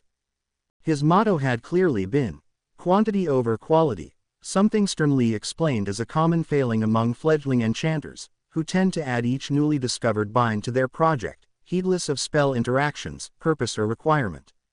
The end result had been a confusing, incoherent mess of self-referential binds, endless loops that served no function, and some downright dangerous failings that had probably been the cause of Harry and Ron's misadventures with the invisibility booster. Harry and Sternly, though admittedly mostly Sternly, had painstakingly worked their way through the tela, stripping out unwanted functions, replacing unwanted binds and eradicating unwanted surprises. For some reason, and Harry could only imagine Mr. Weasley had misunderstood their function, the car had been layered with charms and binds that instantly blackened all the windows. Sternly had seemed strangely unnerved when Harry asked him what the purpose could be. In the end, what they'd been left with was a much simpler, far more efficient and streamlined tela, that preserved the major functions of the car as well as adding a few more that Sternly thought essential. Like the ability to jettison projectiles through the headlights. Even Harry could see some sense in this, not to mention that he thought it was probably one of the coolest pieces of magic he'd ever attempted. Chunk by chunk they'd rebuilt the car. Both physically, for it was in a dire state of repair, and magically. Not only did the Anglia gleam in the sunlight, but for the first time all of its dials worked. Perhaps not in the manner the original manufacturers had intended. The tachometer was now actually an altimeter, but they served a function nonetheless. However, step by step, they'd come to the largest issue of them all, the car's sentience. 12 simple binds and 2 charms were all that existed of the car's intelligence, personality and, in all real sense, existence. Sternly had assumed that it couldn't possibly be that simple, that there had to be something else causing the advanced level of self-awareness, some spell interaction or hidden depth to the enchantment. Yet at one point they had stripped away every spell except these 14, and as far as they could tell, the car was fine, giving a merry toot of its horn on request. "We ought to destroy them," said Sternly, fervently. "Things like this shouldn't exist, it's an abomination." "It's quite happy," replied Harry. "Why not leave him be?" But Sternly wouldn't, or couldn't explain his fervent dislike of the car's existence. Harry, on the other hand, considered stripping them out tantamount to murder, and considering the car had saved his life at least once, arguably twice, he felt he owed a great deal of loyalty to the vehicle. "In that case," sighed Sternly wearily, after failing for the 10th time that day to convince Harry to remove the binds. "You're going to have to add some, you can't leave it like that." "Like what?" asked Harry. It's, began Sternly, clearly searching for words. "It's stunted. There's not enough binds or charms for it to have a full, coherent thought process." Harry considered the car, wondering whether it understood quite what they were having a conversation about. Surely not, or it would have left ages ago, wouldn't it? He stroked the bonnet softly and pondered. What if by adding more charms he was doing more harm than good? What if it were perfectly happy as it was? He'd learned with the Lynx that sometimes it isn't always a good thing to get involved with lives you didn't really comprehend. He put this to Sternly. "It's not the same thing at all," he insisted, flatly. "The Lynx was a wild animal. This is an invention of wizard kind. You have a duty to complete the process. Why, it's got a personality, it's got understanding and intelligence and everything." "I might hurt it." "You won't hurt it," replied Sternly. "It might not like it at first, but you've got to give it the choice itself." "I think we ought to stop talking about it as though it weren't here," said Harry, obstinately. "What do you think, car?" "Toot," said the car. For some reason Harry distinctly remembered having a long conversation with the car, the night before he'd come to Valbonne. Or, perhaps if not exactly long, then one that consisted of more than just toot. He wasn't entirely sure whether he'd imagined it or not, but he thought he hadn't. If only he could get in the state of mind to talk to it again. But he shuddered and pushed this thought aside. Who knew where he might end up then? China, the moon, Jupiter, all three seemed equally likely. But the car ought to have a say, and the only way he could do that was to do as Sternly suggested. "All right then," he said, pushing his sweaty hair out of his eyes. "Let me finish working this invisibility booster and we'll take a look at it." "Good," replied Sternly, the tone of his voice indicating that he still wasn't entirely happy with these circumstances. Not that this particularly bothered Harry, for he had the wand and magic and Sternly was just a hat. Eventually, despite everything Sternly said, it was Harry that made the decisions. Harry glanced up at the morning sky. Overhead a troop of swallows danced with one another, turning over and over as they sped through the sky. Closer to earth, insects hummed their way from flower to flower, disregarding Harry and his car entirely. For they were far more concerned with matters of pollen and nectar than wizards and magic. This time yesterday, he'd been fighting. Or perhaps just about to fight. It seemed like a million years ago now. Another lifetime, perhaps. Perhaps it was just so absurd. Kill a pack of goblin-bred wizard hunting wolves one day and start building a flying car the next. But then, between horrible relatives, jumping onto school roofs, deadly dark wizards and deadlier giant snakes, when had his life ever been normal? One of these days he'd have a morning where something absurd didn't happen. With a small chuckle, Harry brushed perspiration from his brow, lifted his wand and concentrated. Now, how did those binds go again? You promised me, said sternly, sound a little too petulant for Harry's liking.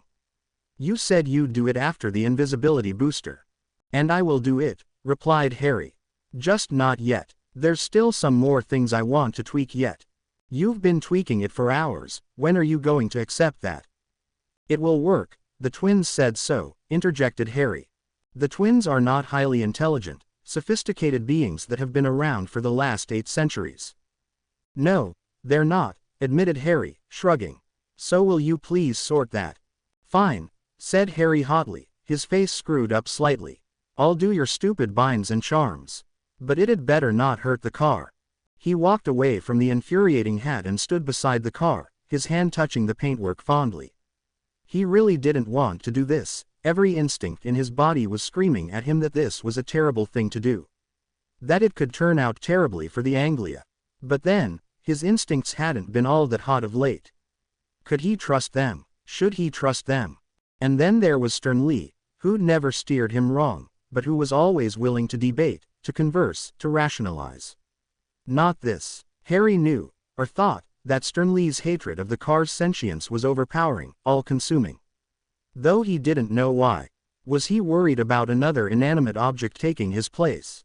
Of course not. Sternly wasn't one for self-confidence issues, or prone to actually worry about his own ego, despite his jokes. After all, he had spent the last 800 years sitting on children's heads. No, there had to be a reason for it. A good reason. Though whatever it was, Sternly wasn't about to share it with Harry. But this too gave Harry cause for concern. Sternly always explained things if Harry really wanted to know. So what could be so bad that Sternly wouldn't say? Was the Anglia a threat? It certainly hadn't seemed so, especially considering that it had saved his life. But it also brought you here, didn't it? Came the nastily little voice from the back of his head. Close to Voldemort, close to goblins, into danger. Harry pushed this aside too, and stared at the car in question for a long time, his brow furrowed. Sternly didn't seem to object to his pause, content to let Harry puzzle it out in his head. And in the end, Harry knew Sternly must be right. Sternly was always right, had never led him astray, had always looked out for him. Protected him. He stepped towards the car and lifted his wand. Then stopped.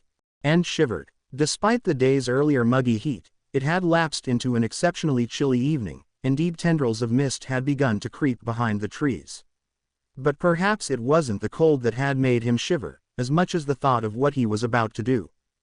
Cold isn't it? Asked Harry. I wouldn't know, replied Sternly. Harry looked at him and gave a little nervous smile. I always forget you're a hat. You're stalling, Harry. I'm not stalling, he said with as much fake indignation as he could muster. It really is cold. I'm going to get my cloak. Perfect, thought Harry. Not only am I buying extra time, but I also get to wear my spiffy new cloak. He opened the back door, removed the wolf skin and wrapped it around himself. It was, admittedly, a little large. Almost 2 feet too large in fact. But this was neither here nor there as far as Harry was concerned. He would grow into it, after all, and until then, he and Sternly had enchanted it so that it never quite reached the floor, despite it being far too big. Are you ready now? Asked Sternly, his voice sounding oddly urgent. Almost, replied Harry, wrapping the cloak around himself a little, then extricating his arm. He spent a good 2 minutes arranging the folds neatly, until even he realized that this game was getting a little ridiculous. It was time. He swallowed, pushed hair out of his eyes, and took a deep breath. He stepped towards the car and lifted his wand. Then stopped. And cocked his head to one side. Can you hear that? He asked, indicating the forest with a jerk of his thumb. For Merlin's sake, Harry, exclaimed Sternly, would you stop? No, I'm being serious, replied Harry, craning his head to listen. It sounds like someone screaming. I can't hear anything, snapped Sternly, but Harry wasn't listening anymore. He took a step away from the car and toward the forest. He really could hear screaming, coming from somewhere beyond the trees. He leapt over to Sternly, snatched him up, dropped him on his head and picked up the sword of Gryffindor. He ran back to where he'd been standing a second ago. Silence. Utter silence. "Harry, this is," began sternly. But then a shrill scream cut through the night. It was clearly human, yelling words that Harry couldn't quite make out. It seemed to rebound off the trees of the forest, coming from everywhere at once. He darted back and forth trying to locate where exactly it was coming from. "You must have heard that," cried Harry. "I did," admitted Sternly, somewhat reluctantly. "Well, we've got to go help." "I don't think," began Sternly, but the screams were worse now, higher pitched and more urgent. Fearing it was too late to help, Harry leapt off into the forest, his feet crushing bushes, flowers and anything else unlucky enough to get in the way as he crashed through the undergrowth. Cold wind snapped at any exposed skin it could find as he ran, the freezing night chilling him to his bones. Brambles tore at his trousers as he ran, tangling his legs and making him stumble. Sternly was yelling something in his ear, but it was drowned beneath the volume of the screams. A woman's, he thought. They were far closer now, and Harry thought he could hear a second voice shouting too. A man's voice, but shrill and high. They were so close now they could have been less than 10 feet away, but Harry still couldn't see them. He was beginning to make the voice out though, beginning to hear what they were saying. Again Sternly was shouting something else that Harry couldn't make out, and all three voices came together in inaudible cacophony. He was still running through the cold, and it was as though his chest was being crushed in a vice, and each breath he took was a little stab of pain. He wanted to sweat, but the droplets froze against his skin as they formed. The leaves around him were turning to ice, the grass beneath his feet freezing and crackling. Each breath that exploded from his mouth seemed to throw a million tiny crystals of ice into the air. And then he'd crashed through a bush into a small clearing, and he heard the voices as clearly as if they were standing next to him. "Not Harry, not Harry, please not Harry, not Harry." That didn't make any. His foot caught a root and he was falling, and Sternly was flying from his head. "Stand aside, you silly girl, stand aside, now." He crashed down to the forest floor, and all the wind exploded out of him, leaving him lying on the ground, gasping for breath but so very confused. His glasses had fallen from his face and he was blind. What was going? "Not Harry, please no, take me, kill me instead." Whoever it was, they were going to die for him. But too many had died for him already, hadn't they? The lynx, his father, his mother. His mother. "Not Harry, please, have mercy, have mercy." That was his mother's voice. It had to be. Harry fought his way to his hands and knees, patting the ground around him, his fingers desperately trying for his glasses. But the screaming was so loud, deafening. He had to help her. His fingers closed around something on the ground. His mother. He pushed his bent glasses onto his face and looked around wildly. Wasn't his mother dead? The forest was awash with dark shapes that moved ever closer. So who was screaming? "Harry," said a cool, collected voice in his head. It was a voice that he was intimately familiar with, but couldn't quite place. "Harry, you need to calm down. Deep breaths. Quickly now." Harry took a deep breath. The cold air bit at the tender flesh inside his lungs and he hissed in pain. Heedless of the agony, he forced the breath out. In and out, and slowly the panic ebbed away. But the screaming still echoed around and around the forest, around and around his head. It tore through him, cutting him to the bone, and icy fingers of fear wrapped themselves around his heart. "Not Harry, not Harry, please not Harry." Harry staggered to his feet and only now realized he'd lost the sword. Gryffindor's sword. He'd need it to save his mother. His hands scrabbled on the ground looking for it, but it was long gone. Lost in the darkness. "Harry, I need you to think happy thoughts," that same, cool collected voice speaking in his mind again. The assured tone lent him strength. "What do I have to be happy about?" he wondered. The laugh in his head was curt and dismissive. "Ron, Hermione, Hagrid, Hogwarts," said the voice. "You, Harry Potter, are a wizard, and a damn good one at that." Harry almost laughed. The screaming had started to fade, but icy fingers closed around his throat, and now it was his turn to scream. He heard whatever it was that held him take a deep rattling breath. "Happy thoughts," boomed the voice in his head. Harry pushed them forward, flying his Nimbus 2000, catching the snitch, beating Slytherin. Now lift your wand, instructed the voice, but it was hard to concentrate with that rotting, miasmic breath blowing into his face. Harry struggled to lift his wand. Say with me, Expecto Patronum, said the voice. And force those happy feelings out. Just like you've been forcing your magic out. You can do it, Expecto Patronum. Expecto Patronum, whispered Harry. Again, commanded the voice. With feeling. Push those feelings out. Scream it and throw all of it through your wand. Hermione by the lake, Ron on his broomstick, Hagrid and Fang in the pumpkin patch. The twins sitting beside the lake. Neville's extra 10 points and Draco Malfoy's crestfallen face. Expecto Patronum, said Harry. Happier, happier, happier. Picking up a wand for the first time. His 11th birthday. Naming Hedwig, his mum and dad in the mirror. He pushed them out with all his might.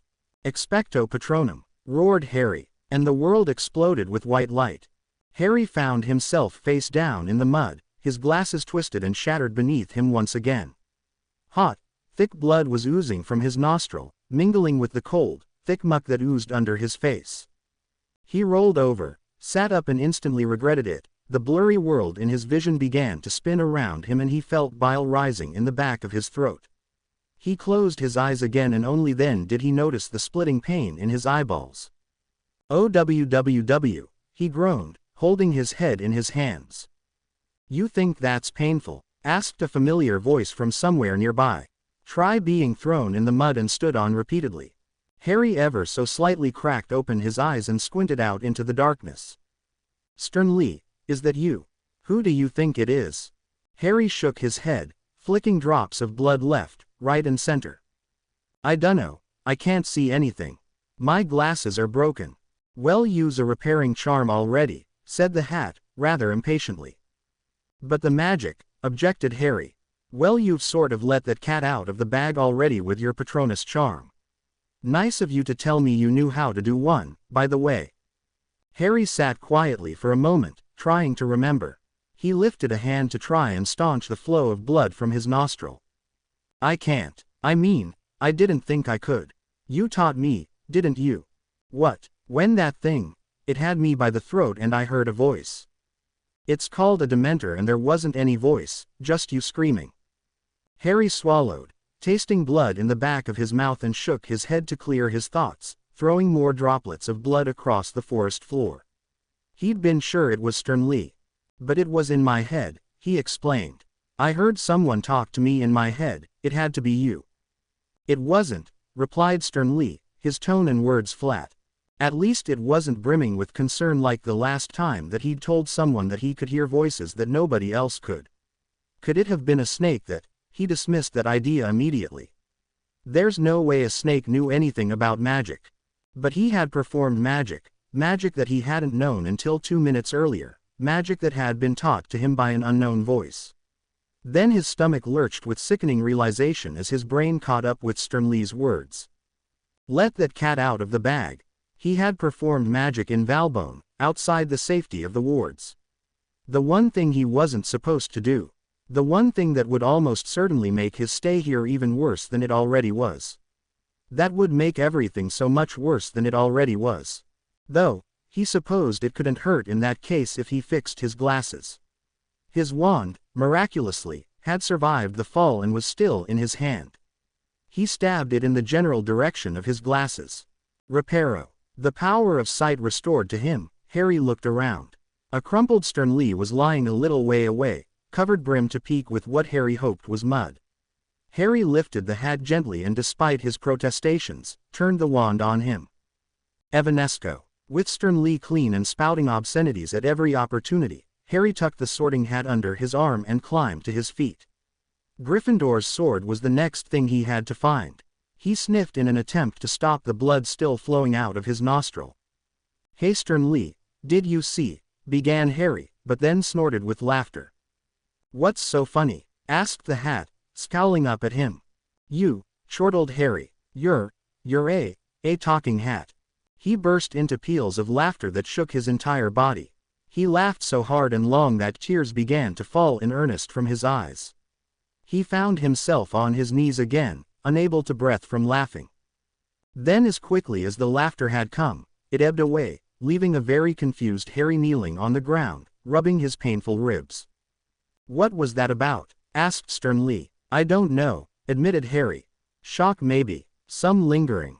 He tilted his head back and roared with laughter once again. Then a second later he was perfectly fine, looking around him with confusion. "I don't know what's going on," he repeated, blinking. "I do," said Stern Lee. "When you cast the Patronus, you must have hit yourself with a faulty cheering charm at the same time." "A cheering charm?" bellowed Harry, wrapping his arms around his stomach as he began to laugh uproariously. "A cheering charm?" "Quiet," snapped Stern Lee, angrily. "We need to get back to the car.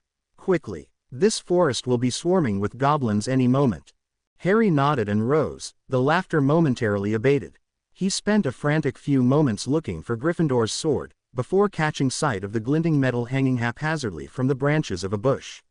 Stern Lee guided him quickly back to the car, and 10 minutes later Harry was still swinging between hilarity and terror as he stumbled around a tree and caught sight of the familiar blue bodywork.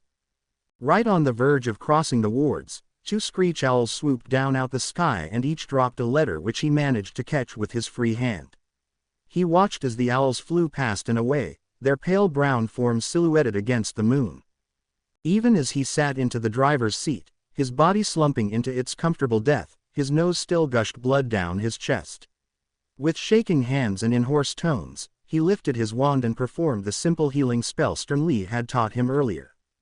A pisky. He then let out a bellow of laughter that sent birds from nearby trees swooping from their perches and wheeling hurriedly off into the night. "Any chance we can stop this?" he asked Stern Lee, wiping tears from his eyes. "I can't keep laughing like this all the time." "We can try," replied Stern Lee. "But first read those letters, I want to know what we're dealing with." Harry nodded slightly and lifted his wand. "Lumos," he said quietly, and the tip of his wand shone brightly. He held it close to the first letter in order to better examine it. He recognized the seal immediately as the same as he'd once received from the Ministry of Magic shortly before his second year.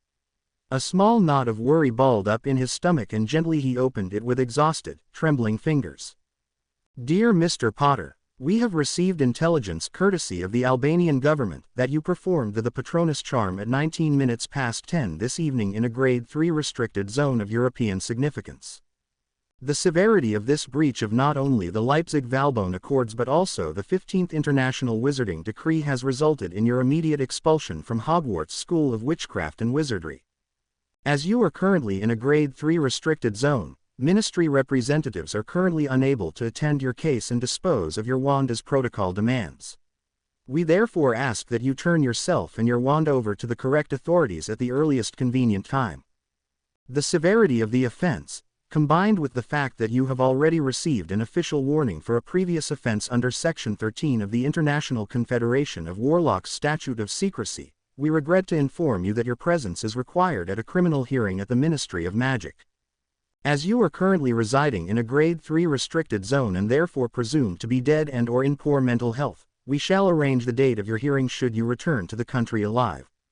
Please note that this is an automated letter and that any return correspondence will not be read until normal work hours resume at 8 a.m.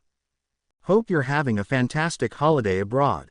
Yours sincerely, Amelia Bones, Department of Magical Law Enforcement, Ministry of Magic, Great Britain. Harry stared in incomprehension at the letter for some time, before placing it before Stern Lee, who'd been mercifully silent until this point. He saw the hat lean over the paper and begin to read. He opened the second letter without a great deal of interest. "Dear Mr. Potter, we understand that as a magical tourist in the great country of Albania, you may be ignorant of a great many of our laws, regulations and customs. It is also likely that you are somewhat ignorant of our great nation's history, most particularly the history of Valbonne Valley, the area of the country where you chose to cast a Patronus charm at approximately 20 minutes past 12 this morning.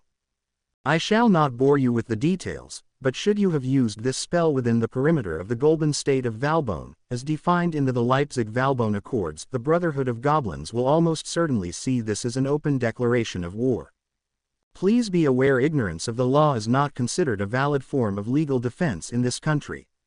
Likewise, Please consider that despite your foreign nationality, you are subject to Albanian law for the duration of your stay.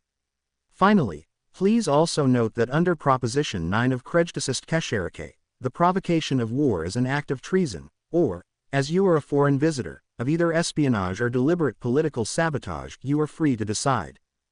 The punishment for either crime is death. Good day. Fedorni Chernenko, Senior Chairman of Magical Republic of Albania.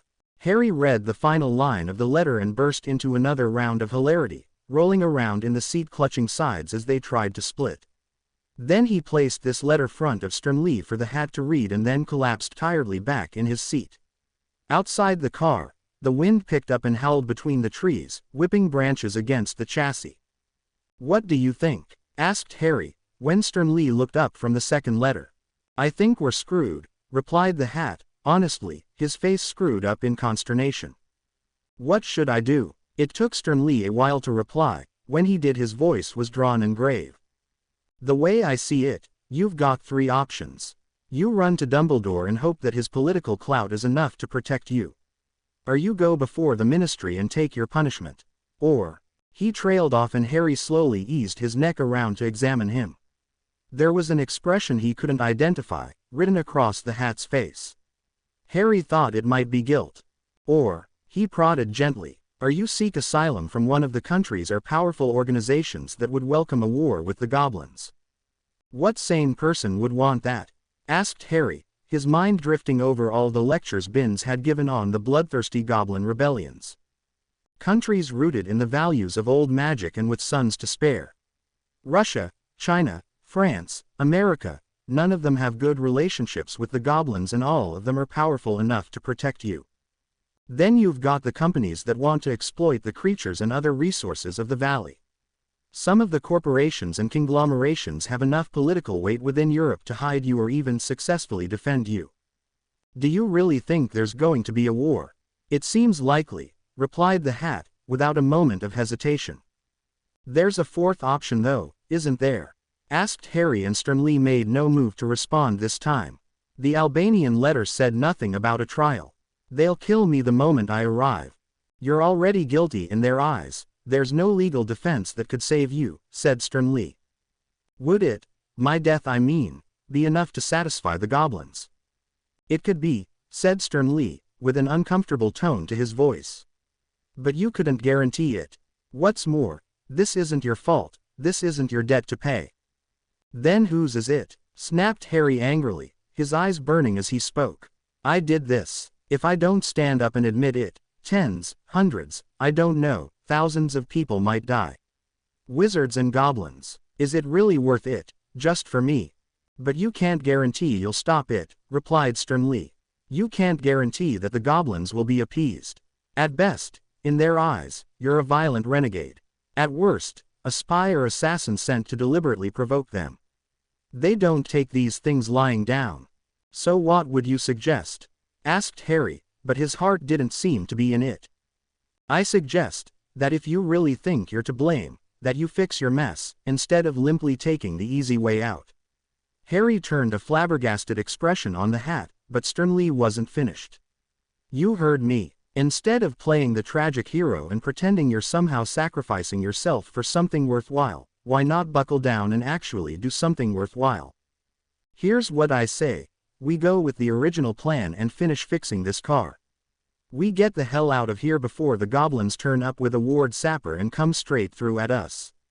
Then we find some way of fixing this mess before it balloons out of all proportion. And if you're so desperate to martyr yourself, we can stay within the boundaries of Albania, so if we're caught, you get your wish.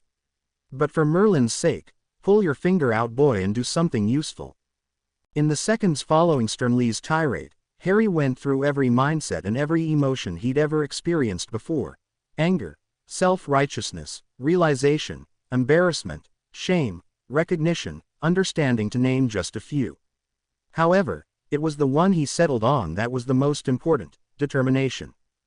With rejuvenated energy, Harry sat up straight in the driver's seat and turned a wide, cheeky grin to Sternly. "Right. Any plan other than cause hell?" he asked, his voice brimming with renewed confidence. "That's precisely what I'm advocating," replied the hat, in a smug tone of voice. If everything's shaping up in preparation of a war, we'll give them one. Look at the last lot that underestimated you. How does your oik cloak fit?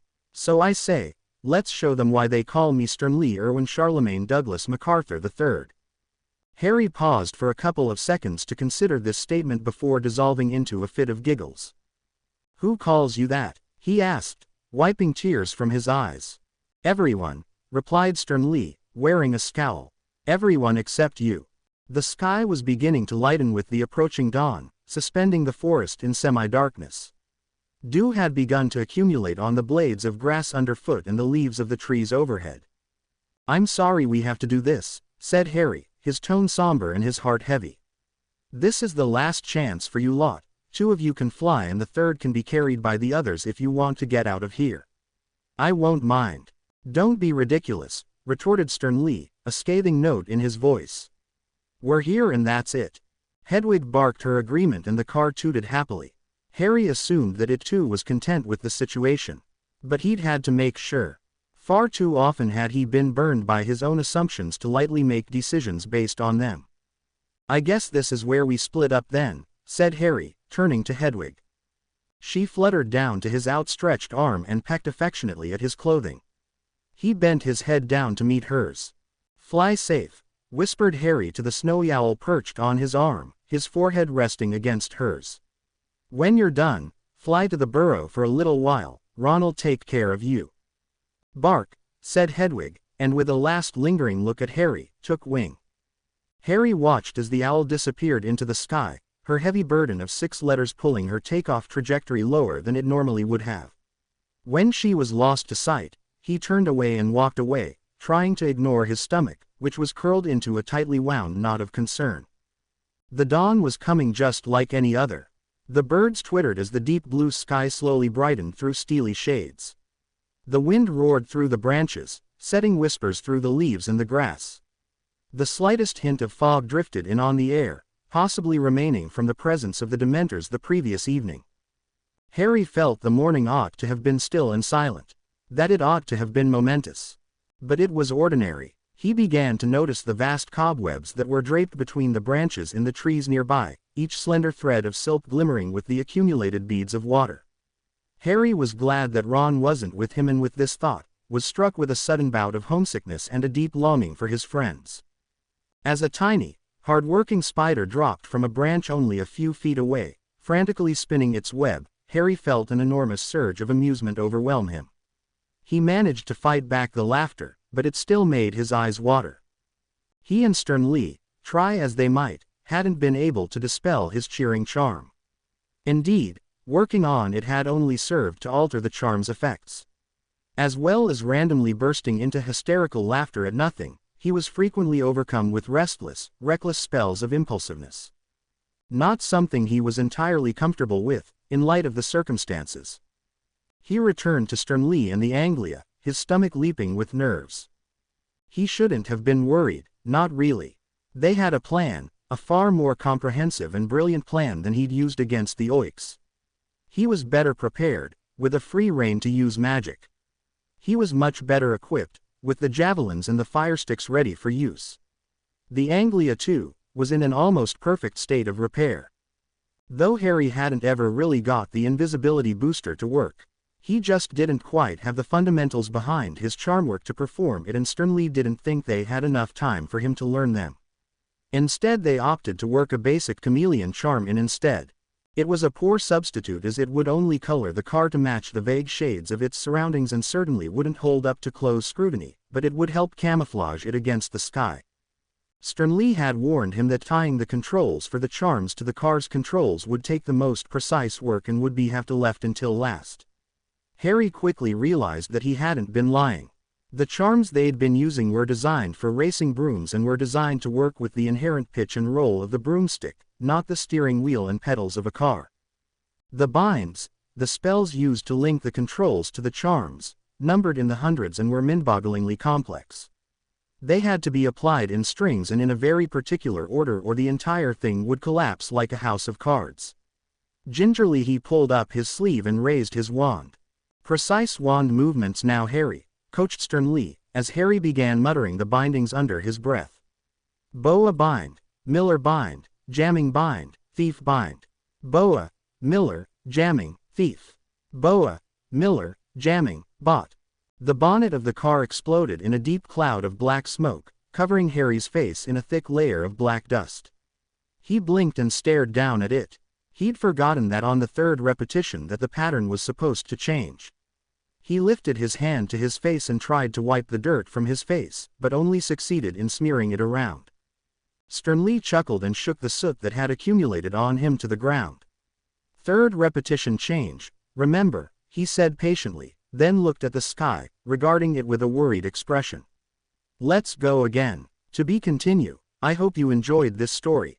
Also remember to subscribe and like this video. See you in the next video.